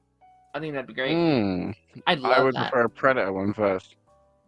Okay, maybe. Why? Maybe. It would have the same kind of thing, Jimmy. It'd be like kind of like a Batman style gameplay. It would rely heavily on sonar and detective mode with Daredevil. Let's be real. Cool. It'd be kind of cool actually to add the lawyer side of it too. Like, obviously not too much of it, but like maybe there's some things you have to go into his day to day and you have to like solve a little lawyer case or something. I don't know how you would do that. I don't know how you would. Oh my God! It would be like Telltales, or Telltales. Sure. Where it's like dialogue options, and you give the wrong testimony or deposition or whatever, and it's like, boom, you failed. Yeah. The person goes to jail. but like you can't retry it. Do you know what I mean? It's just however the court hearing. Yeah, you have to deal with it. Yeah. That'd be cool. Which would be great. Yeah. Okay. Yeah. Screw Predator. I'm down for this one. Yeah, let's do it. That's great. Let's talk about the Kamala stuff a little bit, because I love this little stuff. Like, when we heard a couple years ago, or like about a year ago, I don't know if you saw that like leaked Daredevil trailer that came out at was it D23 during the summer? I totally did not watch that trailer. I definitely did not watch the leaked trailer. But if I did, he was featured in that trailer. And so, like, she wasn't. Is she coming in it, or are they just explaining how they're going to meet up later because he's got an invite for dinner now? So that's the one thing I was going to ask you about, because they had said this season that there's a character that will get mentioned and then show up in the show. Right. And also, I was like, Also, Daredevil's known to be a one of Marvel's great lovers, shall we say. Has planted that seed in many a land, right? So is he gonna like just be breaking up a marriage like when he goes for dinner? Is he gonna be like trying to date Captain Marvel? Like, what's happening here? Would definitely not Captain Marvel. Let's make that clear. Captain Marvel's like 16. Let's not give Matt his own case. That's Ms. Marvel. That's Ms. Marvel. You mean Captain Marvel? Okay. His mom? I don't think so. I don't think Matt's that kind of man. Well, Yusuf's not going to be in it anymore, and she's going to be there on some cold winter nights. Kang didn't get a recast. You think Yusuf's going to? I don't know. But like, I do wonder if she'll show up like end of the season or something. Like but that's been the whole discussion of like, she was mentioned, maybe that's the character cameo that they teased. But then people are like, but what if by showing up they mean literally her Funko Pop shows up? I was like, that'd be slimy work if they pulled that. That'd be crazy work. A human-sized Funko Pop talking to him. Hello, we're gonna save a multiverse.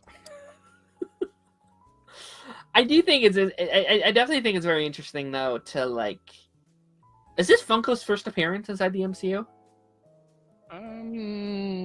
Don't know. I think Hmm. I think it might be. Outside of maybe like I don't know. Were they in Miss Marvel season 1 when like they go to Comic-Con? I don't know, but is it bad that I would rather her mum turn up? Her mom? Yeah. I mean, maybe. Like genuinely, I would rather her mum turn up. Okay. Than Miss. No shade on Miss Marvel. She's great. If they come as an item, great. But I 100% want her mother there. She's so funny. Okay. Maybe. I mean, I just love Miss Marvel, man. Like, we never talked about that show because that was way before we did the show. But like, that show has some problems for me. But man, her as a character, I adored. I thought she was such a charming character that I'm so excited to see back. Do you think it would be interesting for them to, when everybody gets like to meet their variants, that she meets one that stretches? That'd be cool. I still don't know why they did. I mean, maybe their thing was like, oh, it'll be too similar to Fantastic Four, but I still kind of wish they would have kept her like stretchiness a little bit. I do like that they changed the comics to meet up with what they're doing now. That's cool. Sure. Yeah, I'll be curious because like it had even crossed my mind of like maybe that's the connection for down the line for White Tiger, right? Like if he kind of has a somewhat connective tissue to Miss Marvel through her dad, maybe he's gonna maybe train up White Tiger, and then maybe down the line he can be like, hey, I have this young student, she's working really hard, can she come join your team, kind of thing. Could be kind of cool. Yeah. Here's another thing I want to bring up that I've thought about. Do you think Matt now knows who Miss Marvel is via her dad? Because I thought he said it. Well, he didn't say that my daughter's Miss Marvel. He said, I have a daughter, great daughter, and he's like, oh, but I also we have our local hero, Miss Marvel. And to me, it seemed so. I think he basically said it. That's the thing though that I kind of love is that he made it so obvious that it's like I feel like if I was Matt, I'd be like, yeah, they're clearly the same people. You know what I mean? And 100%. I think that's such like. I think that's so dad-coded to like try and praise your daughter without praising your daughter, but being so bad at it that you just give it away. Like I feel like that's. He might as well have been wearing a shirt. Yeah. Like there's no way. Like I'm surprised now. I missed something because I genuinely thought it was just out there. Yeah. Like I genuinely thought he was just putting it out on the table for everybody at this point. Like Christ knows. Like, and why? Why am I a great guy? Clearly Daredevil, but he doesn't know that. Yeah. To me, just took a chance on him because he's blind. Again, like, what is it with people and blind people? I don't understand. Yeah, no, like I think like, but like again, like that's so dad coded. Like how many dads will work at like a pharmacy or something and just have their child's like soccer team photo on their desk, be like, this is what my child did, but he can't, right? Because she has a secret identity at the moment, so he can't be, oh, my daughter's a superhero. It's like, I have a great daughter, she's amazing, I love her with all my heart. But have you heard about Miss Marvel? She is also a great hero. And like, I assume Matt is someone who can listen to people's like heart rate when they're lying, and it's probably just like sounds very similar, their heart rate, stuff like that. So,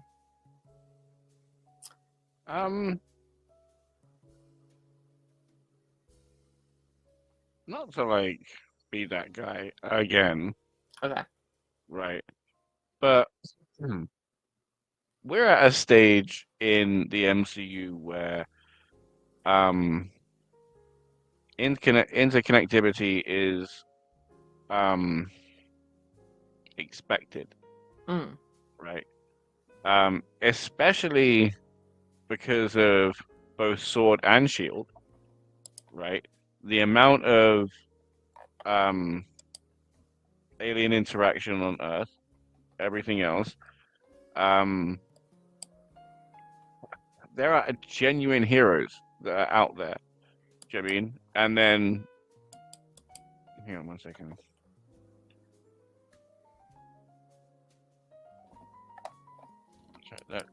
That was on the not showing up. That music was showing up. It's gone now, but it was showing up. Sorry. So yeah, like the fact that there's Spider-Man, even though no one knows who he is, Doctor Strange, I'm guessing War Machine, like because like he would apply to being all over the country, really, but you'd think he'd have some kind of stake in some activity in New York since Tony's not there. Do you know what I mean? The Hawkeyes, Echo, Punisher, all New York, yeah, and now Miss Marvel-ish, yeah. And there's more. I feel like there's more. I genuinely feel like there's more. Jessica Jones. Jessica Jones. Who the hell knows Cage, where Ghost Iron Rider Fist, is? Yeah. Like there's, and the X-Men. Do you know what I mean, that are cropping up because there are Teleb X-Men and the mutant gene in this universe. You know. Right. So don't get me wrong. Love the fight that we're going to be talking about in episode 6, right? Mm-hmm. And like the retaking of a mantle, the moment before it will be gift eternally, you know. But how they don't have a device that just connects them to Shield or other heroes in the area, you know what I mean? They're supposed to be like genius level intellect people around the city, but they haven't worked out any kind of system. Do you know what I mean? If they were kind of like the heroes in One Punch Man, do you know what I mean? Where everything's regimented, sent out, handled, the world might be a safer place if they had their own watchtower. Mm-hmm. My issue is that he's sitting here having this whole struggle with, I'm so close to being Frank Castle, but I don't want to be, but I just really want to beat people up, you know? But, dude, 6 blocks that way, somebody you could call. 18 blocks that way, somebody you can call. 5 blocks this way, someone you can call. You don't need this much struggle. Sure. To an extent, yeah. Like I think it is so big. That's like a problem like the MCU will always have, where it's like, why don't you call this character? It's like it's not their movie. They physically can't be here, right? Like that's an issue we will always have. But I do agree. I think the bigger it gets, the more shows get greenlit, the more things get announced and like recanonized. It's like, yes, where is Spider-Man during this bank heist? Where is Luke Cage? Where is, all these characters? It's not even like that full where are they physically kind of thing. It's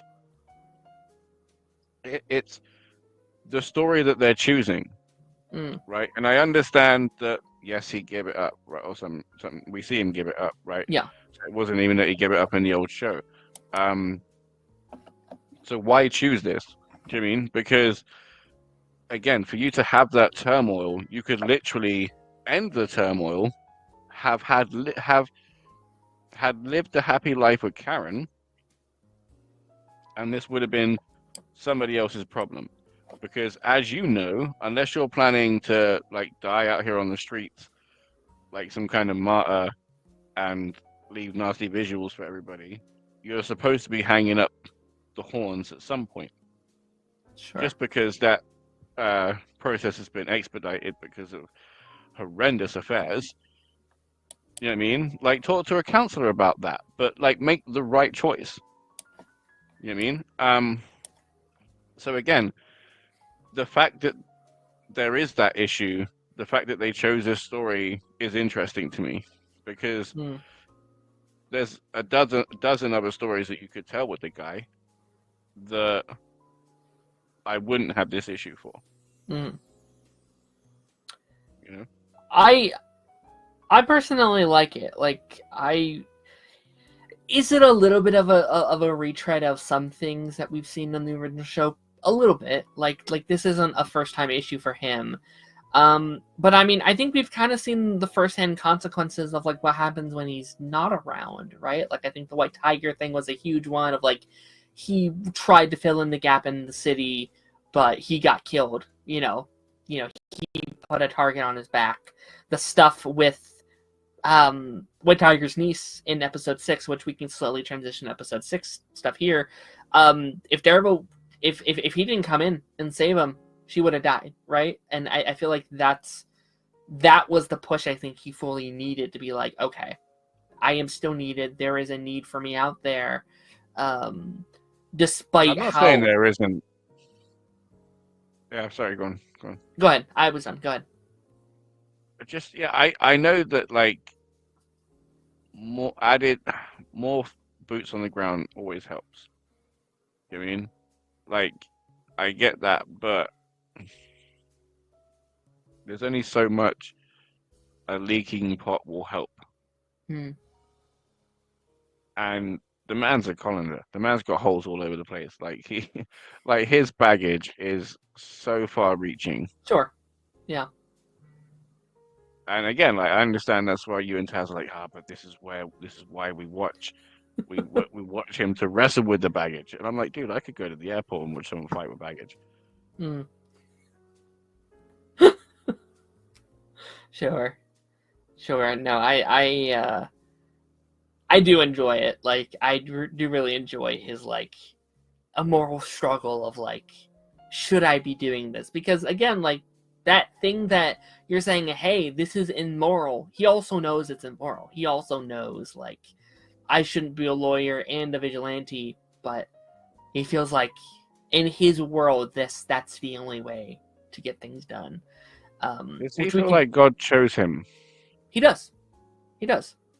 Yeah. So, okay, in that instance, if he feels like God has chosen him, who is he to say no? Why has he hung up his horns in the first place? Sure. There's such a fantastic quote in season 3. He's like, I'm Daredevil, and not even God could stop that now. And it's like, oh, okay. Because he's a very religious man. He's someone that feels like he's battling in between of like what is morally right in the Christian code and what must be done via Daredevil. And then the like lawyer side of it too, of like what that battle between vigilante and lawyer is also something that he goes through. Let me answer a couple comments here really quickly, and then we can kind of dive into episode 6 spoilers, because I feel like we're like right on the edge of episode 6 stuff.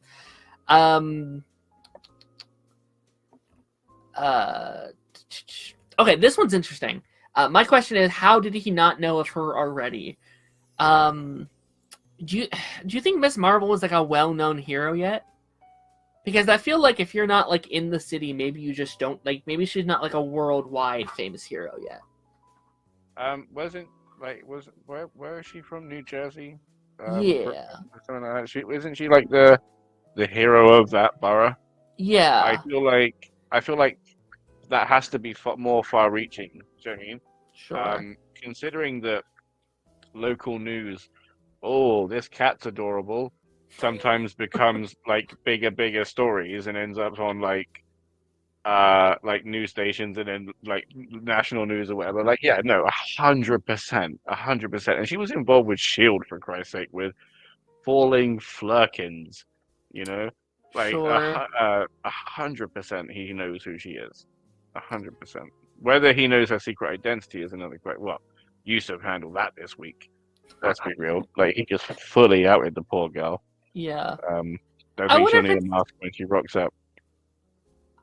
I wonder if it's a thing in the MCU now where it's like, it's so common, not like superheroes are now so common, like every city has multiple at this point, whereas like a new one pops up, it's like, it's another hero, whatever. It's like AI, where like, if like 10 years ago they posted an article about like AIs doing this, we'd be like, holy shit, this is crazy, we're all doomed. Now there's an article on AI every day, 5 times a day, and we're like, who cares, So maybe it's one of those You know what's things. crazy?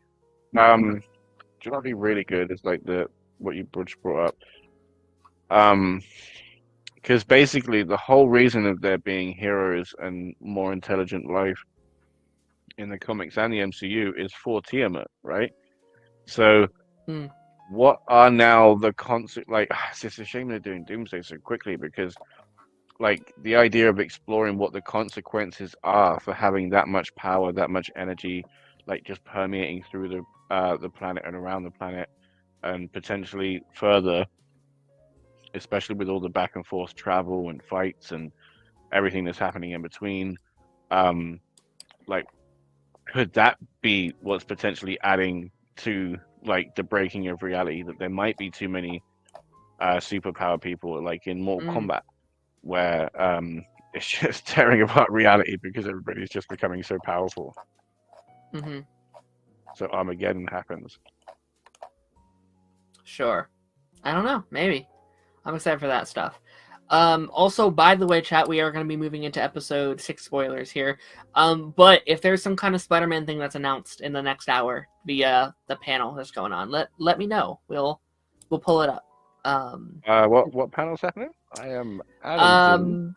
At CinemaCon, the Sony panel is going on right now, and it's rumored maybe some Spider-Verse news, maybe along with a Spider-Man 4 news. I know people are theorizing like maybe like a title for Spider-Man 4 or something. So, I know they got Spider-Man 4. Why would wait? Right, because they're Sony movies, aren't they? So yeah, they're MCU Sony movies. they're owned by Sony.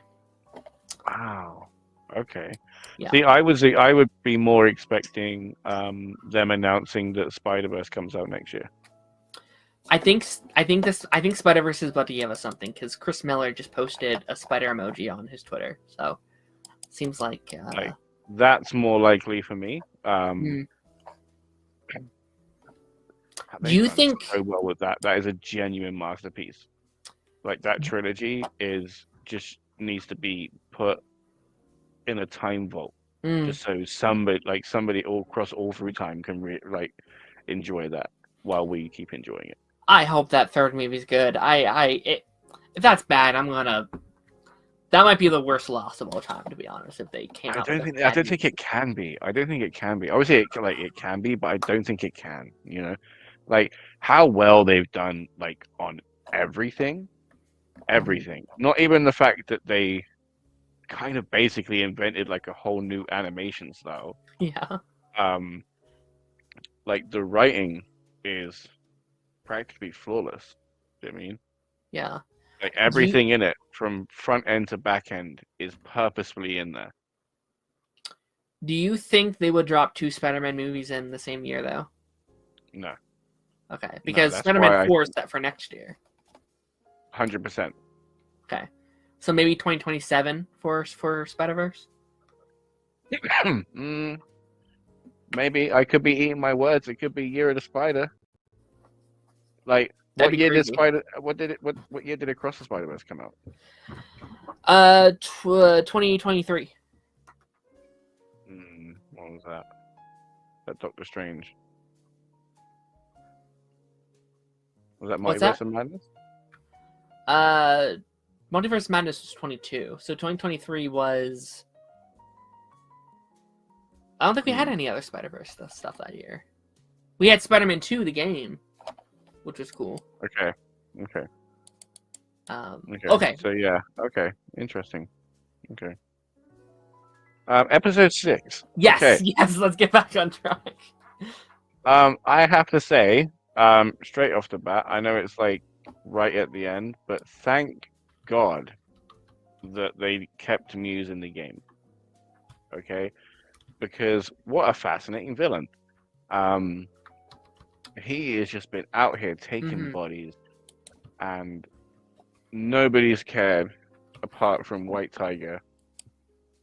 Out here protecting the people, and then the incredible artwork that you have to be in awe of, but be horrified by at the same time. like visceral isn't the word for it. Do you know what I mean? Because not only are you horrified and gut punched by the message that it's showing you, but like then you're of the realization that, oh, this is human blood, and a whole chunk of people's, not just ones, not just spread thinly either. This guy is just taking buckets, and it's horrible. But he does such beautiful work. Obviously he needs to be stopped, right? Just give the man a paintbrush and some regular paint. Yeah. But just give him some canvases in jail. Yeah. I love, and again, like, this is my favorite thing about the show, but I love the slow burn. Right? Like, no other Disney Plus show has been able to do this with their villains. Normally it's like, okay, by episode 3 we know their whole thing, and whatever. This show, they know they're getting that second season. They had it planned for an 18-episode season. So they're able to not have the official main fight for the main villain until episode 6. We still don't know anything about Muse outside of, like, he kills people and then he paints with their blood. That's it, really, right? And there's such a mystery aspect to it that makes it so interesting because he is so unique to the, like, villain, like, genre. Like, never have I ever seen a villain who paints with his victim's blood. That is new. That is original. That is intriguing. Why is he doing what he's doing? He seems to hate Fisk, but he's also doing these very criminal activities like within the city. We possibly have seen him outside the costume when he's like asking for therapy. I think that's Muse. It seemed like that was Muse, right? But is it like a psychological break? Is it like a multiple personality thing? Is it like what is this? And I think that mystery around it is so good. I feel like we haven't had that with like a Disney Plus show in a while.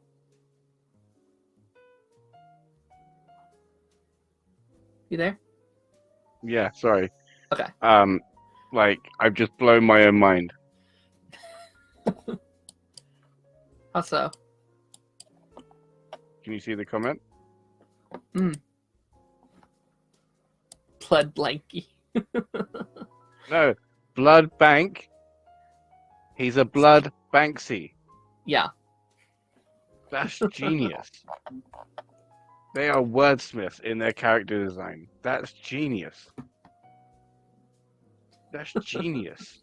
I'm so impressed. Wow. No, but yeah, no, like I think Bravo. Oh my god. Wow, that's hilarious. I have to say I keep asking for more Wilson Fisk, and I'm never, ever, ever disappointed. Ever. The man is a delight. He is a genuine delight. To sit here and watch a man who is an incredibly intelligent man, but I can assume just talks with his fists. Have to sit there and keep playing with his ring instead, and kind of like nervously twitch his hands so they don't like just ball up into fists, and have to navigate not even like polite society, because everybody in that room basically openly threatened him and just said, "You ain't worth shit, bitch. Like, this is the mean girls table," and but him have to like dance the political dance is very interesting, especially for somebody of his stature. He's very nimble at it. I agree. Yeah, no, like it's fun. It's fun seeing him on the outside trying to sneak his way back in. Someone who's been out of the game, but still holds this presence within the community, but doesn't quite know how to use it quite yet, which I think is great. And I like, oh man, like the whole, like I kind of feel like we have to jump to the end because like the ending stuff is like we just have to talk about it. But like the parallels between the like continuous parallels between Matt and Kingpin and their both slowly finding themselves getting back into their old habits, them slowly, like him letting what's the guy's name? Austin? That's not it. Adam. Adam. Yeah, like giving him the hatchet and being like, I believe in fair competition. I believe that you should be able to fight for your right to get free. Knowing that he's going to kick his ass, right? Knowing that he's going to not get free. He stands no chance. He hasn't eaten in days. You know, he's weak. This is only getting bigger and bigger. But it's like, no, I will give you that opportunity. And the back and forth between Matt's fight with Muse and his fight with Adam and how they parallel each other's characters, I think it was fantastic. I think it was insane. I think what's his girlfriend's name? The therapist. Heather? Is that it? Heather. Is that it?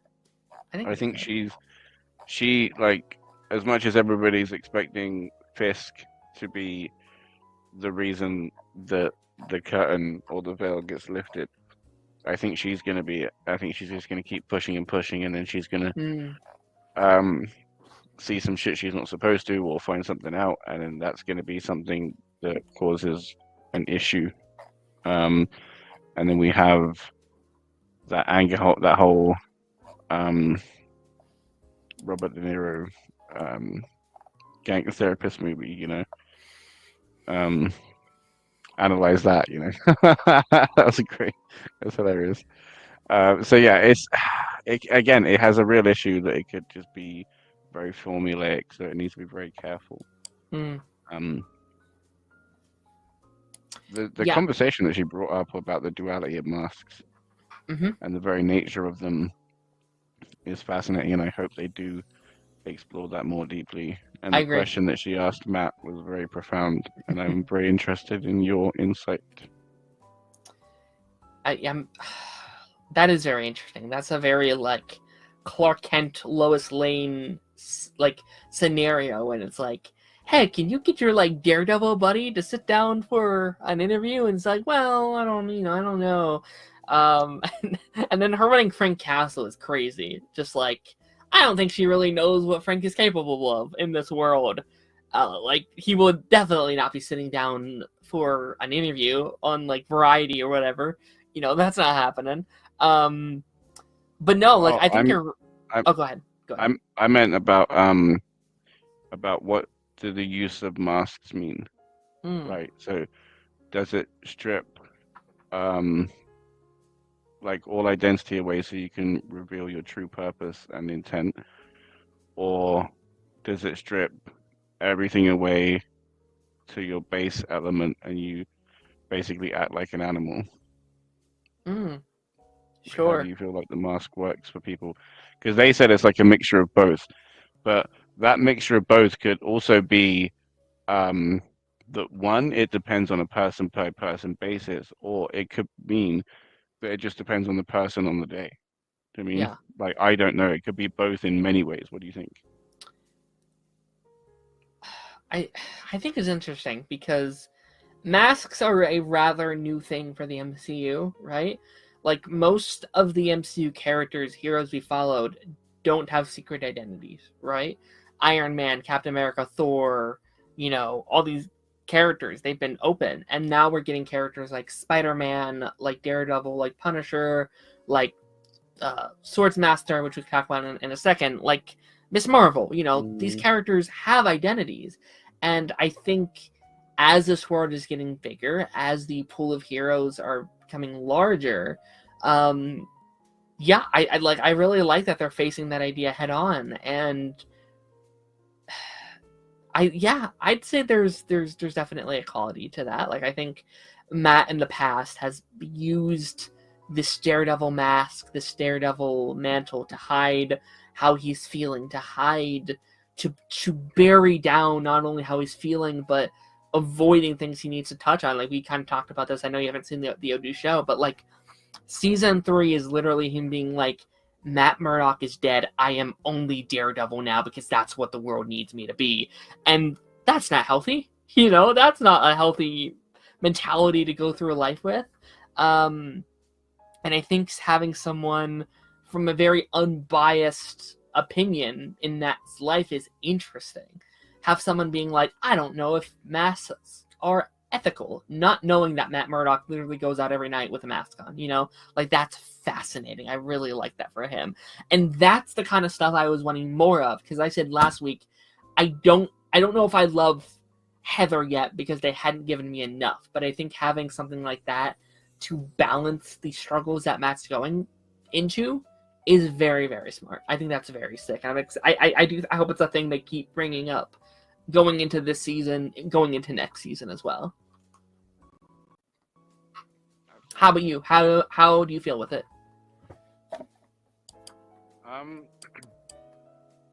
I do think it depends on the person, on like the day. Do you know what I mean? Because sure. People are incredibly complex, and I think giving somebody a mask, I think initially strips away all identity and lets their real intent show, right? And then I think after that's exhausted or in a different situation, it can go to the other way.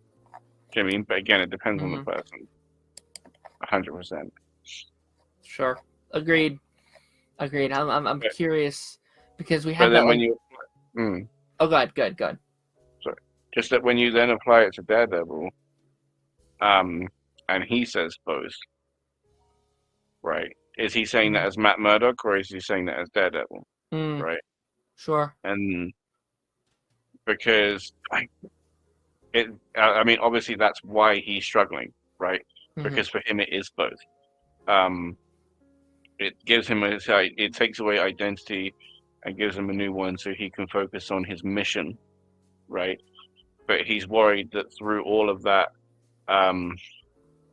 stripping away, that it's his base instinct and his animal instinct that just shines through. Yeah, there's that fantastic scene from episode 4 that I loved when like Frank is like egging him on. He's like, say his name, and he punches him. And like in that scene, you physically see the devil come out and him be like, I'm sorry, I'm so sorry. But like it is a part of him, and I think it's like for Matt, it does feel like this almost dual personality thing that goes with him, where it's like there is a separation between Matt Murdock and the devil, but you see that underline where they cross paths in a very interesting way. What did you think of like we kind of danced around it, but like the huge Daredevil Muse fight scene just as a whole? Because I was shocked Muse could fight like that, to be honest. Like, I don't know what I was expecting, but yeah, same. But like when you think about it, he kind of had to. I agree. He kind of had to fight like that to remain a threat in the fight. Otherwise, it would have been finished then and there. The threat had to keep going. And as well, this is another thing. This is what I'm talking about, like the quote unquote right channels, right? Because if he did follow them and indeed call for backup and not worry about, oh, they might find out I'm the Daredevil of this and this. If he just said, hey, there's a girl that needs your help on the queue line. The serial killer's down there. Don't ask me how I know. Hang up. And then he goes off and does it. He would have saved her. Muse would have been caught. And then Matt would have had to reveal his identity as a Daredevil and then do like some community service or something like answering to Fisk. That's it. You know what I mean? But then even then, he would have done what Fisk is trying to do with the whole task force. You know what I mean? So I don't even know how much of an example he would have made him, because it could have just showed him to look weak and insecure. So he might have had to been quite lenient with him. So who knows? The point is, there was a right way to do it, and he chose the way that fills his ego, if I'm honest. But do you think if he would have called the cops, they would have done anything, or they would have got there in time. Okay, but this is the thing. Like, they wouldn't have got in time there for the girl, which is why he still should have gone. Hmm. Right? I'm not arguing him going. 100% he should have gone. He saved her life. There's no Yeah. question in that. What I do question is the fact that he now got away. If there are more deaths, it's Matt's fault. Hmm. So Because you think he he should have can't called the ask for cops help. and have gone? You think that he should have done Yeah. both? Okay. Yeah. I can agree with that. 100%. 100%. Because that covers all bases. What you keep talking about is like holes in the city, and that's why he's needed. Hmm. He's one man. How big is his ego that he feels like he's covering all bases? He's Sure. not. And this is your first gig back after Sure. how many years off? 6? A year? I think it's a whole year without Daredevil. It's only a year. Only Yeah. one. Yeah, I think Okay, so. it's like a whole year off. Sure. Like, yeah, no, it's crazy. That's fair. That's fair. I guess the whole mindset is also just like, if I call the cops, he'll get in my way from potentially saving her, or... And also there's like an element of like there being dirty cops as well, right? Like cops that are not 100% on maybe the right side. Maybe they come in, they start shooting at him, and they shoot her or something, right? Like there's definitely many elements that would go into that thought process. I mean, look at the like Creature Commandos episode we had earlier in the season with stuff like Weasel, right? Like they were shooting at Weasel and they end up killing the kids, and like I think there's a little bit of that in there, but you're right. Like I'm not saying you're wrong. Like I think there's a basis to that argument as well. Like maybe he should have done both. Save the girl, maybe save Muse for the cops or something like that. I don't know. Or have maybe he can take Muse out of the situation, have the cops go down, save them. That's fair.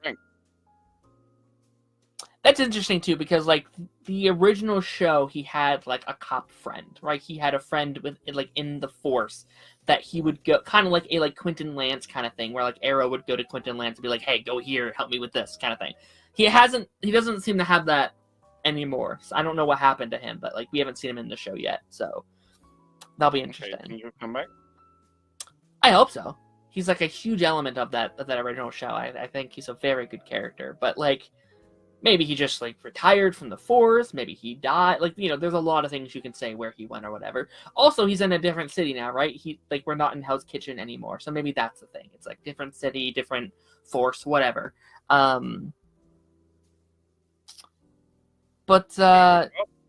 The cop what's that? Or Matt?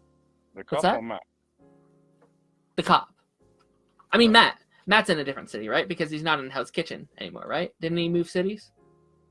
Well, Borough. Gotcha. I was saying it threw me up with city. I was like, he cut like a whole city. Where's he gone? But I was like, there's still in New York, right? Like, Right. Yeah. Yeah. Okay. Yeah. Okay. Cool. Yeah. Yeah. He has moved to a fancier part of town. Yeah. Yes. I'm sorry. That's what I meant. I'm sorry. The whole task force thing, I think, is also pretty interesting because I think there's a lot of potential with that. Like, I know we've heard the rumors of maybe like season 2 Defenders and task force against them, whatever. That's just like speculation people have had of like, oh, maybe like the task force will lead to Defenders coming back up and stuff like that. But the thing I have really thought about this week is like Spider-Man 4. We might talk about that in a second. I don't know what's about to come out or whatever, but I think no matter what, if Matt's not in Daredevil or in Spider-Man 4, if Kingpin's not in Daredevil 4, I hope his effects are at least there, right? Because what we're doing right now should affect Spider-Man, right? This is a New York task force against vigilantes, and I think it'll be really fun come Spider-Man 4 if that's one of his challenges in the movie of him on his own without any friends having to navigate a city that is now after him. That's an interesting idea. That's something I think would be really fun to dive into.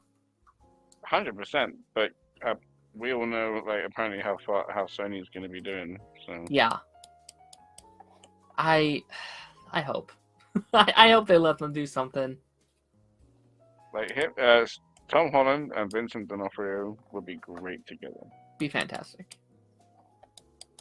Because He's a charismatic villain. Like I genuinely care about him as a character. Like I care about what's happening with his marriage. I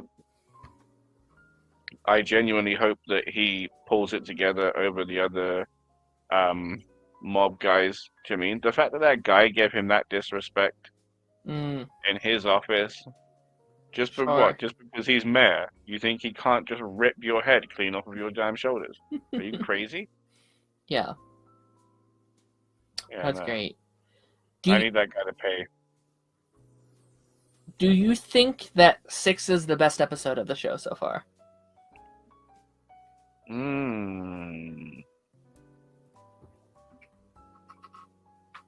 That's tough. That is tough. That is tough. That is tough because it's had some of my favorite elements from the show, right? With the question of the duality of masks, right? Because that's a conversation you can get into for hours if you really choose to. Especially on like sides of like heroes and villains and everything else is very fascinating.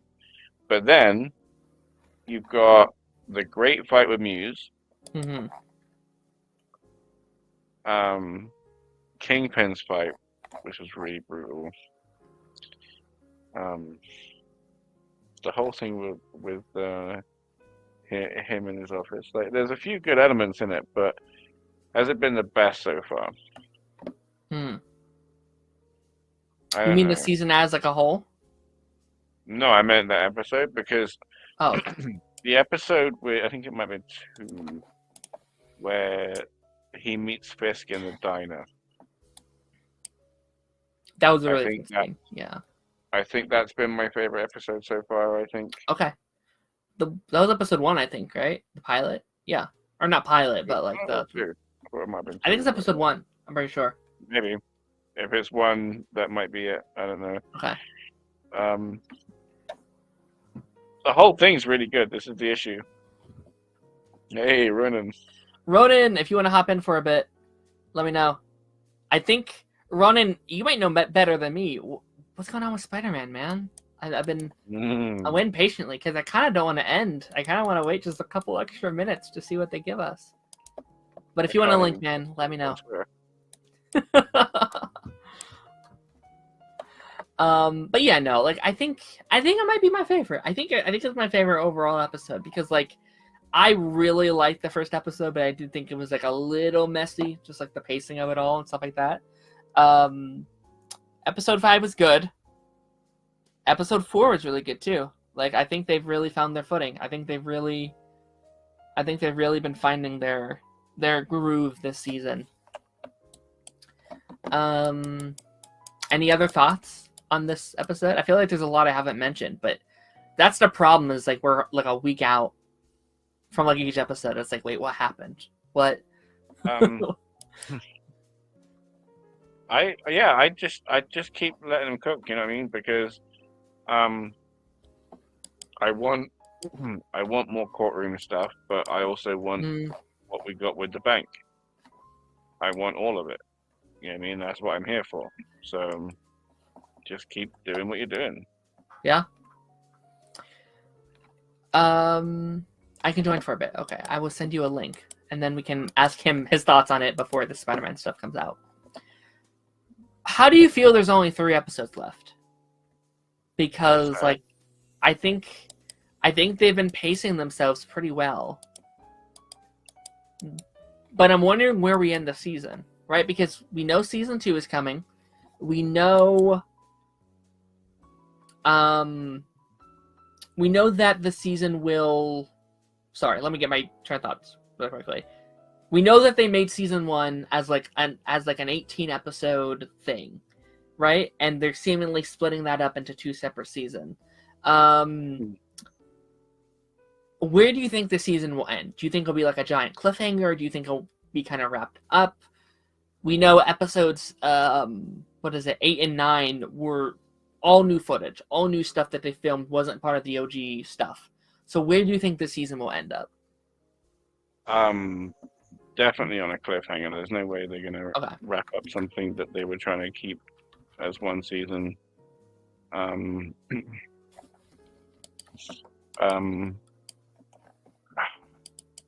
I don't know, right? Because, like, I think the kind of fork in the microwave is going to be the therapy sessions, Hmm. right? I feel like that's where everything's going to come to a head, and like, especially between um, Vanessa and Kingpin, because Kingpin's known as who he is, Hmm. right? Like, it's not like a secret identity; it's out on public walls, you know. Um, so the fact that um, what's her name, Heather, yeah. Heather, um, Heather is having this conversation with Matt. I mean, small universe, you're having it with Daredevil, but like the fact that she's like, "Hey, I want to talk to heroes," because she's already talking to a villain. She's already getting keen insight into um, the mind and life of a villain in private. Do you know what I mean? So she's already going to be seeing certain sides of the mask. Do you know what I mean? And then if she can kind of um,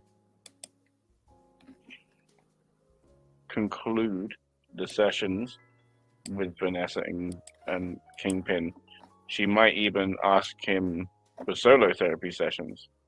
Do you know what I mean? So she could like further explore that. And then Frank would be a great gray area, like Mm. middle piece to that argument of somebody that wears no masks but all the masks. You know what I mean? At the same time. Sure. Ronan, we're talking about where we think this season of Daredevil is going to lead, where we think it might end, with this seemingly having been an 18 episode story. Have any theories? Have any thoughts where you want to see it? I can't fully comment on it because have you seen it? But let's just say that I'm happy. God And damn it.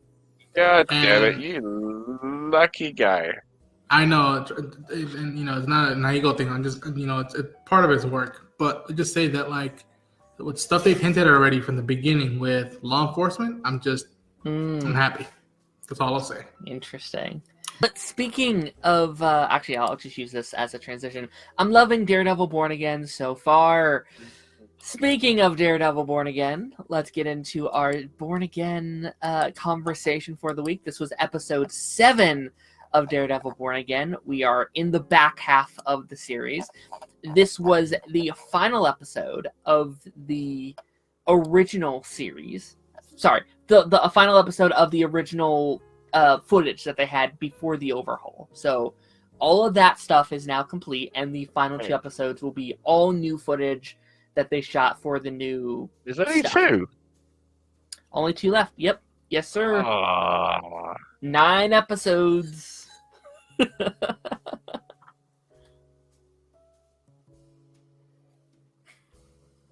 Jarvis went to sleep. It sucks. Like, again, right? Like, not to overstate the fact of how much of a weirdo I am, but like, I was put off watching like the original show for like the stupidest of reasons. You know what I mean? And then I'd come into this, and it's hooked me instantly. Like literally just off of the back of the dynamic of 2 actors. Yeah. Charlie Cox and Vincent D'Onofrio, and their portrayal of Matt Murdock and Wilson Fisk. Just, oh my god, it's just, oh my god, it's all of it so good, right? And especially this week. And there was a part of me that was wondering, like, at the start of this week's episode, I was like, is this going to be filler? You know what I mean? Because everybody was talking about last week's being filler, and it wasn't filler. Is this where it's going to be? Mm-hmm. Especially because like a lot of like Wilson's Fisk stuff was him just musing. Do you know what I mean? Like and just having like little speeches that were like intersect with like other things that were like thematically tying everything together, and he just kept waiting for that confirmation of like, oh, he's back. Do you mean? Yeah. And then the second he says, oh, he's back, he's like, oh, I'm back. Okay. I mean, it's like, okay, cool. Um, and his reaction to Heather being in trouble, to just be like, whoa, not in my neighborhood, not in my neighborhood, not with my therapist. That's not happening. No, no, no, no, no, no. You know, um, it was all so good. And then the fact that what was his name? Muse, I forget his, not Benjamin, not Damien, something like that. Brandon, something, I don't know. I'll look it up in a second. He was a great villain. He was able to do like tortured and brilliant and psychotic and chaotic and all of the things that like she spoke about, because she spoke about everything to deal with masks and why she wants to start researching that. And then literally be careful what you ask for, because one of them turns right up on your doorstep. You know, you ask for Daredevil, but at what cost? You know, like, ugh. And then Vanessa, you fuck. I'm sorry. Yeah, you bit. How dare you? Right? We called this happening. We said this was going to happen, but how goddamn dare you? Oh my god, how dare you? Right? But then, thinking about it now, as I'm sitting here, like verbally admonishing a fictional character over choices, would he respect her less for not trying? So that's been like that whole situation has been very up in debate about what exactly happened in that scene. Because I'm with you, at first it's like, oh, she sent him to go kill him, right? That's like what it very much seems like is happening. But you think about it a bit more, is that what happened, or was she setting him up? Were they both in on it? Because I think she knows her husband better to know that wouldn't work. She knows him better to know. The only way that that can be a thing is if there's a conversation about it, because they didn't show it. Right? So there has to be something to address that. Otherwise, it's fully that she was trying. I kind of like wish she was trying. Like, I think that to me is the more interesting story, the most interesting route. Because if they did just plan it out, it's just like, okay, yeah, they're working together again. They're on the same goody-goody. Yes, that's cool. Yes, I love I love that actress and I love Vanessa. But like, I liked the idea of like Kingpin versus Queenpin almost. I love the potential of that story. And maybe it could still go there in the future, but I don't know. I'm thinking maybe people are right about like maybe they were in on it together. Like the whole way it ends is like, call Vanessa, ask her if she wants, whatever. To me, that's a power play. That's a power play, right, dude? Okay, so these are the reasons that I think it is that she set him up, right? Because Victor was stroking her ego, right? And it was her ego which put her in this position in the first place, right? Because she didn't need to say that the money was from her, like about her, right? She could have just let it be that it was Kingpin's thing. It's about him and his respect, right? But then she's like, "Oh no, it's about me. It's my play. I'm making you pay. It's my charges." Da, da, da, da, da. So then he sat there fanning the flames of her ego, right? And then the thing at the end is a total power play of let her know she failed. You know what I mean? Because he didn't even flinch. He didn't even move. He knew he had his guy.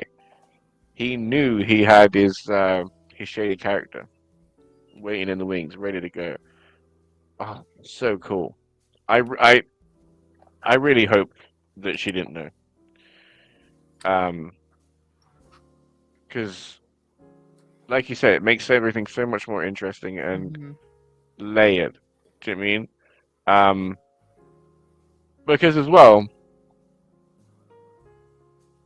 this is another thing I want to like.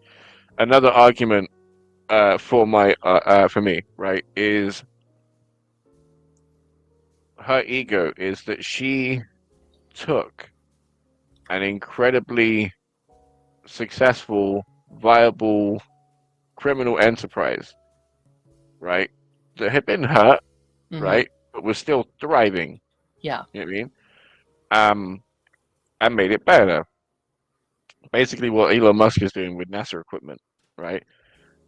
And yeah, sure, there is credit to be given there, but Wilson said, it took him 10 years of networking and business making Yeah. and this and this and this to get there, right?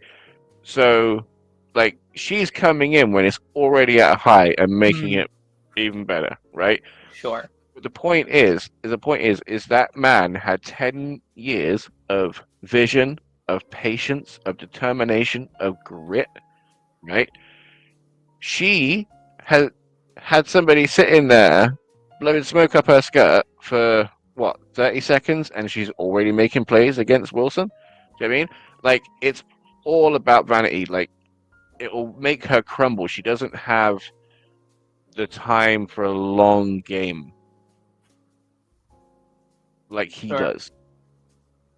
The guy's gone and had eye surgery and stuff and come back and like still had things going. Do you know what I mean? Like, yeah, obviously it was Vanessa and stuff, but like, yeah, dude. I like think he doesn't know. I don't like, yeah, because like I see potentials for two great storylines either way, but like I agree for the most part. Like, I think that'd be so interesting to watch that unfold, and it's like, how much does he know? How much does she know? Like, but like on that same side, like I almost think that's almost undermining Vanessa if she thought that would work, right? Like, she knows her husband very well. She knows how he operates. She knows that he would have someone watching his six every step of the way. I think that's just a warning shot. Like, don't let me think. Don't let me think that I think that she thought, oh, mahaha, this is it, right? I think that's just her, like, just putting a warning shot across the bow, because he's already basically told her, don't overstep your bounds, right? He did that like last episode, if not before, during that like whole party thing, if I'm not mistaken. Do you know what I mean? Like, there was a point where she was trying to push, and then he was like, this is what we're doing. We've got to stick to the game plan. So she could show, I'm a threat. Don't take me for granted. Do not take me seriously. But also, like, I am able to play both sides, and like, because she is also, by doing this and like trusting that her husband will take care of it, is just eliminating an issue. Do you know what I mean? As well. Do you know what I mean? So she's also showing that she's competent. She's doing like a lot of things all at once. It's crazy. This is what I mean. This is why I need it to be something. Because if it's just,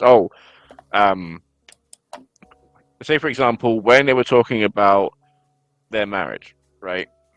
And he's like, oh, she's like, oh, I've never had to worry about him. And he's like, oh, I've never had to worry about her. Right? All the while beating up that guy in the prison, right? I don't want that to be that. Do you know what I mean? Like, they said that, and then now that's what we got to take as a given, and then that's like, oh, no, it's fine, guys. We're seeing this, but they've already told us they're fine, they're inseparable, and it's great. Like, what I want that to be is, we've said that, now watch it all fall apart. I agree. Yeah, like, you're 100% right with that, because like, if they are working together, what's the story there? That they just live happily ever after again? We've seen that. They were very happy together in, you know, the season 1 and season 3 of like the original show. We've seen them working together. Now I want to see what greed can do to a couple. You know, like what a story about what is more important to Wilson, love or power? And I think that's something that he's going to struggle with. I think that's a question he doesn't know the answer to, quite yet, and he's going to have to figure out very, very soon, because that's fascinating to me, especially with Daredevil coming back in. There is a glimmer of I don't want to say addiction, but there's a glimmer of he kind of loves it. Like, I thought, like, Wilson's or like Vincent's acting in that scene I thought was so good, because there's so much acting in the eyes and just like in the facial expression of like he's back, and at first you're like, oh, he's pissed, but it's like, but is he? He seems a little happy. He seems like yeah. I think he's actually happy he's back. It's almost like him hearing that he didn't even need the conversation with the Punisher. He's like, yeah, I'm good. Let's go. It's very like, this is very silly, but it's very like Phineas and Ferb. Like, it felt very like Agent P, Dr. Doof, where it's like they're enemies, but like they kind of love beating each other up, kind of thing. It's just like 100%. Yeah. It's as well like, I wonder if it is about just money, right? Obviously, he's charging the guy like a cool 2.8 mil for everything, right? But is it solely about money? Because when he was talking about a mission. I mean, his mission for helping the city, you know, which I think he does take very seriously, while also looking out for his own gains, of course. But I think that's obviously the other side of the coin from Daredevil, is that they're both on this holier-than-thou mission where they see what they're doing bigger than themselves. You know. Sure. I do gotta say, I liked this episode enough. I think this may have been my least favorite episode of the season for me. Wow. And I don't think it's a bad episode. Like, I didn't accidentally being like, this was trash, but I think a lot of the things have just kind of been building for me. Like, I think it's been a lot of these little stuff that I've been feeling throughout the season, where I feel like this episode kind of like boiled to the top of like, we're starting to see a little bit of the seams here. This to me felt the most like cut up footage for me. Like, it felt like a lot of the. Okay, here's what I think has happened. This episode very much relied on building up a lot of the original story stuff. So you have the stuff with Heather and like where that story is going, and you have the stuff with his like PI friend. Cherry, yeah. You have like a lot of those stuff, and I feel like their dynamics were supposed to have been building up throughout the season. But what I think has happened is a lot of that stuff was cut and being replaced with the new stuff that they replaced it with. So the stuff with Cherry, I didn't feel a great connection with. The whole Heather, like, I love you, Matt scene, I don't think hits as hard for me because I don't know Heather yet. Like, they haven't made me care about that character enough, unfortunately. I like her, right? And I have even to that argument, like, I have like a devil's advocate that we could talk about to a second, because that's just how my brain works. But like, it's just like a lot of like, I want to love it more. You know what I mean? Like, I just feel like there's a lot of little stuff that's just holding it back for me from loving this show, from this being a fantastic show. And I don't think it's their fault, right? They were in an impossible situation. They made a show they didn't like, and they wanted to redo it. And I will forever respect that decision. I will. But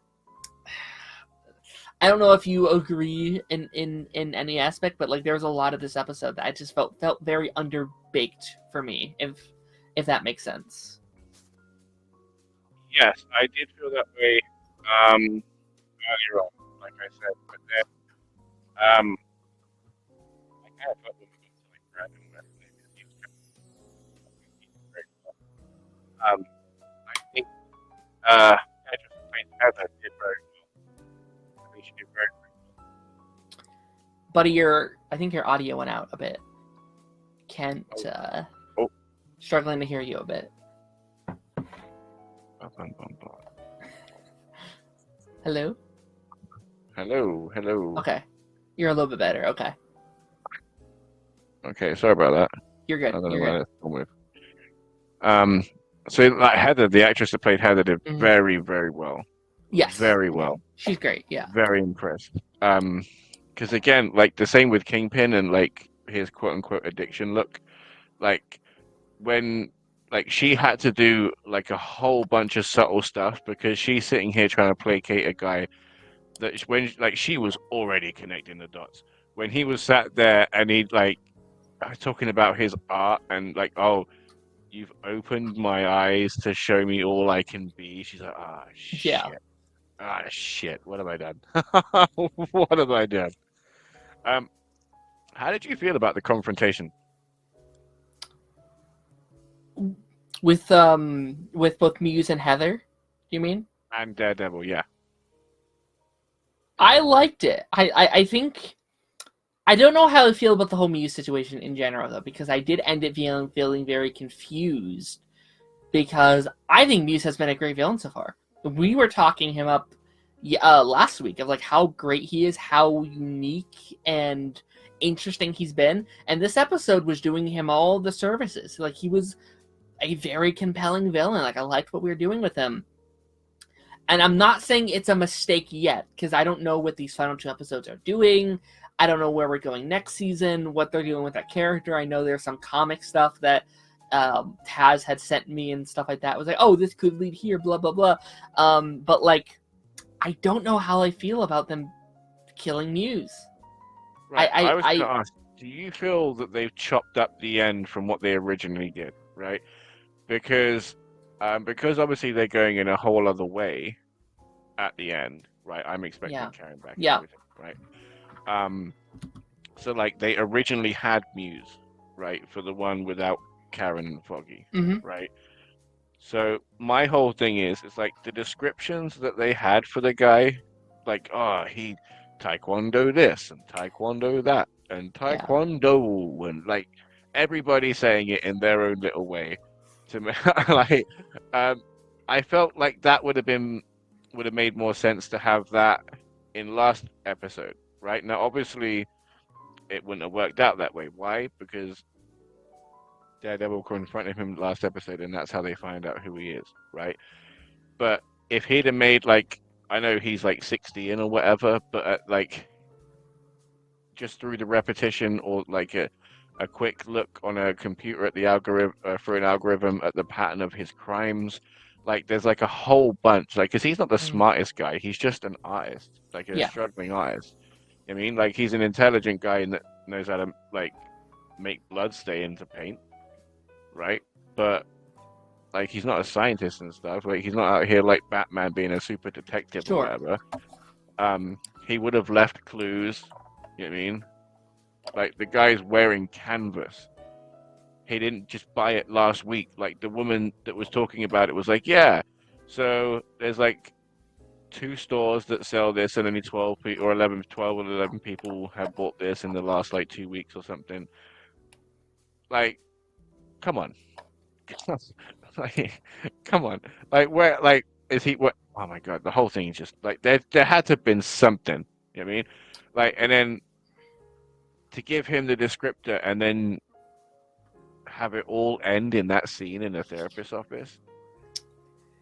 Like to have all of that like, build up and then it didn't feel like I didn't realize like he died until the end of the episode, because I was like, oh, they shot him and then they're gonna pick him up or whatever. And then when he's like holding up the mask at the end, I was like, wait, he's dead? Wait, what? What do you mean he's dead? Like, we had been talking on here for a week where like I was telling you, oh, he's back for season 2, it's whatever. And I was like, well, I guess that was wrong, unless they do some... next week. Yeah, are we doing like hand stuff where like we're bringing him back through or whatever? Like I know in the comics there are sometimes like multiple muses and stuff like that, and Taz sent me a theory that like I kind of wouldn't hate, but like I don't know if I want to talk about yet, just in case it does happen and stuff like that. It's like I would say legacy heroes could be a thing next season, right? Sure. Because obviously Tigers, sorry. Like his mantle passing on, Muse's mantle could pass on, you know, and then there could be like somebody trying to take Daredevil's billy clubs, and he's like, no, these are mine. So you know. Yeah, like I'm not going to call it a criticism yet, because like this is the conversation I want to pick back up after episode 9, where we can sit here and be like, okay, did they do this for this reason? Like, we could get into next week's episode and be like, oh, they did that to set up this thing and it worked perfectly out, and I understand why they did it now. But as of this point, I do find frustration of like, man, I wanted more of this guy. Oh, if Kingpin doesn't kill him, Adam could be the next Muse. Maybe. Because he's an artist, and his hands are what attracted Vanessa to him, right? So what if, like, his hands got him his Joker's worst day, and that's what turns him cray-cray? Sure. I feel like there has to be more to Adam as well, because I think you're right in that aspect of, like, if he's just kind of like a random guy that we never see, because he's still alive, right? Like, he put him back in the dungeon, right? So Yeah, he's back in there. Yeah, like, I would like to see some, like, I don't know about Muse, but like something could be cool of like exploring his character. What does he mean to Vanessa? You know, like what is the exact deal going on there? I think could be very fun to explore. I'm trying to think like what other aspect. Okay, the like one aspect of this episode I really did like is I did like the self-reflections that Matt is going on right now. I really, really like that stuff. There's a really, really good scene. Obviously, there's like the shower scene that we saw inside the trailers and stuff, and she sees the bruises on his back. You know, this was her first night, you know, being around Daredevil post him coming back into this world and stuff like that, right? All great, all good. But like, this is a question we were having of like, okay, how is their relationship going to be altered now that he stepped into that world? How is he going to get around hiding that from her? That wasn't a thing they've had in their relationship so far. And I like that they don't beat around the bush. She sees it instantly. She's a therapist. She's not dumb. She sees these signs, and like there's this whole thing of like, you have, like, I don't want to therapize you because you're not my patient, but I have to say it. There's things about you, man, that you need to work out. You need to talk about it. You have all this trauma. And I love the line of like, sometimes I feel like I'm living a fake life, that I'm just going through the motions, that this isn't real. And I think that's such a smart decision, because via the audience, it also doesn't feel real, right? Like, we are living a different Matt Murdock's life than the version we had in the original show. It is a new cast of characters, it's a different tone, it's a different thing, and like, we feel like it feels different. Like, fans of that original show is like, yeah, it does feel different. And Matt is feeling the exact same way. He's like, yeah, this is not my life. This is not the life I knew. And I think that's such an interesting way to depict trauma, right? Like, that's trauma's whole thing, right? Where it's like, you kind of just have to keep going, right? You have to pick up your pieces, pull up your pants, and be like, I have to keep going or I won't move forward. And I think that's what Matt does. His friends are gone, his allies are gone, he's at a new firm, and like, he has now found himself in a world that he no longer recognizes. And I think that's such an interesting place to put him. And going back to Daredevil is like the first piece of comfort he's had. It's the first piece of his old life he's been able to get back. And now that he's put that back on himself, it's like, oh, now I'm seeing things a bit differently. Now I can look back upon that stuff a bit differently and see, what am I missing? How am I feeling? Looking at that trauma a little bit, that I think is very, very interesting to me. Like, if it's a place that he no longer recognizes, like, I understand, like, just because something changes, it doesn't mean it's not yours anymore. But like, if he's moved on and like the city's moved on, like, again, I keep making the argument, like, he's really not the right guy. Do you know what I mean? Like, you keep making points, in my opinion, that just keep pushing him away more and more from being the right guy. Like, just because the city isn't something that he recognizes anymore, right? Him or Wilson, for that matter. They are, both big supporters of change, like big advocates of making it the way they want it to be and the way they see it. But who's to say that's any better? Do you mean? Like, surely the people that are in step with the city, in time and in beat with everything, that are in the lifeblood, right? Not on the outskirts and changing everything like that. You know what I mean? They would be the better people, in my opinion. I mean, I think that's like a part of it, though. Like, I think like he's finding comfort in that part of his life coming back. Like, I feel like Daredevil is like the only part of it he can control, right? Because like he can't get Foggy back, he can't get his old firm back, he can't get Karen is at a different part of her life. She's moved on in a sense, which will be interesting because I'm pretty sure she was back for the final two, but I could be completely wrong. So I'm wondering how that's going to go with like literally old parts of his life coming back is going to be interesting, right?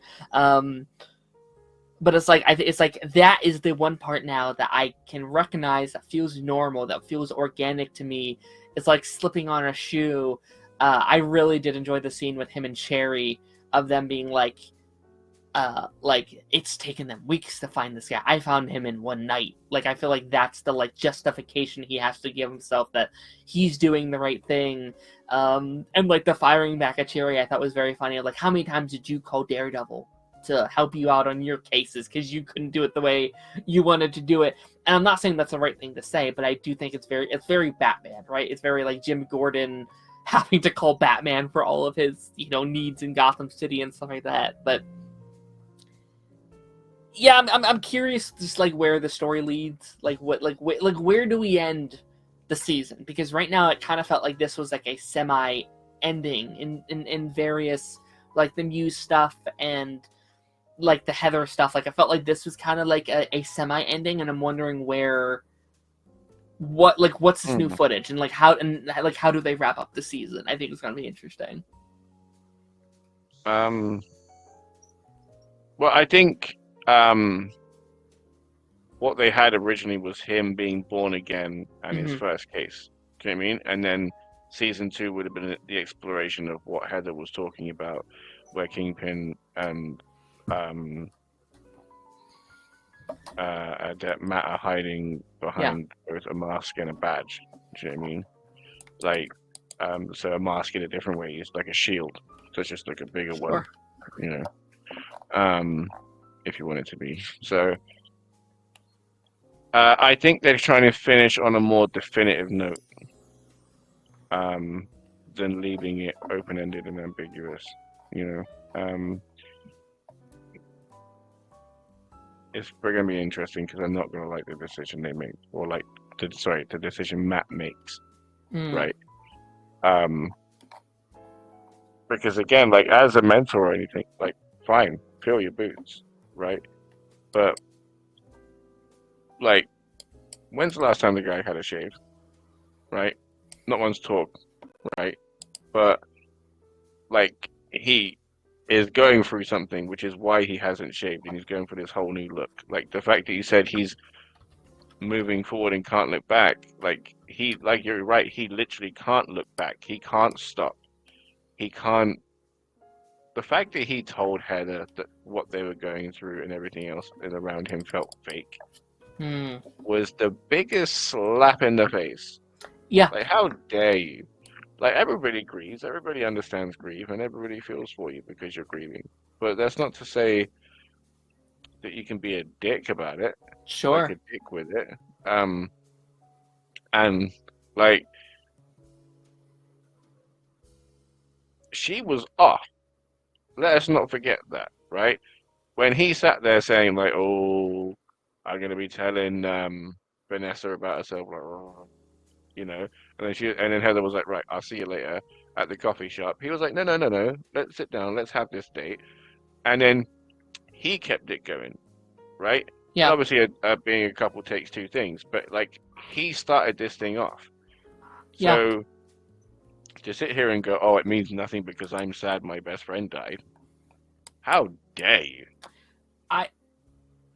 I think that's so real though. Like I don't think he was like, oh yes, I can't wait to break her heart and like do all this stuff. And I just think like that is such a honest and vulnerable thing to admit to the person that you're seeing, which also happens to be a therapist, right? Like I think there is a part of her that probably respects that level of vulnerability from him. And again, like I don't think it's a thing that he's been purposely doing, but I think he's just been living his life in autopilot. He's just been, yes, this is what people do my age. They date, they go out, and it's like it does feel like a very one-sided relationship, right? It's her being like, hey, I love you, doing all these things, and it's not that he doesn't like her, because I think he cares very deeply for her, but I think he just had like a revelation this episode of like, where am I? Like what exactly am I doing? And I still had that fantastic scene like at the end of the episode, like when she's in the hospital, and he clearly cares for her still. I just think it's something that he needed to get off his chest. I think it's just something that he kind of found out he had to smother her with a pillow. It can't get out. Yeah. That was a very interesting. It's like I think Daredevil said my name. I was like, oh, all right, that's interesting. See, the other thing is like she has to find out because he got cut on the leg. She's like, oh yeah, I remember it was hazy, but I remember getting Daredevil getting flesh on the leg. That's like the same spot, dude. Like, come on.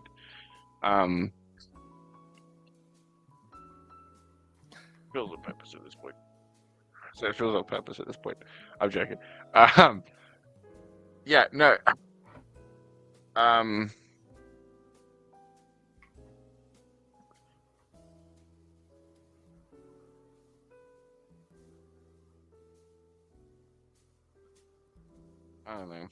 don't know. Heather. Do you think she's gonna find out by the end of the season? I would prefer if they waited. I would prefer if they let the relationship sit more, especially with this originally supposed to be like one long season, right? Like season 2 is just like seemingly an extension of season 1. I would like them to wait. See, but you have a good point about the leg. Yeah.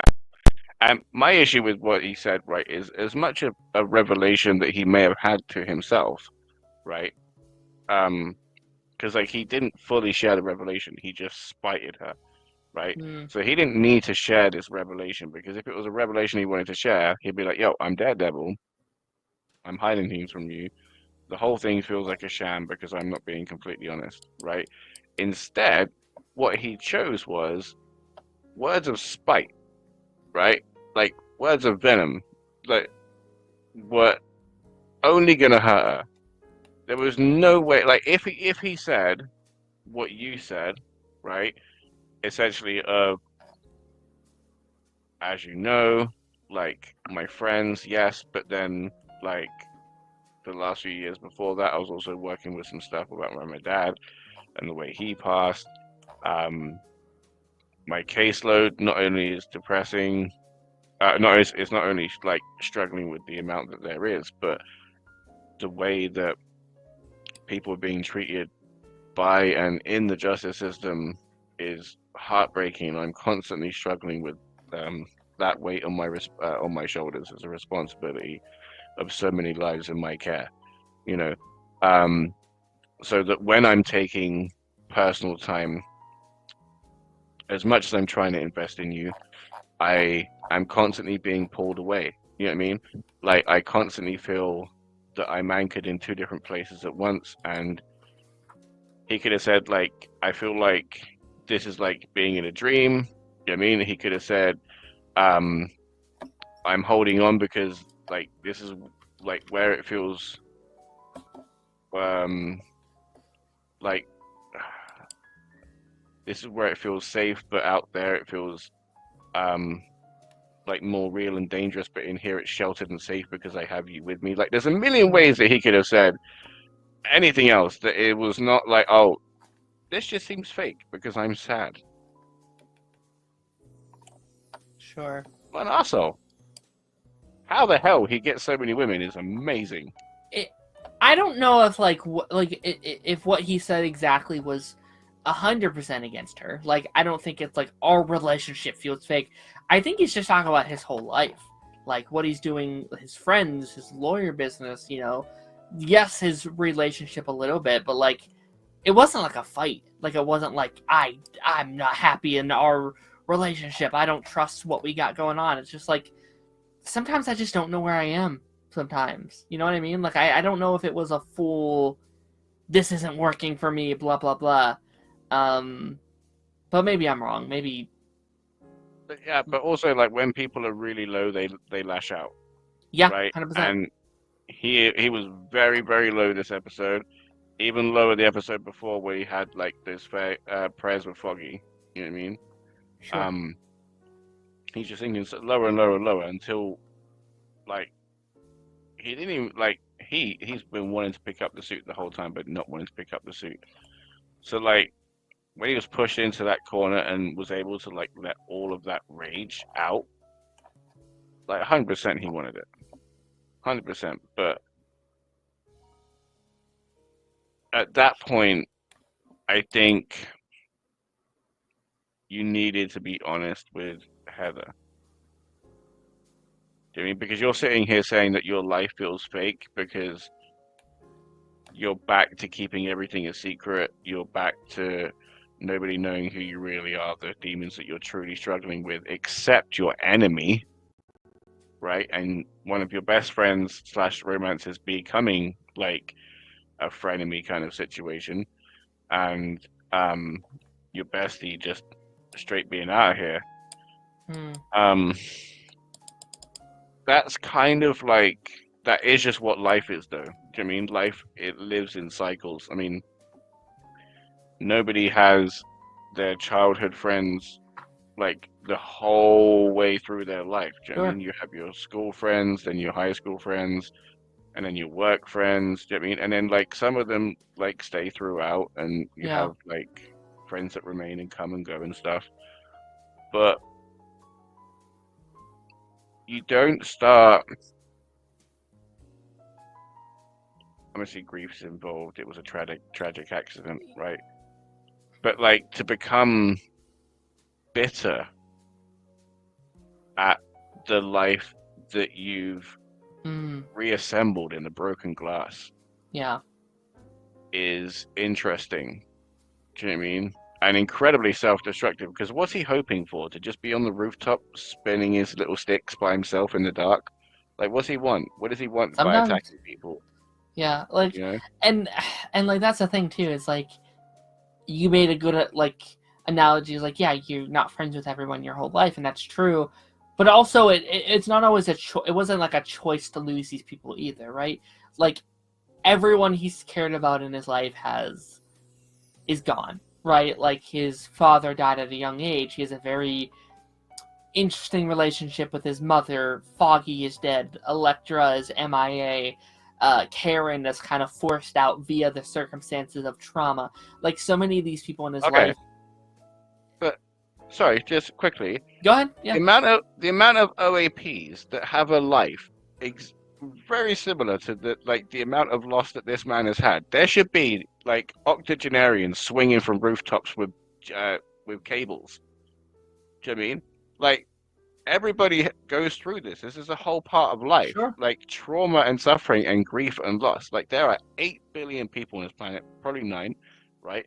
And that's only from people that get censored. So it's actually close to like 11 or 12 or something like that, right?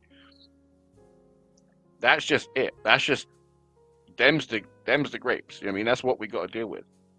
And to then again that's how you know that that's how you know it's vindictive, right? Because if the resentment was solely at his life, he would have done things self-destructively in a different way. But instead, he was so angry at like his life that he attacked the people in it in a personal way, so that they would be pushed away. I guess it's just maybe we're just viewing the scene differently then, because like I didn't see it as attack personally. I just saw it as him confessing how he feels, like him being able to be vulnerable with her, because she didn't feel offended. I didn't think, like she was just like, okay, I can see where that goes, and then like by the end of the episode, like they're together, they're like, he's comforting her, like I think they're still in a relationship. I think they're still happy together. He's just confessing how he needs, how like just like how he's addressing the relationship, and it's tough. I don't know. Like I get what you're saying. Like that is an asshole thing to say. Yeah, she was absolutely hurt, and I'm not saying like, oh, it's a deal breaker, right? But if you look at that and like accumulatively with the other conversations with his relationships, like the way he's talking to Cherry, you know what I mean? Like Cherry is your support network here, right? As much as you don't like it, he's basically your new Foggy, right? He's your guy in the chair, right? And you're lucky that you have him, right? Because he could be off in Florida just flipping burgers on a grill. Like this man has earned his retirement, but here he is, day in, day out, helping you slough through like criminal cases and everything else. And all he was doing was looking out for you and just saying, dude, you hung up the suit for a reason. You're going through some shit. Let the police handle it. If you know something, go tell them to take care of it. You know what I mean? That's literally what they could have done, you know? Chose to go a different way. You know? And again, like, Heather would have probably been dead if he didn't burst through the window, but it was written that way. Sure. You know what I mean? Because if he wasn't sitting on the information and that they were working together, he would have been found sooner. So that wouldn't have been the case. It's crazy. The whole show is crazy. I absolutely love it. It's not even any criticism. It's just like we're breaking down the character stuff. Yeah. Yeah. Yeah. It's like because it's that good that we can have these conversations. Sure. You know what I mean? Sure. Like we've said in like every episode, like no one's claiming Matt Murdock to be like a morally fantastic person. Like he's a hero. He does what's right in his perspective. But like, could he do some things better sometimes? Sure, probably. Even if we disagree on like the level of that, if you will. But yeah, like right. Look at the way Kingpin described it. He broke men, he broke bones, he broke spirits, all because of his righteousness. Sure, but that's also from his like.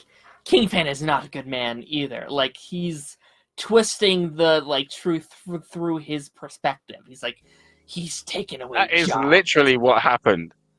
Like that part he put like a poetic spin on, right? But the whole like he broke men, he broke spirits, like he broke bones, he broke spirits, he for his righteousness. All of that was incredibly on point. Yes, but like those people were murderers and rapists and like terrible. All people. Of them. Not all of them. They were employed by him. So wait.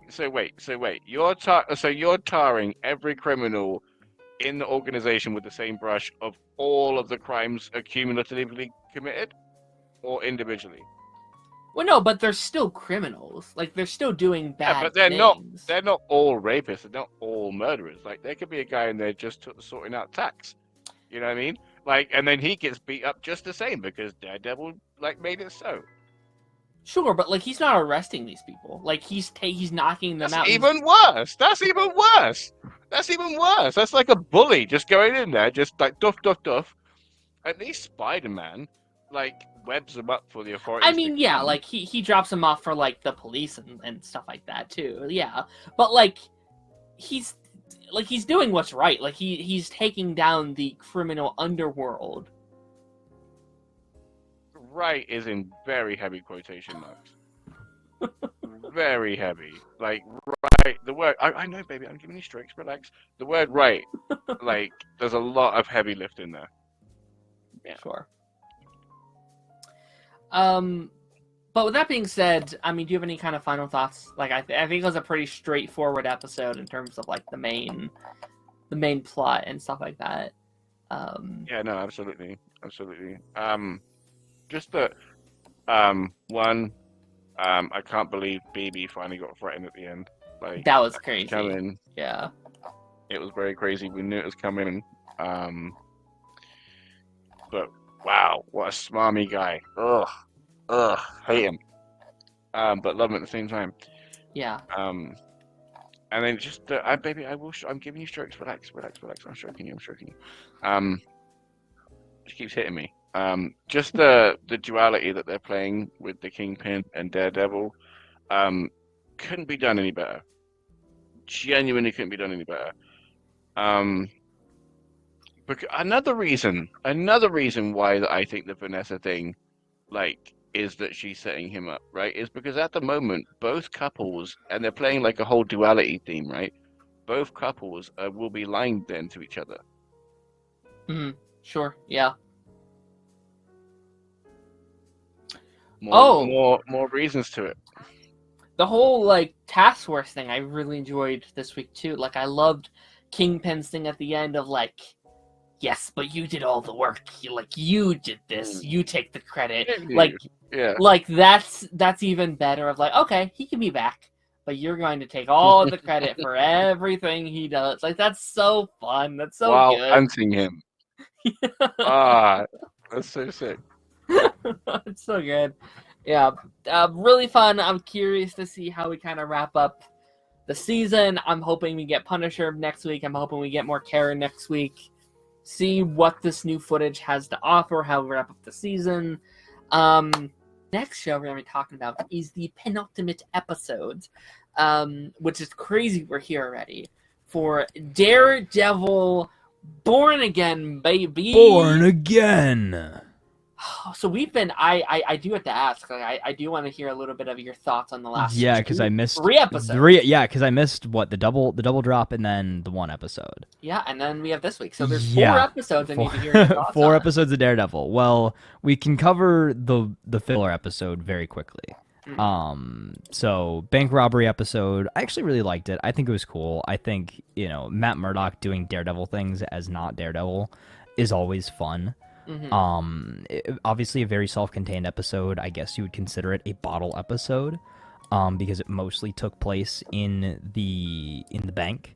Obviously we've got the MCU connections with Kamala Khan's dad and everything like that. Another Marvel project that I still haven't seen is Miss Marvel, but I kind of knew that was going to be a thing, and that just kind of propelled us into the next couple of episodes there, where we really quickly, just like really quickly, touching on the Miss Marvel thing. Do you think she appears next week? Because they said unless they were talking about the Funko Pop, they said a character will be mentioned and then they will show up. But then people were like, "Oh, but they were talking about the like Funko Pop." And I was I doubt that'd be so trickery if that's I doubt it. I doubt it. I mean, it was probably in reference to the Funko Pop. Oh, that sucks. I guess. I don't know. But like, I don't. Where even? Well, no, because they explained that she was like, off with her friends or something, like on the West Coast. Yeah. So that's like a West Coast Avengers, Young Avengers kind of reference.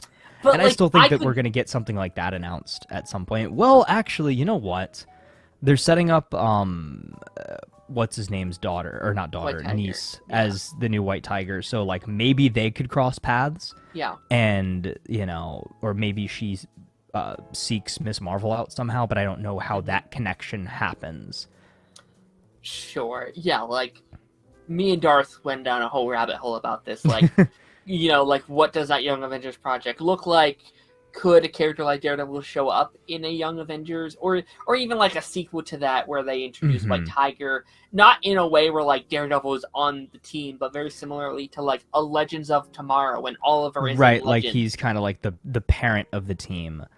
I would almost say like I'd be more like likely to see like Vision or somebody. I think Vision. I think Vision would be my pick as like the the surrogate like leader or father either figure Vision of or the group. Hawkeye. I think Hawkeye would also make a lot of sense. Yeah, you're right.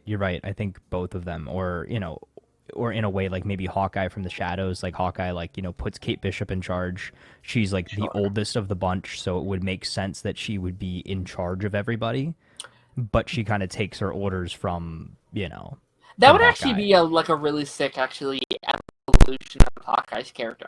We can't be getting down this rabbit hole here, but like goes from the most disrespected Avenger to the like now a leader of a team. Sure, yeah, but like also that feels like a perfect balance to his like retirement, right? Yeah, where it's you're like, right. He's not out there fighting bad guys every day, risking his life, but he's training these kids up for they can do it themselves. So that feels like a good evolution. He's shield trained. He has the next generation. That would actually be sick as hell, I think. Yeah, I like that. I like that idea. I'm gonna go with that as well. Okay. All right. Episode 6. Episode 6. That was the Daredevil gets back in the suit, goes and fights Muse, saves New White Tiger. All of that, I thought that was great, and that was also the parallel fight, or I guess parallel Daredevil is back and the Kingpin is back at the same time. I loved that, and I think that carry on into the following episode where we got the big showdown and the big kind of Muse reveal and everything like that. I think that was also great. I mean, it's so weird, right? So like watching these episodes, I thought that they were really, really good. I really did. Like I enjoyed them in the moment. But then I go online and then I see people that didn't really like them quite as much. And then I start thinking about them and that sort of thing. And then I know we talked about it a little bit. I think that this show is so close to being great. It is on, again, Director Krennic, you are on the verge of greatness. Like, it is so close, yet everything feels so half-baked. Like, we just ran from thing to thing to thing. You've got Foggy's death. You've got Trial of the White Tiger. Then White Tiger dies. Then Matt is struggling with, does he want to be Daredevil? Does he not want to be Daredevil? He needs to now hide this side of himself from his girlfriend, who is very much so not stupid and knows stuff is going on. And wherein she's also, in cahoots kind of with Kingpin and Vanessa, because they've had her be their therapist, and now she is kind of a part of this life accidentally, and Matt still has to play stupid and make her and kind of gaslight her into thinking that she's crazy. And then we've got this whole episode where now she is the target for Muse, and the only reason why she's alive is because Daredevil saved her.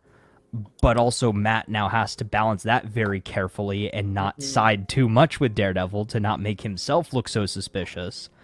And we've got everything also in the background with Kingpin trying to build up his rapport with the city as the mayor, and this anti-vigilante task force that kind of popped up out of nowhere. They haven't really done a lot other than just harass people and try to make, Matt Murdock's life kind of, miserable in a way. And then we get to kind of a big climax of everything.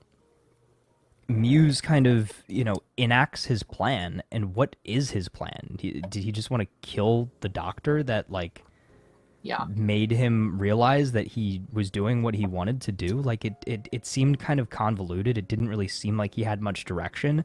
I thought the fight scene was great. I thought it was brutal. I thought, Matt shooting out the hook out of the Billy Club and yanking him back like Scorpion and Sub-Zero style was really cool. But then he just gets shot by the therapist, and that's it. And let me read this comment, and let's talk about this. Do you guys think Muse was wasted? In my opinion, that's why I don't go online, Taz, although I know it can't be helped sometimes. Me and Dara kind of went down this rabbit hole last week, and I had said at this moment, and they could change my mind. Like, we could see these next 2 episodes, we can come back next season, and I could be like, oh, I was wrong. This all made sense. It was one huge thing. Right now, I do think he was wasted. I was so disappointed ending that episode. I didn't believe he died. Like I just thought they shot him and then I don't know, they took him away or something. So yeah, like, I thought he was he's gonna holding up do the like thing, the I was like the horror movie thing of like they shot him, they thought he's dead, and then he gets away. Like Yeah, they I turn was around like- and his body's not there. I was like, oh, that's it.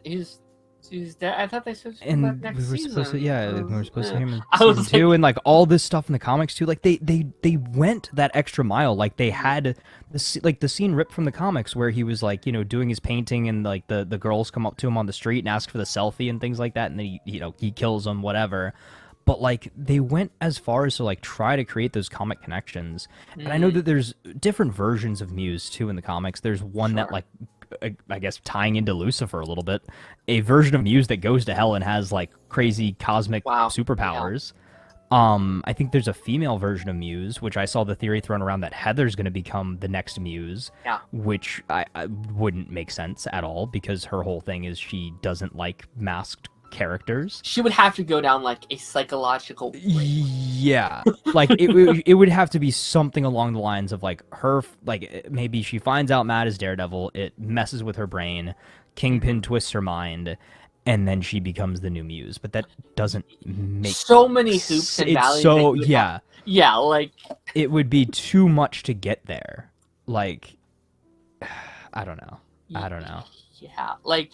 And this will kind of go into our episode. I'd rather have Cosmic Muse revived and get out of hell. Like that would. Yeah, I'd rather hand be like he's alive. Yeah, and like I don't know, bring back Elektra while you're at it. Maybe I don't know, just like do all the crazy stuff. But I think that would be.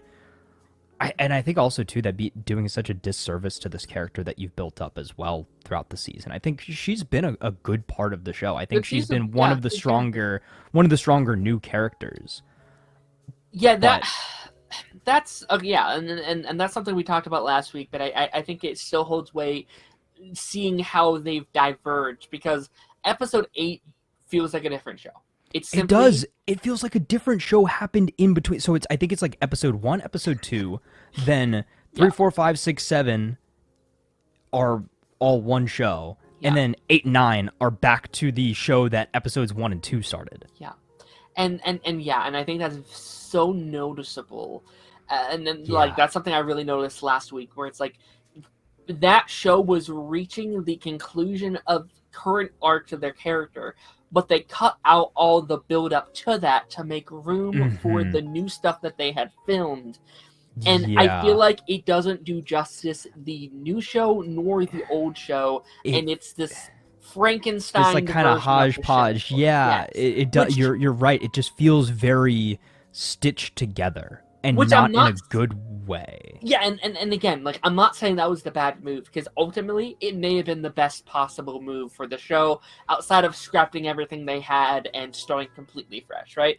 But then there's the whole thing of like, oh, these TV budgets are too high and it's a $300 million show and blah blah blah, right? So it's like, but we also have to talk about it, right? Like, I commend the show because it should be way worse, right? Like any other project doing this, we've seen the Marvels and Justice League and so many of these projects that are touched by studio interference that are just terrible, that just don't work. And I think this is one of them that is like, I still think this is a great show. Like, I would call this show really good. I still think it's one of the best. I still think it's one of, if not the best, Disney Plus Marvel shows out there. No, it's fantastic. Yeah. Which again is, in a way, it's high praise, but also in another way, it's not that tough to get that ranking because I do still think it falls under the same trap. And again, I know we talked about this a little bit. The same trap that all Marvel Disney Plus shows have fallen into is the super strong start, big steep valley drop off in the middle of the season, and then skyrockets and picks up steam in the last 1 to 3 episodes and gets you hyped for another season that may or may not happen. Now we know obviously we're going to get a season 2. They're filming season 2 right now. This was originally created as an 18 episode season 1. So oddly enough, it just feels like they're just splitting that 18 episode original arc into 2 seasons and expanding the length of these episodes as well. Like it was supposed to be 18 30-minute episodes, but now it's between 2 seasons, Mm-hmm. 17, 40 to 50-minute episodes. Right. And it sucks because, like, I actually, the stuff we saw from it, I liked the old stuff. I really enjoyed the, like, episodic nature, the more focused on, like, the, like, lawyer storylines and the stuff with the part. Like, that stuff is great. That stuff is fantastic. And, like, obviously they kept the good elements of what that original show was. And again, it sucks because I want to see, like, what that was. Like, I want to see what that narrative was week to week. Yeah. And again, I understand why they did it. I understand they had to. I understand all that. But it is a little bit frustrating to talk about. Of like, it could have been better. Like look out into the city. What do you see? A Starbucks? I think that guy's kind of funny too. I like it. Yeah, but I don't know, dude. Like, I want to love this show. I really do. I really, really, really want to love it. And looking back to seeing clips of, like, now that, let's just jump into this week's episode. We get the return of Bullseye, who's been absent since the beginning, which, again, like, they should have just picked one, right? Like, it's either a Bullseye season or a Muse season. Yeah. Don't do both. But then if we're getting what we think we're getting next season too, is we're maybe getting a ton of Bullseye and then Muse comes back. Which, like, why are we laying it out like this? Anyway, right, I would have loved to see, just imagine a season, backtracking again, sorry, but imagine a season where it's all about the Muse mystery. Like, so we still start the show how we did, you can start it with Bullseye killing Foggy, all that stuff. Bullseye goes to jail, and then we forget about him. Not forget about him, but, like, he's, sidelined for a while we deal with Muse. And the slow, gradual build of, like, New York finding out there's a serial killer, Daredevil having to put the suit back on because of this killer that the cops can't stop, that only a vigilante like him can do that.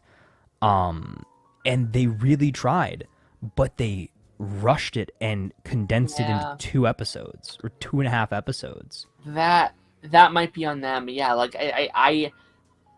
I might be like, okay, you are now in charge. You have to fix this season up, make it a better narrative, but stick to the same overall arcing story and see if you can't make it more neat. Straighten the lines a little bit. And then next season, guys, it's all yours. Do whatever the heck you want.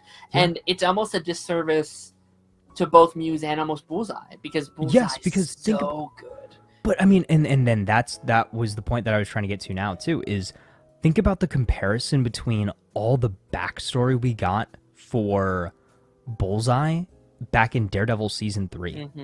Like, think about how deep they went into breaking down the psychology of this character, how much we learned about him, how much we, grew to kind of sympathize with how he turned out the way he did and why he turned out the way he did, and how, Kingpin manipulated him and pushed him to become the, crazed serial killer kind of that we see him today in this show. Wherein with Muse, on the flip side of that, we were told all of that in a 10-minute scene. Of, bad childhood, he killed his taekwondo teacher, he likes art, and he's making finger paintings with his victim's blood. Like, that's it. Like, there's no impact there. And that's why, as much as I would have liked to see more Muse, as much as I kind of hope we see another version of him or see him come back eventually, I'm content with the fact that they ended that story when they did, and now we're focusing on a good villain, right? Now I feel like we're finally back to the main plot of the show. And it's crazy too that just as much as Matt thought that hanging up the cowl would kind of prevent anything like what happened to Foggy from happening again, it was Matt Murdock who released Bullseye, basically, and caused everything that happened at the end of this episode and set all of that in motion, which I think is very, very ironic, but also I wouldn't have it any other way. I want to dive into the whole ending of the episode and what all that means. let me just shoot out an idea. Yeah. And I don't think this is the case, but I just kind of wanted to get it out of my brain head. Any chance this can't be true? No, because it's Doomsday next year, not Secret Wars. Okay, I was going to say any chance season 2 takes place after Secret Wars. Because I'm like, No. okay, maybe they could have used that. Maybe they, they bring back Muse via that. That's why he has a different costume next season. That's why we're doing A, B, C, and D, whatever. But I was like, no, that's Doomsday, and I'm probably before Doomsday even comes out. So that's out of the window. But no, I think you're right. It's I think exiting this season, I think Muse is going to be the number one thing. I was like, this season was good, but they dropped the ball with this, and they dropped the ball with this. Two versions of the show that are fighting against each other, right? They're both good shows. Yeah. You have the Muse show and you have the Bullseye show, and they don't mesh. Yeah, they just feel too starkly different. But again, once we got back to the bread and butter of the show with episode 8, I thought that this episode was very well done. But is it too little too late? Because how do we wrap all this up in a 45-minute episode next week? This felt like a prologue to me. It felt like the season was episodes 1 through 7. It's like, that's our season, folks. Muse was our big bad, I guess, right? And then episodes 8 and 9 was like, hey, but here's 2 little episodes to set up season 2. Yeah, here's our interlude, the epilogue. Oh God, did I just say interlude? I think that all those episodes were interlude episodes. The Muse arc was an interlude. Oh God. No, but it is very funny because I've been like, yeah, I'm liking this season, I'm liking all this stuff, but once we get to the Rose stuff, it's like, this is what I've kind of been. Have I turned into Matt Murdock? Have I just been in denial this whole season? Have I just been saying that it's good because I want it to be good, and not because it actually? I think. On a technical level, yes, it's a good show. Yes, it's shot well. Yes, it is one of the better looking Disney Plus shows. Yes, it is so well acted. I think the actors really save the show for me. But is it a good story? And I think that is really in question there. Again, it's not necessarily do we get to a good destination, but was our journey to get to that destination good? And yes, there were some good scenes. We had the big Punisher interaction, which is still the standout from those earlier episodes. The premiere episode of the season with the one take fight scene and Foggy's death, and Matt's realization of what happened and his struggle with should he be Daredevil or did he go too far. I think that those are all great points, and his defense of White Tiger, I thought that was great too, because it showed kind of how New York views vigilantes, how much of a delicate situation it is for Matt Murdock to defend vigilantes. We get to this point now too where he's almost disillusioned with the law and what he has been practicing all this time, because he's seen time and time again that the system has failed not just him, but his clients as well. And he thinks that the only way to fight back against that system is then to put the mask back on. But then you see the flip side of that too, where yes, you have somebody like Kingpin who says the same thing. Vigilantes are going outside the law, that sort of thing. But he doesn't try to make things better. He only makes things worse by creating his anti-vigilante task force, ruling with a, no pun intended, an iron fist, doing his Kingpin thing. But I don't know. Again, it had all the elements of a great show. It didn't quite hit as much as I thought it was going to.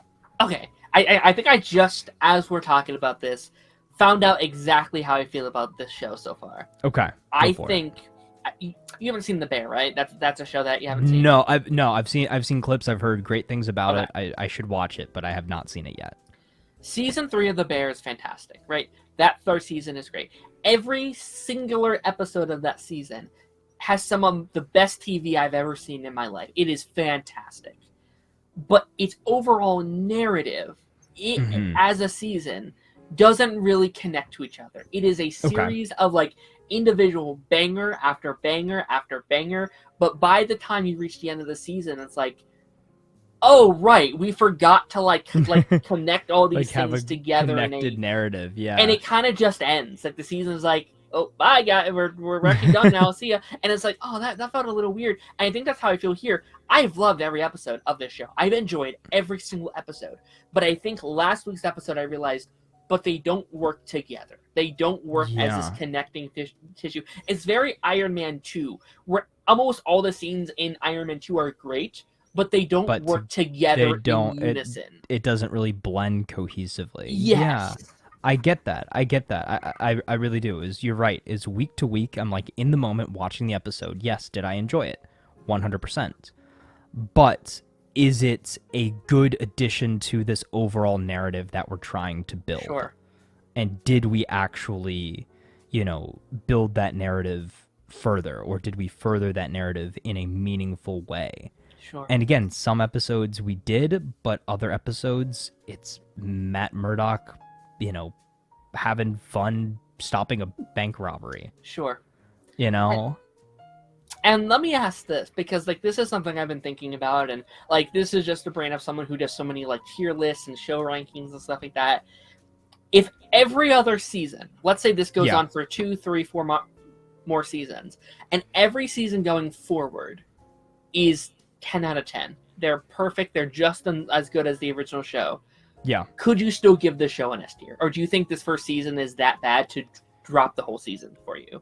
Or to drop the whole series? Well... Yeah, like the whole series, yeah. So, I guess considering Daredevil and Born Again is 2 separate shows, correct? Yes. Okay. Yes. So like, would you put it on the same level as the original show if every other season from this... You don't think so? No. Okay. I don't think so. I don't think I could. Yeah. I don't think I could. I think maybe they could redeem themselves and get back up to an A tier. Mm-hmm. But I think right now, if I had to rank Daredevil Born Again Season 1 as its own show, I think solid B. Wow. Okay. Maybe a high C if I'm being very critical. Yeah. But again, thinking that this is a continuation of an S tier pinnacle, probably the most perfect Marvel series that we've ever had with Daredevil. And again, not that it isn't without flaws, but I think as an overall narrative, I think the first 3 seasons of Daredevil are the best MCU story told. I agree with that. And then to come to this, I'd say just Marvel. It's just the Marvel or superhero content in general. Yeah, it's perfect. Yeah, and like I agree. Like to me, like this is like if like that Daredevil shows an A, or I'm sorry, if that original shows an S, it's like a low A, high B kind of thing for me. Mm-hmm. But it's like and I think again, I could understand the argument that somebody would make that this is a C tier. Like I really could. I get it. Yeah, I really could understand that argument. And that's why I'm so excited for season 2, because it's all theirs. They have full control. There's no doubt in my mind that they will redeem themselves, especially what we saw this episode, which I feel like we do need to start actually talking, like the episode itself. I thought this episode was incredible. Like right off the bat, like we were saying, it's like, oh, this is something separate. This is something different. They put their gloves on and they were like, okay, this is what we can actually do with Daredevil. And again, I like these episodes, but like this was the episode I was like, oh. Yeah, I was like, I can't believe we've waited 8 episodes to get here, but we're finally here. Mm-hmm. Yeah, no.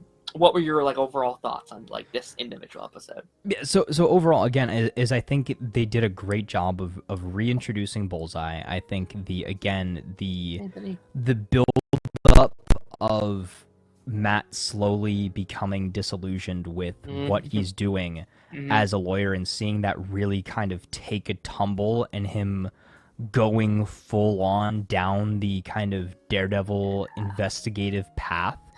And he was very combative with everybody in this episode too. Like you could tell he was on edge. Like he was on edge with Heather, like at the beginning. Like he was like, when she was like, yeah, I saved myself, and he was like, the heck you mean you saved yourself, dude? Like Daredevil was there. Like you'd be dead if he wasn't there. She's like, nah, I'm good.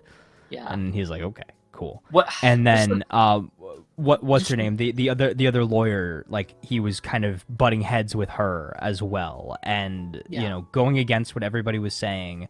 When he went back and kind of retraced his steps back to where everything started at the bar from the first episode and everything like that. Even the cop, when Sherry came in there, like I think he's an interesting spot too. Sherry's best scene.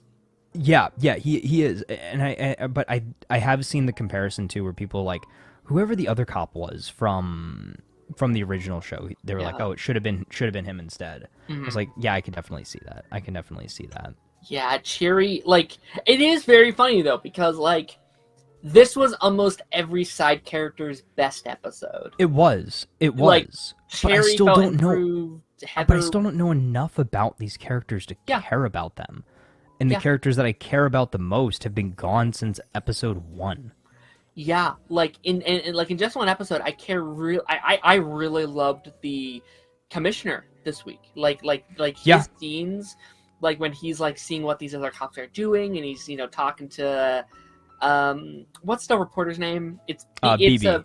BB was also fantastic. Yeah, I thought she was great in this episode. Like, okay, fantastic. Finally she's actually doing some real like investigative journalism. Like, cool, chills down my spine when she's like, "Yeah, I know." What right, and it's like I know what he did. Yeah, I know this got my uncle killed, dude. Like. Trust that me, already made her such an interesting character. It's like, she went undercover. She's went into the lion's den. I feel bad for my man Daniel. He's being played.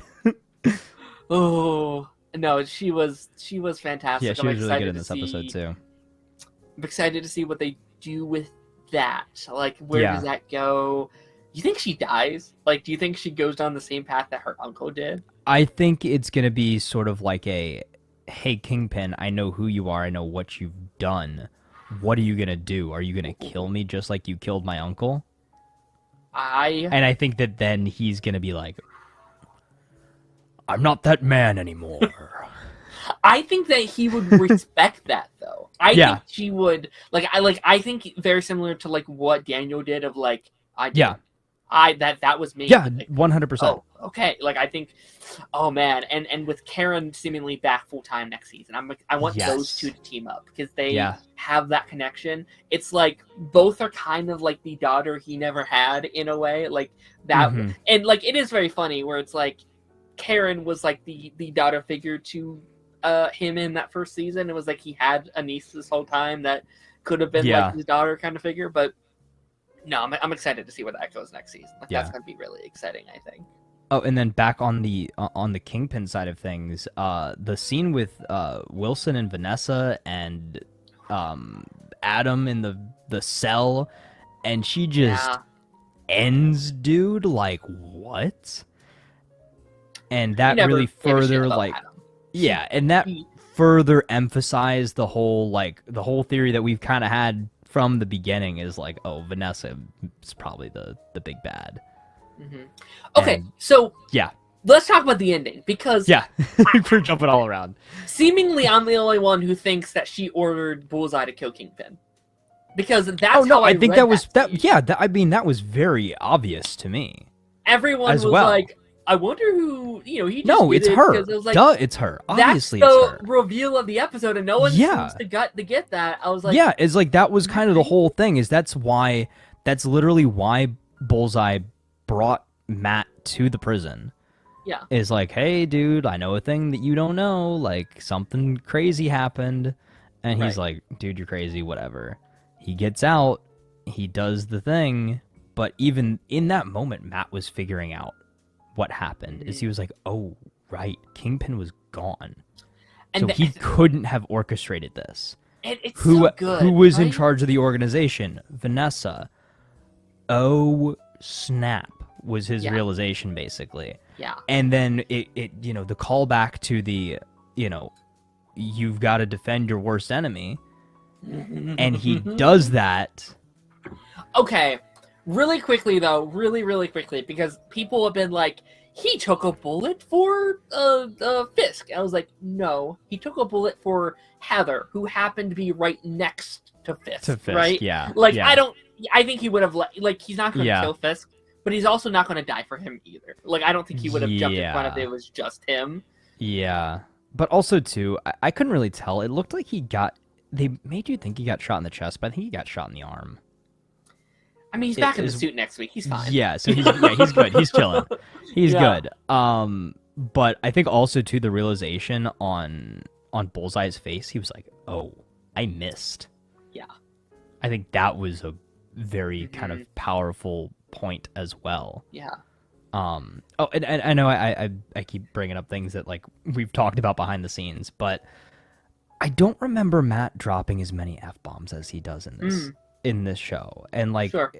I think it's kind of funny. Like I've seen like the memes and the clips and stuff of people using that scene from the prison where he like smacks his that's such a good smacks scene. Bullseye into the table Yeah. and he's like, "Oh, this guy's crazy. He just started hitting his head," and he's That's like, so good. Yeah. "Thank you, counselor. F you, man." Like, but I don't remember Matt being that like animated, I guess is the best way to put it. Like it feels like Disney humor in a way. Like I know like F-bombs are not Disney humor, but it's like, but you know what I mean, is like, okay, we're on Disney Plus now, we can do like some sillier things, and like, oh, we're allowed, Do you we're think rated it's R show, improving we that can they have can now? Is that right, it? it's like, oh, we can have Daredevil drop an F-bomb and do all this stuff. Like I don't again, I don't have a problem with it, but it's just like another tally in the negative column for me. Sure. I mean, I have no issue personally. Like, do you think it's just because he's at a very different place in his life now? Like, I think you can look at it from that perspective. Is like he's kind of just hit, like you said, he just hit screw it and just is doing whatever right now, just because he's in such a damaged state. I will say, hold on, let me cook here really quickly. First time in the show, he's not in church, right? Like he's yeah. Well, not... we talked about it at the beginning of the season where he like stood outside, he listened to it, but he didn't feel worthy of going inside the building. So maybe this is him being like, I'm also not worthy of my beliefs, or like what I like what my line. This is me giving them so much props. Like this is me like doing the light work for them. You're right. Like... But it's most likely just in the script writing. They're like, oh, we're allowed to drop F-bombs now, so we're gonna do it. Right. Not that they couldn't on Netflix, but again, it seemed like they did, but I don't know if Matt said it though. If that makes sense. Maybe once. I think he maybe dropped it like one time. But you're right. It's like. He's said it multiple times now, and again, it's just kind of like we can do this thing, so we're going to. Like he's seemed, for as many times as he's been in character, I can point out just as many instances where he feels so out of character. Sure. As well, like in a lot of ways. And that's the new stuff, I assume. Like that's all new writing. Yeah. And in a lot of ways too, it's odd. I saw some She-Hulk clips pop up, and I'm like, even this version of Matt Murdock almost feels more like he was great in She-Hulk. I don't care. Like he was fantastic. Yeah, he was. Like he was like, I mean, again, he was a little goofy, but he was like, it still felt like Matt Murdock. Yeah. But I think maybe that's the point too. Is that's the whole point of the born again name. Is he has lost himself. He has lost what it means to be Matt Murdock and lost what it means to be Daredevil. And by the end of the season, he is going to be reborn. Sure. Oh my God! Like. Shout out to that name. It was that name even before all this new stuff. But like, I think it's one of the best titles I've ever seen for a show. I do too. Like I've never seen a show fit its narrative so well in my life. It's so perfect for what the season has kind of stood for. I want to go back to the Vanessa stuff a little bit because I love that scene so much, and I think that's going to be one of the strongest points of the season, that she's kind of been narrating this whole thing the whole time, and would have been cool to get a little bit more of her this season, but like it all kind of just clicks into place once you kind of get there. Like I love she's been orchestrating everything from behind the scenes the entire time. It, and like I love in that moment, like she kind of regrets what she's done. Right, like she kind of starts the nights. Obviously, like she starts like the front of the episode, she goes down there and kills Adam, right? And I think at that moment I think that's the moment she fell back in love with this, because she fell in love with that dictator, the man that will do anything to get what he wants, and she's, to her knowledge, he's been trying to be a good man for her, right? He's running for mayor, he's cleaning himself up. She didn't love that man. And I think maybe. Right, you're right. Is I think that maybe she's realized like he's gone too far in the other direction. We're trying to pull him back down to the dark side, and I wonder where that leaves us at the end of the season. Right. So does Kingpin have to send Vanessa away? Does he kill her? Do they end up on opposing sides of crime? Or does Kingpin double down on the good face of New York and throw her under the bus as like this criminal mastermind, and kind of use it as I've come out from under my wife's thumb, and I'm back in better than ever. Well, that's where I think Foggy comes in, because we end that original series with Matt having leverage over Fisk. Right? Yeah. With him being like, if you ever cross that line again, I will take her down as far as I can. And I think in that moment, she's like, okay, I'm going to get some leverage of my own. Yeah. I am going to take his best friend. I'm going to put him in a basement somewhere. And if he plays that card, I have a card to play with him. I'll kill him so fast, Matt. Yeah. I will do it. And I think that's going to be the reveal. It's either Vanessa coming in and being like, Matt being like, I'm going to take you down. I'm going to take you both down. I'm going to send you both to jail. And it'd be like, Or maybe you should think about that for a second. Or I think it could be a Fisk and Vanessa. Like, I think they're going to have a conversation of like, I'm sorry, I put this hit on you. I fell out of love with you. And I think he will respect her being honest about that. I think he might even love that. Like, that's the woman I love kind of thing. But you have to tell me everything that you've been hiding from me. And that's the only way we can move forward. And be like, okay, come with me, husband. And they go down a flight of stairs onto a basement somewhere. And that'd be such a fun parallel to the whole Kingpin, because they've both been keeping people, both been keeping secrets locked away from each other. And it's all coming to the surface. They're like, they're on the same playing field now. Like, I think either way, we find out Foggy's a woman this week. Mr. Nelson, it's great to see you again. Mr. Murdoch will be so pleased. Oh man, the reports of your death have been greatly exaggerated. Do we know if his mom died in the show? He's only talked about her one time in the whole show so far. We know nothing. Yeah. Just they don't seem to be on speaking terms, which is interesting, because they ended the show being like, let's give this a shot. Let's try to get to know each other better. So there's definitely something that happened in between series that we don't know about. But I understand not wanting to, like, I understand she's not the cast member you would want to maybe bring back immediately, right? Like, save her. But I do wonder, maybe season 2, season 3, something along the lines of that, especially if we kind of re-explore Matt's, I guess, the spiritual side of things. Right? Yeah.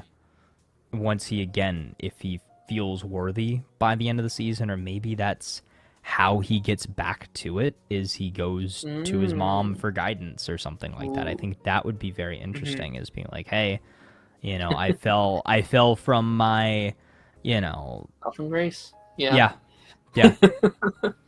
pretty much. Interesting. Yeah, I loved the lighting shots this week as well. Like, it was very Daredevil 2015. Yeah. I love whenever like anytime Bullseye's on screen, you have the like cinema shots of like blue, it like light shines, Yeah. like blue shines on it. I don't know about you, that opening shot of the episode, I thought it was gonna be Eddie Thawne, Cobalt Blue, with those bright blue flowers. I was like, Yeah. Dawn? It was crazy. I mean, people did think for a while, what's the actor's name? Wilson Bethel, right? He could play a version of the Reverse Flash. He did good. Yeah. Also, shout out to him. Like, you know, Yeah, we were he's talking great. about fantastic. This Phenomenal. Holy shit. Yeah. Him killing someone with his tooth is crazy. And then that exit shot or whatever. Like, fantastic. And again, I'm not going to go into spoilers, but just like the season 2 stuff that we are in for as far as Daredevil and Bullseye and everything in between seems so fun. I'm very excited for that. Agreed. You have any final thoughts that we haven't touched on yet, that we haven't gone into? I just hope that this finale is an actual finale and it's not a mid-season finale. Yeah, because is it Daredevil and Punisher versus Bullseye? Is that it? I think the crux of the episode is going to be Daredevil and Punisher versus Bullseye / the Anti-Vigilante Task Force. Because I don't think we've seen anything about them coming back next season. Who? I think it's Punisher? No, the Anti-Vigilante Task Force. I think, at least as far as I know, like maybe it's basically like a race to see who stops Bullseye first, right? So if Daredevil can stop Bullseye, Daredevil and Punisher can stop Bullseye, then they prove to Fisk and the city of New York that maybe vigilantes aren't such a bad thing. But obviously the Anti-Vigilante Task Force wants to do it because they want to prove that they're better, they're more efficient, they're what the city needs. So I wonder if they set up the special next week as well. Like if they... Right. Is that special supposed to take place after Born Again Season 2? I think it's Season 2. I think from what I heard... Or does it take place in between? I mean, I don't know when it takes place, but I think they're doing...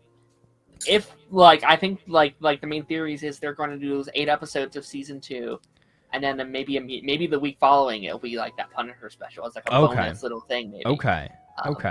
But we've barely touched on the tattoo storyline with Punisher. I'm wondering if they're saving that whole thing for him. The like cops admiring Frank, and that's such a good like little storyline they could do. That's not like a whole season arc, but like a little after school special of like, hey, don't admire me, you know? Yeah, well, and also too, I think the funniest thing is that these guys are they're anti-vigilante, but their whole inspiration is a vigilante. So like, we got a problem, dude. Oh, I can make some real world parallels, but I'm not going there. That's a rabbit hole for another night. Do you think we get any cameos, any setups, any kind of thing like that? I hope not, honestly. I really want them to keep it as self-contained as Doomsday possible. Shows up and it's like, oh crap. I think if anything, maybe we get a tease for like again a Muse resurrection or a new Muse or something like that. I think we'll get some teasers for next season. But again, I hope and I want this to feel like a definitive end to the season, and again, not like it's just the middle part of the season, which again I think it could very well fall into that trap of feeling like a mid-season finale, especially based off of what we know about season 2, what we knew about the show going into season 1, and how seasons 1 and 2 were then split into seasons 1 and 2.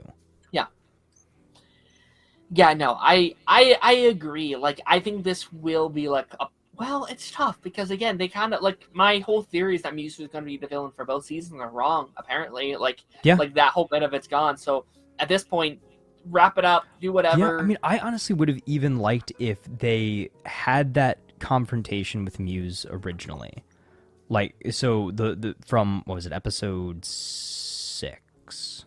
Yeah, so the confrontation from episode 6, or even bring it into episode 7, but just let him get away.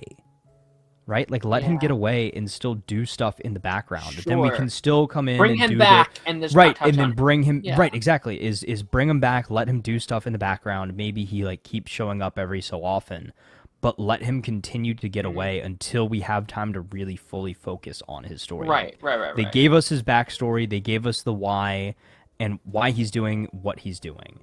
And then let that play out again in the background of the show for a while, and then bring it back to the forefront. It's interesting also because like everyone's mentioning like, oh, Punisher's back next week. He is. Also, we should be getting Karen as well, because I know Karen was at least in 2 episodes. Yeah. So we should be getting, which makes sense with Frank. Like, I wonder if Karen and Frank will share some screen time together. That could be kind of cool. I hope so. It'll be fun. They're always both great to have on screen together. Agreed. Going to nip it in the bud now before we go down another rabbit hole. Daredevil again, season finale. The final episode until March of next year, because they've already said the next season will be next March, which isn't that sick? Like, we can have a whole year from now, just 1 year wait, no year and a half, no 2 years, and they had said, I don't know if you saw this, they said that they want to put one out every year. They said that I did see that. They have no no signs of stopping. They said they have many more stories to tell. That's exciting to me. Very similar to what they said about Dexter Resurrection, is that they have multiple seasons planned, which is very exciting as well. Right. But so my issue with sorry. Go ahead. Just my issue with that, right, is before we get into everything, is I could fully feel that this was half of the season. That's exactly what I was about to say. Exactly what I was about to say. Is it severely suffered from this season finale, felt like a mid-season finale syndrome. To me, it felt like an epilogue. Like, it felt like the season kind of ended episode 7. They're like, this is what we had made of the stuff. That's it, I guess. And then they're like, oh, but look at this new stuff we have, which is great new stuff. Fantastic final 2 episodes. To me, the season felt like 3 episodes. Episode 1, Episode 7, Episode 8. And those were the episodes made by the new crew. Those were the creatives behind, The Punisher, that they brought in to help fix the show after they decided to scrap the 18-episode idea. And then episodes 2 through 6 were those products of the original version of the show, which is very much so felt. And then kind of trying to mash them both together, and you kind of have this really, really strong start with episode 1, and then this not necessarily dip in quality, but deviation of storyline for that big middle chunk of the season. And then you try to tie it back to where everything began in episode 7, but it feels like too little too late. Yeah. You know, it just like, we don't have enough time to be like, oh, okay, there's some conspiracy behind Foggy's death. Let's kind of investigate this a little bit further. Okay, we'll bring Punisher back to the mix. We'll bring Karen back to the mix. Okay, now it's finally starting to feel like classic Daredevil again. And, Vanessa's the one that hired Bullseye to kill Foggy, and all of these other, like, great elements from these last couple of episodes. But again, it's too little too late. Nothing gets enough time to actually fully develop. Very similar to a lot of the storylines earlier in the season. White Tiger was in all of 2 episodes.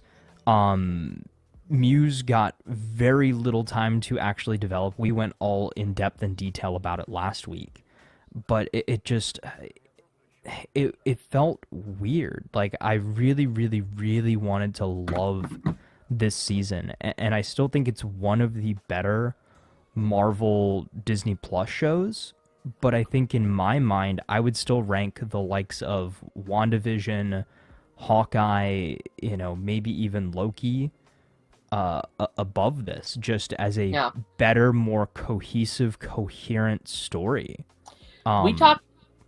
We talked about it last week, and I think this episode really rings true. I loved every single episode this season, maybe outside of episode 2 and episode 7. Like, I think those ones were a little rough. But for the most part, I enjoyed every singular episode. And we talked about this. They don't work in unison. They are great by themselves. They don't work as a unit, in my opinion. because they don't feel attached to the Netflix Daredevil, and it makes sense. Is because They're not. I did a little bit more research on kind of what that original version of the show was. Apparently, season 1 of Daredevil was supposed to be the only thing that was canon from Netflix, and season 2 and 3 in this new version of the show's mind didn't happen. And that was the show that they had that was going to be that full 18 episode season. But then when they brought in the additional creatives, the old team, brought back the old actress for Vanessa, all of that stuff, then they were like, okay, no, we know what the fans want. Even our actors are saying like, hey, like there's a little bit of a problem here. Right. And then they actually tried to, play damage control. They did the best with what they had. It was kind of like, all right, last minute, we've got to scrounge together all of the footage that we have, make a somewhat, coherent storyline, but plant the seeds for a much better story in season 2. And I think season 2 is going to really be the tell here is, does Daredevil work in the Disney Plus formula? Sure. Or are they no longer able to recapture that magic of the original Netflix series? Is it too far gone? I think they did. Like, I think those final 2 are excellent. I do too. I think they're fantastic. I think the final 2 are really good. And episode 1, like I said, episode 1, 8, 9. Those are the standouts of the series. And I wish that the whole show was more like those 3. See, I don't love season 1 as much. Like, I think season 1 is episode 1 I think is one of the weaker one. Because it's blending. Like, I think, like, some of that was really great, but some of it feels a little off, and it's because they were merging those episodes, which, again, is not their fault, but, like, there is a, like that first 8 minutes, and then, like, the rest feels a little wonky to me, because it's You're right. They do together. feel like two different premieres, or they turned, like, a middle of the season episode into a premiere episode or something like that. I definitely get that. How many episodes were there supposed to be before they changed?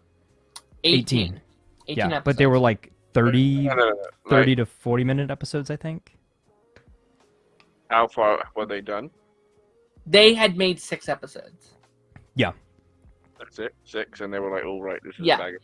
Yeah, they had filmed 6 episodes, and then they used that 6 episode footage and what they needed to film next. Like, they had reshot a bunch of stuff to fit that narrative that they didn't quite get done, and then the episodes 1, 8, and 9 stuff. Okay. I mean, how are you feeling, Darth? Someone, again, who hadn't, like... I'm feeling that, like, as much as there was a ramp up, like, I don't know if it's because, like, I was misunderstanding what happened before, but it just felt like half of the story. Do you know what I mean? Like, we literally got to the climax. 100%. Do you know what I mean? Like, what the hell? Do you know what I mean? Like, he literally walked up to the end of what was happening, the whole journey. Like, this is it. Do you know what I mean? Where you're expecting the big 80s, 90s, like, you know what I mean? Fireworks going off and everything. Just the Wilhelm scream and everything. And then he's like, you're right. We need an army. Do you know what I mean? Like, I was still expecting, like, a reveal of, like, BB's army, of, like, him just having, like, a whole bunch of New Yorkers going, look what he's doing!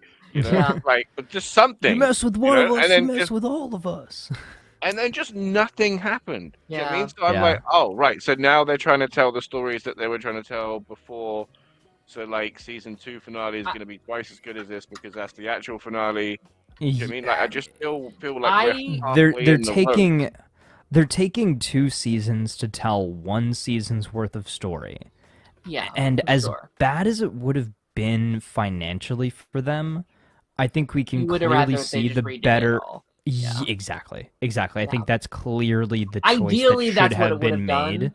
Yeah, but I just don't know, like, logistically, financially, how they could have done that. But, like, I don't know. To me, so okay, I guess from your perspective, right? So say you're sitting down, you're recording a video, you get like maybe, I don't know, 5 or 10 minutes into it, you're kind of listening back to it as you're doing it. You get to that point and you're like, all right, this is not at all what I wanted. I kind of went off on a tangent. This isn't the video that I had in mind. Sure. Do you scrap the whole thing, or do you save parts of it, go back to the beginning, re-record it, and see where you can fit that old footage in? For me, 100%. 100%. Like that's the ideal. Like in a perfect world, you could just be like, oh, let's try it again. But when you're running a company, right? Like Kevin Feige, I bet Kevin Feige would have loved to just be like, restart, have fun, do what you want with it.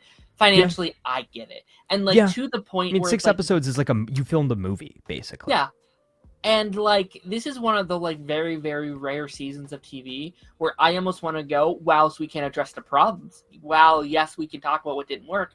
I'm almost willing to give it like a pass because I knew what they had to work with. Like I could be like, okay, I didn't love this season as much as I wanted it to, but I know they're going to come in swinging next season. And then next season will be the one I'm like, okay, you get a second shot in my book to make this work. I'm not going to hold this against you going forward, if that makes sense. Yeah.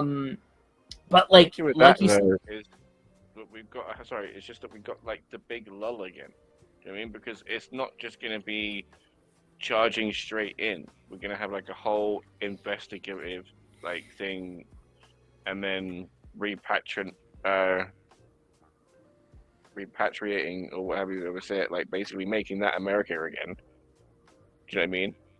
Like, I'm sorry to cut you off. It's just like no, that's fine. I'm worried about how the next season's gonna start, right? Because what's the template? Yeah. Well, I mean, the next season starts with the Punisher special, from what I understand. Is that I think it ends with it, doesn't it? No, so I saw a tweet last week that, again, not necessarily like it's 100% confirmed because I saw it on Twitter, but from what I saw is it makes sense, at least in my mind, is that it's Punisher special, and that Punisher special is him breaking out of Fisk's prison.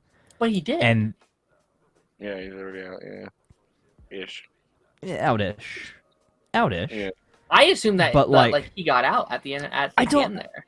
I don't know. I guess it's up for interpretation, but like I get, at least in my mind, it would be like the full breakout and maybe him like maybe assembling his own team or something like that. Or I think it makes sense if that's first though. Like I actually kind of like that idea. Yeah, just like the fallout of it, and maybe it's him like cleaning up the. Too seriously.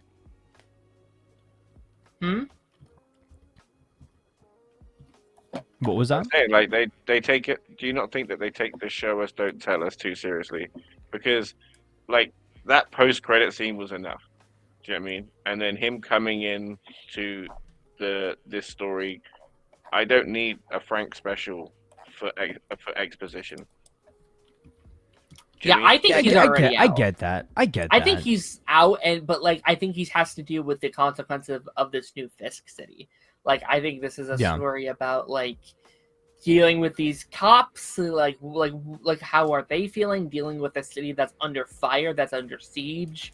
Vigilantes are being attacked and brutally put in cages. I think this is a very interesting spot to put him in. Like last time we saw Frank and Fisk, he said, this is a spoiler for Darth, I'm so sorry, but like there's a line where it's like, next time I see you, I will kill you, and it's like I look forward to it, right? Like there's a tension between those two characters, and like even in this episode, he's like, why didn't you kill that man? Like, why did you save him? Why would you save this monster? And it's like, I don't know. Like, I didn't mean to. Yeah, but again, like, that's all stuff that could be handled in and making Daredevil better. You mean? To give him a whole spin-off of 6 episodes in a show that we're sitting here talking about the quality of it and lack thereof in some episodes. Why not just beef out what you're doing and keep up the tension, keep driving up a hill and ramping it up as opposed to just speed bumping every now and then. Like we're getting like a procedural thing in between that's just like super slow and just so okay. If the Frank special happens in between seasons, it would make sense as I believe his storyline with like the Punisher cops and everything like that was supposed to be a bit larger in that original version of the show. There was some stuff in there that John Bernthal, I believe, didn't like. Yeah, he didn't like that didn't story sign at all, on. and he didn't want to. Yeah, he didn't want to do it. So I feel like maybe this is their attempt to kind of rectify that and do it differently, do it better, because obviously he still has to clean up those like corrupt Punisher, like, you know, fanatics and stuff like that. Yeah. So maybe it's like part Prison Break, part Punisher taking out the trash, part maybe he's the one who finds out that Foggy's not dead. Question. Well, he's definitely dead. He got popped a few times. He's dead, right? But here's the thing. Right? Sorry, a quick question before we like. Have Karen and Punisher done it yet? Like, because they had some post. They've kissed. We've done it. They've energy. Kissed. That's it. They had some that we've seen. Around It's been 5 years since we've seen even them. Daredevil said it. Do you know what I mean? Like, even Daredevil's like, oh well, there's clearly something here, right? Because my whole thing is if Punisher goes off on a whole spin-off, right? Yeah. He didn't give a shit until Karen picked up the phone. Oh, 100%. Right? Yeah. Karen says, "Hey, this is bullshit." No. Did you Another see thing. the TikTok that I posted, Taz, about the like Monster House audio? Yeah. That's like, this is a terrible idea. I won't do this. I won't do this. I think Karen's like, I like it. All right, I'm in. Like, let's go. Like, yeah. Right. And the other thing is the fact that they were completely romanticizing the whole Foggy and Daredevil stuff. Like, let us not forget, at the start of episode 1, he literally was like, yeah, I didn't want to give you an excuse to put the suit on because I know you're dangerous, right? That guy was trying to cold turkey the man. He weren't sitting again, he accepted your darkness, he accepted your light. There's some more nuance to that. Like, that is something dangerous. It's that he doesn't want to put his friend back on the wagon. Like, he doesn't want to encourage that behavior. No. Yeah. He said, I didn't want to give you an excuse, right? Yeah. To me, in the context of him just straight pummeling a man to a point of a bloody pulp and then throwing him headfirst off of a roof, that's him saying, and especially because his whole thing is, I was struggling not to kill. I was struggling with my rage and this and this and this. So yeah, Foggy, like, there is no like gray area for me. Like, that's Foggy saying, I didn't want to give you an excuse to put on some gloves and just straight Batman. Oh, 100%. Foggy doesn't like Daredevil. Foggy is 100% and this is against Daredevil. Like, what the hell was Karen's little speech about? But this brings up the point too of there's a lot of rehashing going on throughout this series. A lot of repeated storylines that we've already addressed especially with Fisk. In previous storylines. A lot of the same stuff with Fisk. A lot of the same moral dilemma with Matt of like, oh, can I balance the life between Matt Murdock and Daredevil? Is Daredevil actually a force for good or not? Like, you know, there's this fine line between, do I kill people? Do I not kill people? Like, do I work with Frank Castle, the Punisher, because he kills people, but I don't like to kill people? Like, you know, what's the moral dilemma there? And then the whole thing, like you said, with Foggy, like Foggy not being a fan of Matt being Daredevil, but I feel like, again, I haven't seen the show in like 5 years at this point, probably.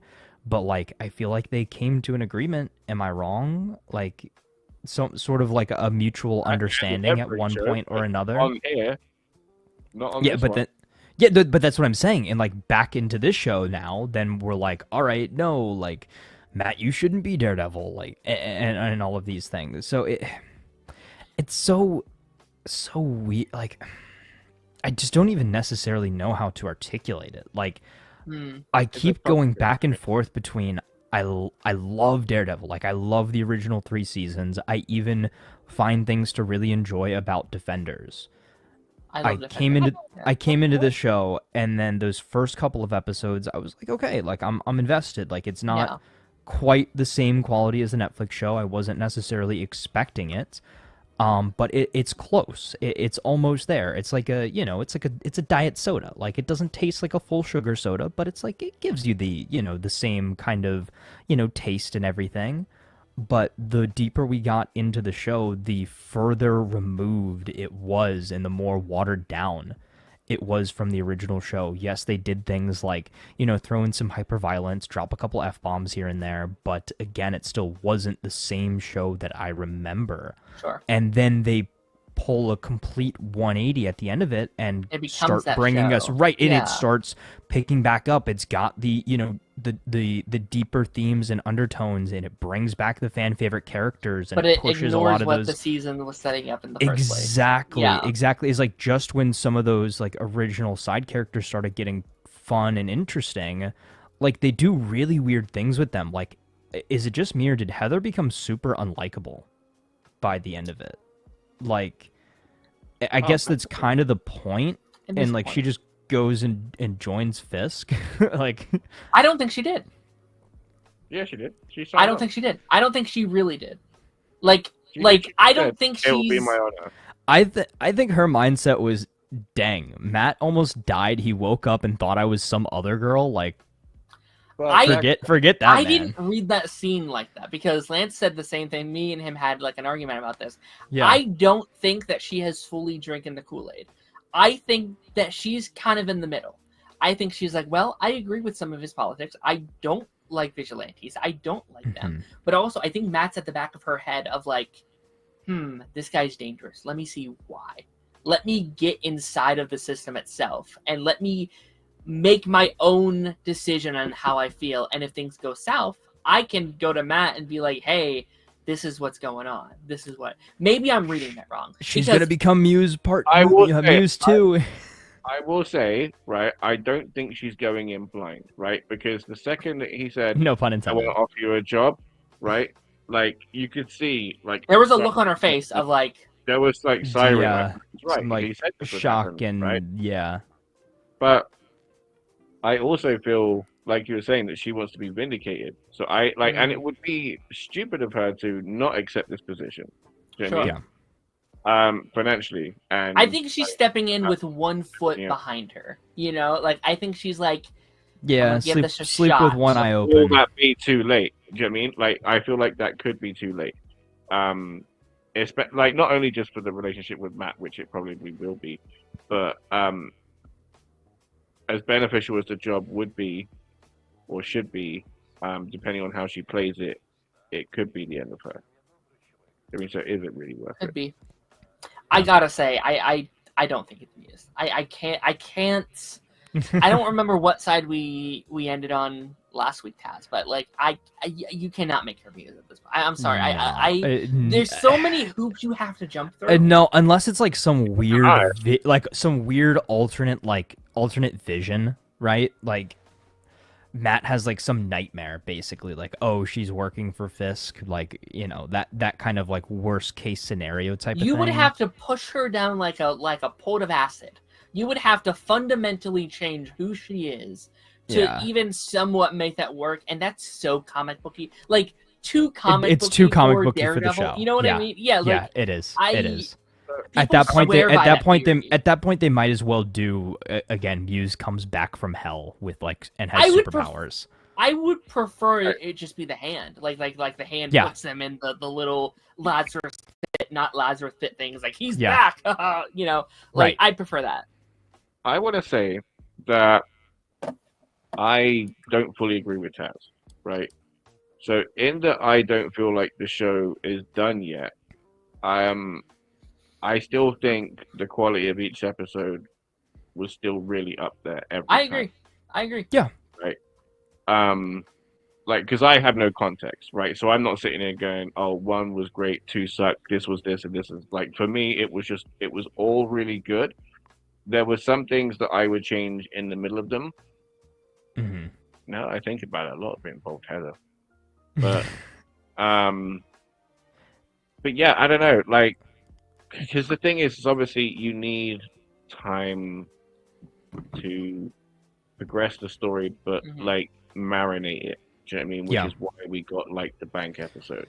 Yeah. So Okay, so I've got a couple different options as far as this show goes, right? So part of me wishes that they had just scrapped all the old stuff and went with just a completely fresh story, starting where we started in episode 1, but not reuse anything from that original version of the show.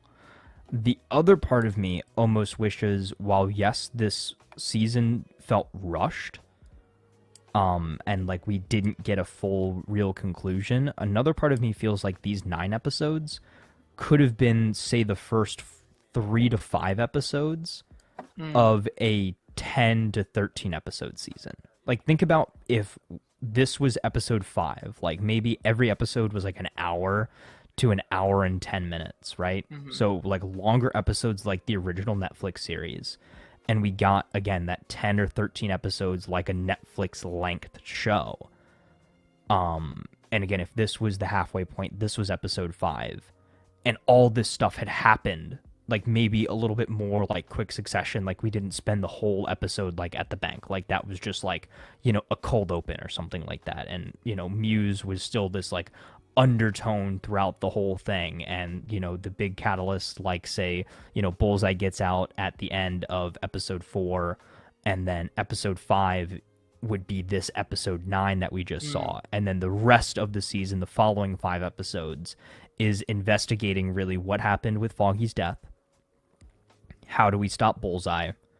How do we stop Fisk and Vanessa and this whole, like, you know, anti-vigilante task force sort of thing? And then maybe we have, you know, Punisher kind of working in the background. He escapes, does all of this stuff. And then the season comes to a head. You've got Daredevil, you've got Punisher, you've got Karen, and they face off against, you know, Kingpin. You bring Bullseye into the mix, that sort of thing. And then maybe even, I would go so far as to maybe even leave Muse as like the cliffhanger for the end of this season, and then he's really the full-on villain of the next season, maybe complete with some powers or something like that. I wish that would be they my committed. perfect scenario. I kind of agree. Like, maybe I'm just repeating what you just said, and if I do, I apologize. But like, I would have preferred you have kind of kept what you were doing for the first 7 episodes or so, or the first 6 episodes, if you like that or not. And then those final 3, you use new footage, but you just fixed up what was already there, right? You kind of, like, instead of like, okay, this is the end here, now we're doing our own little thing for the last 2, is like, commit to Muse, but make him better. Add new scenes to flesh out these characters, to make it, even if it's not what you want to tell, because they clearly didn't want to tell a story about Muse, they wanted to tell a story about Bullseye and Kingpin, which I get it. They're great characters. They're awesome characters. But you can tell the original writers wanted to tell a story about Muse.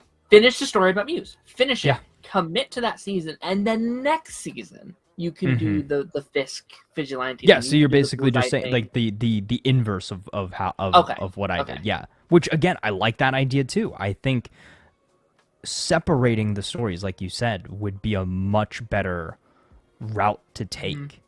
I really do. But again, I'm excited for season 2. Again, like Daredevil. Original Netflix Daredevil, best Marvel TV show, best Marvel project, probably best Marvel story to date. Yeah, agreed. And Born Again had a very big horns to fill.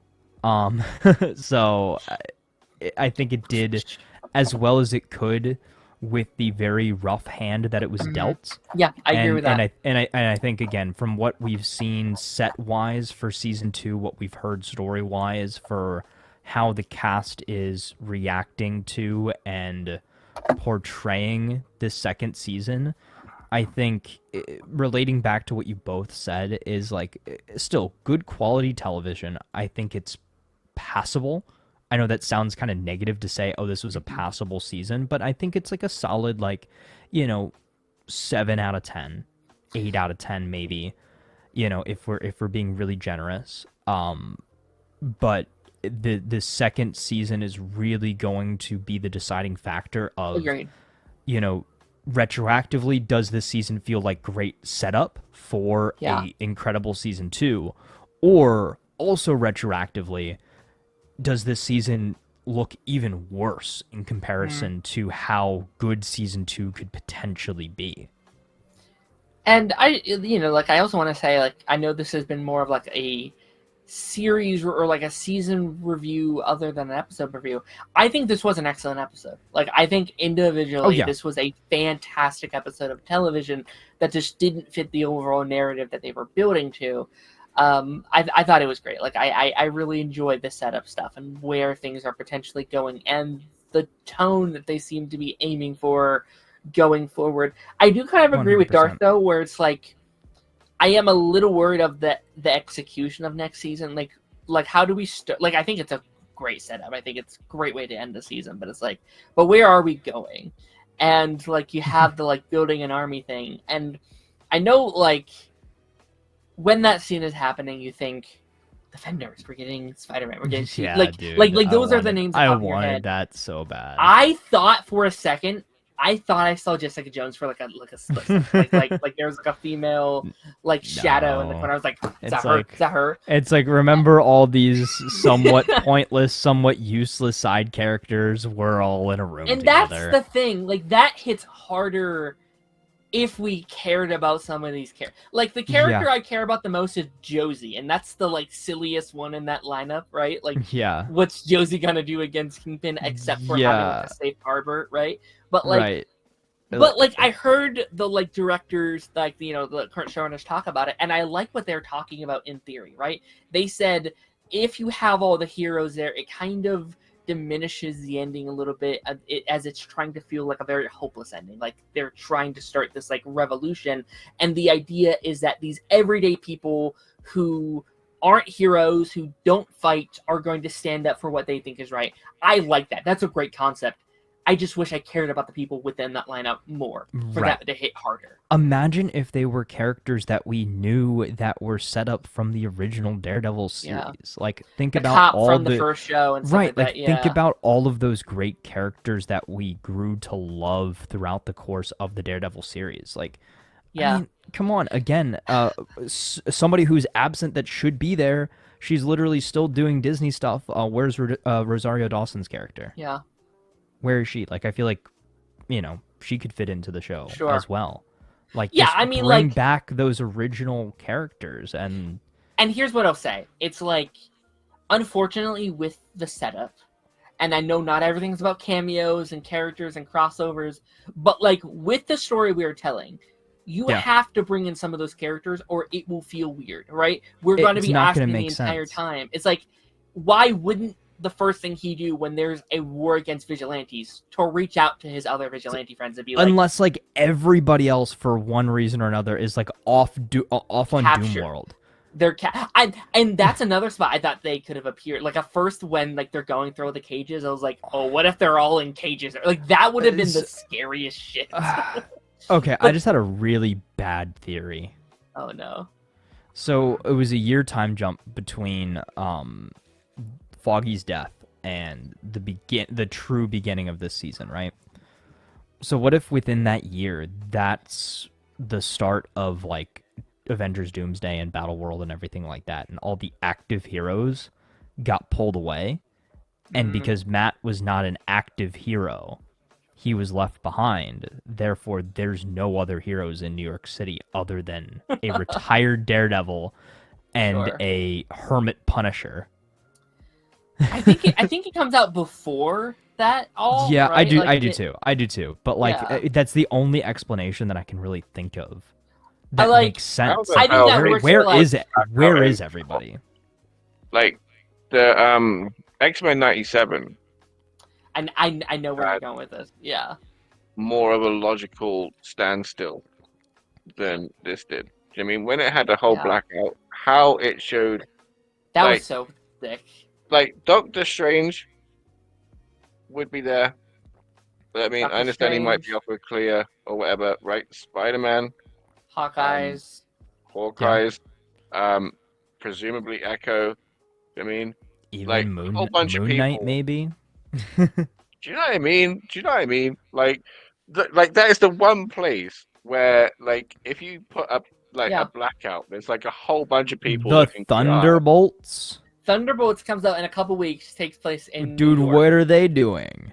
I do love all the memes of like, what's Wilson Fisk going to do against the Void? Like, what's he going to do? Also, I saw somebody bring this point up. I didn't think about it, but it makes sense. A mayor of a city in the United States does not have the power to initiate martial law. I've heard this talk, and apparently New York has a little bit more power than most others do, but I agree they act like he's the president of the United States, right? Yeah. Like that's yeah, you can't just initiate martial law because you want to. Like that is a like federal government kind of thing, not a state government thing.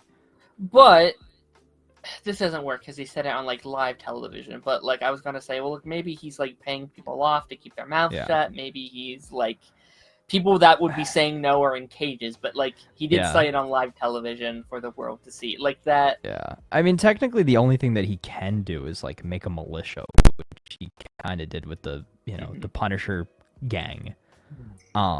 But yeah, I don't know. I'd have to go back to history class and right. Like I'm not really like dive deep into it. But like that's like you can't do that, Fisk. But okay, we're gonna let that slide because if we tell him no, he's gonna smash our heads like watermelons. I was gonna bring that up next. Yeah. Like I'm just before you do, I'm gonna use this as a stopping off point. Okay. Say thank you for having me.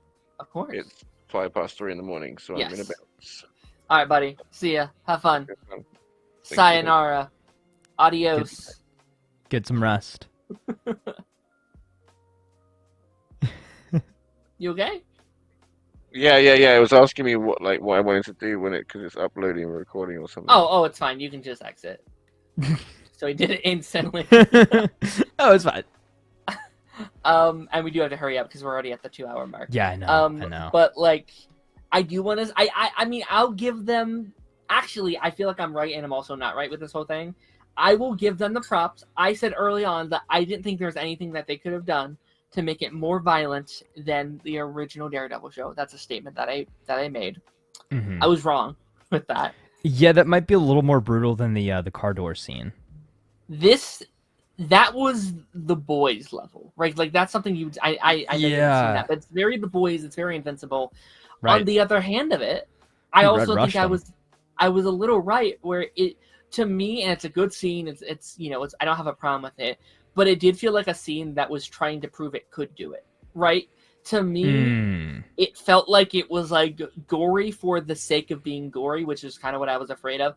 I'm not complaining. I get it. It's a very insane scene. It's not a problem for me, but I hope they don't do that a lot, right? Like I hope this was a one-time thing to be like, hey, we can do this. Disney Plus is no longer above, being super violent and gritty and gory. Like we can do that. Blade's going to be gory, guys. Like we can do it, right? And I think that's why they did it, and I think that's great.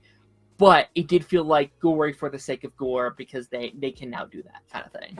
I mean, they also did that a lot with the Punisher's fight scenes as well. Like, I mean, there were some brains flying and everything like that as well.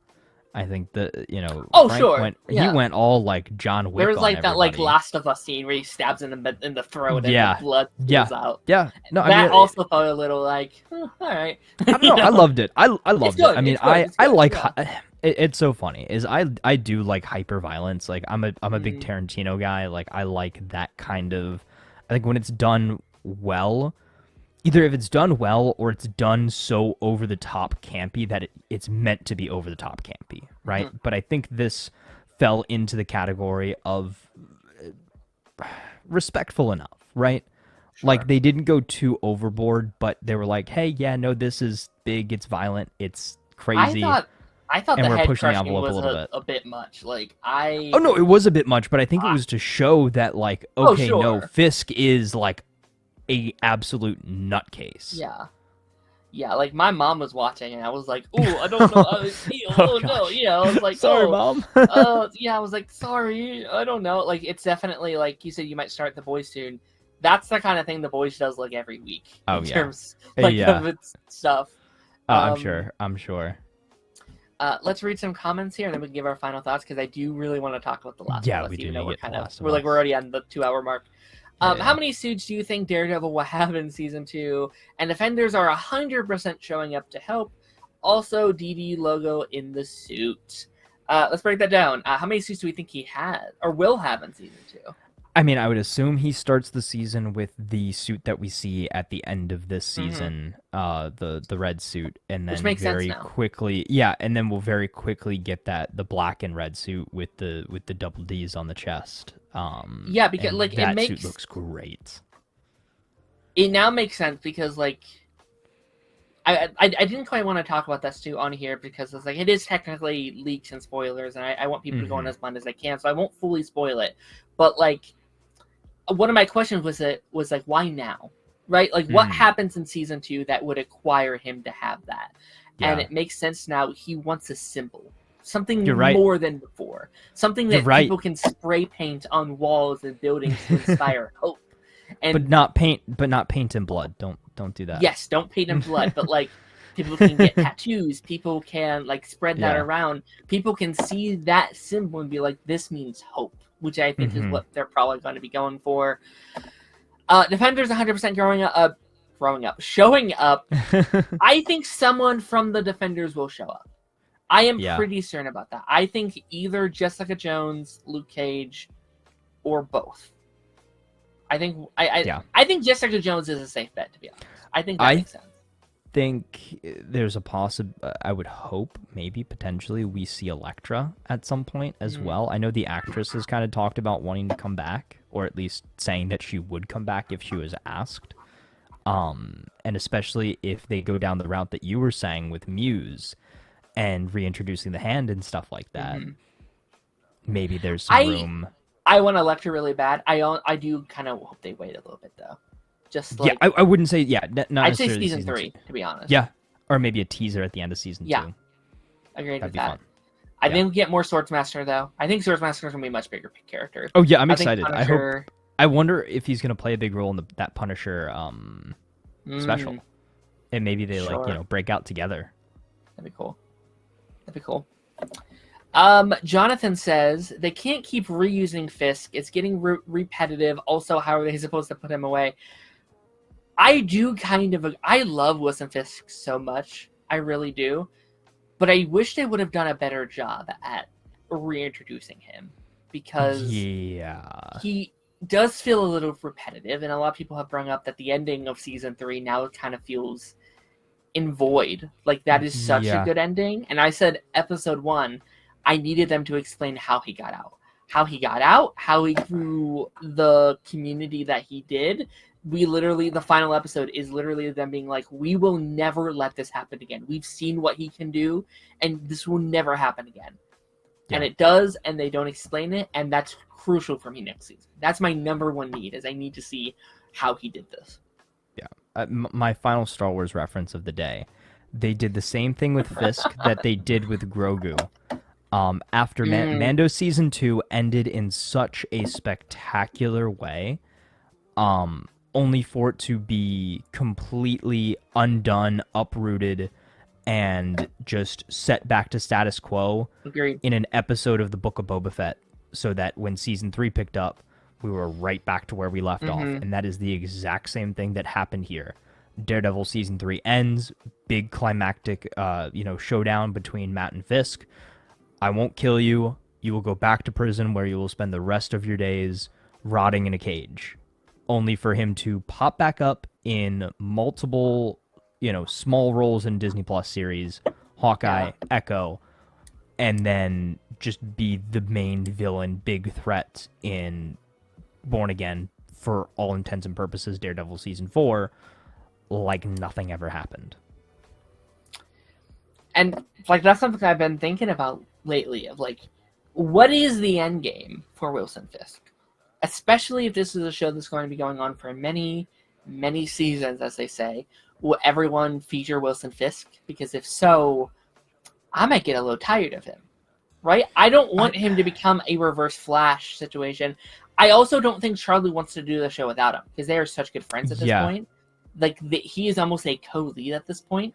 And he has now been the villain for 5. He was the villain on Daredevil season 1.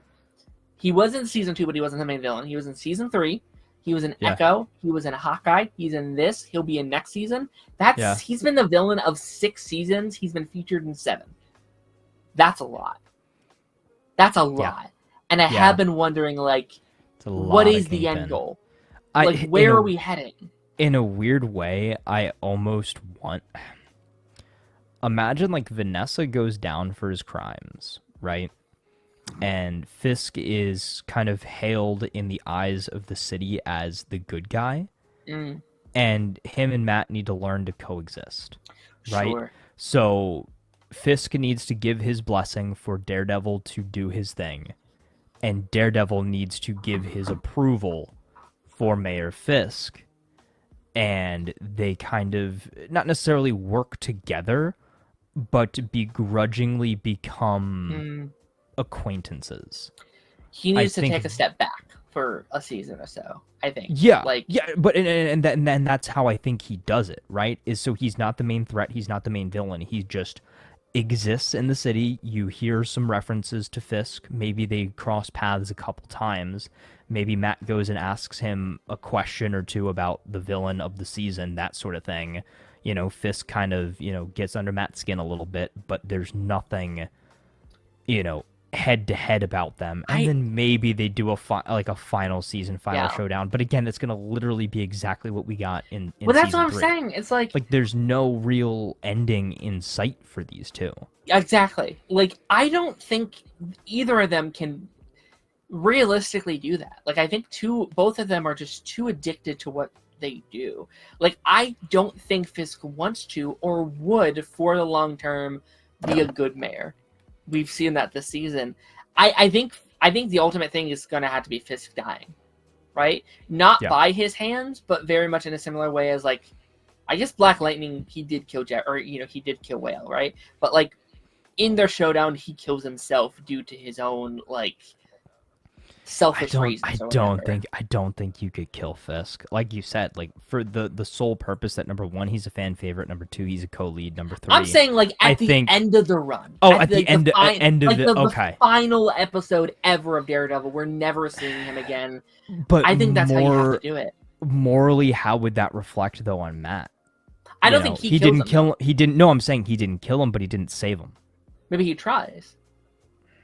Maybe. Right? Like, maybe it's like this is a wild example, but like Tarzan, when like, is it Kerchef, when he's like on the ropes and he's like, take my hand, come on, is like, no, I got, like, I don't know, something like that, where it's like, he tries to save him, but he, due to his own, like, iron will, he won't let him, he needs to do it, I don't know, something like, I don't know. It's weird, but I do agree with that sentiment where I am a bit worried about the end game of it all.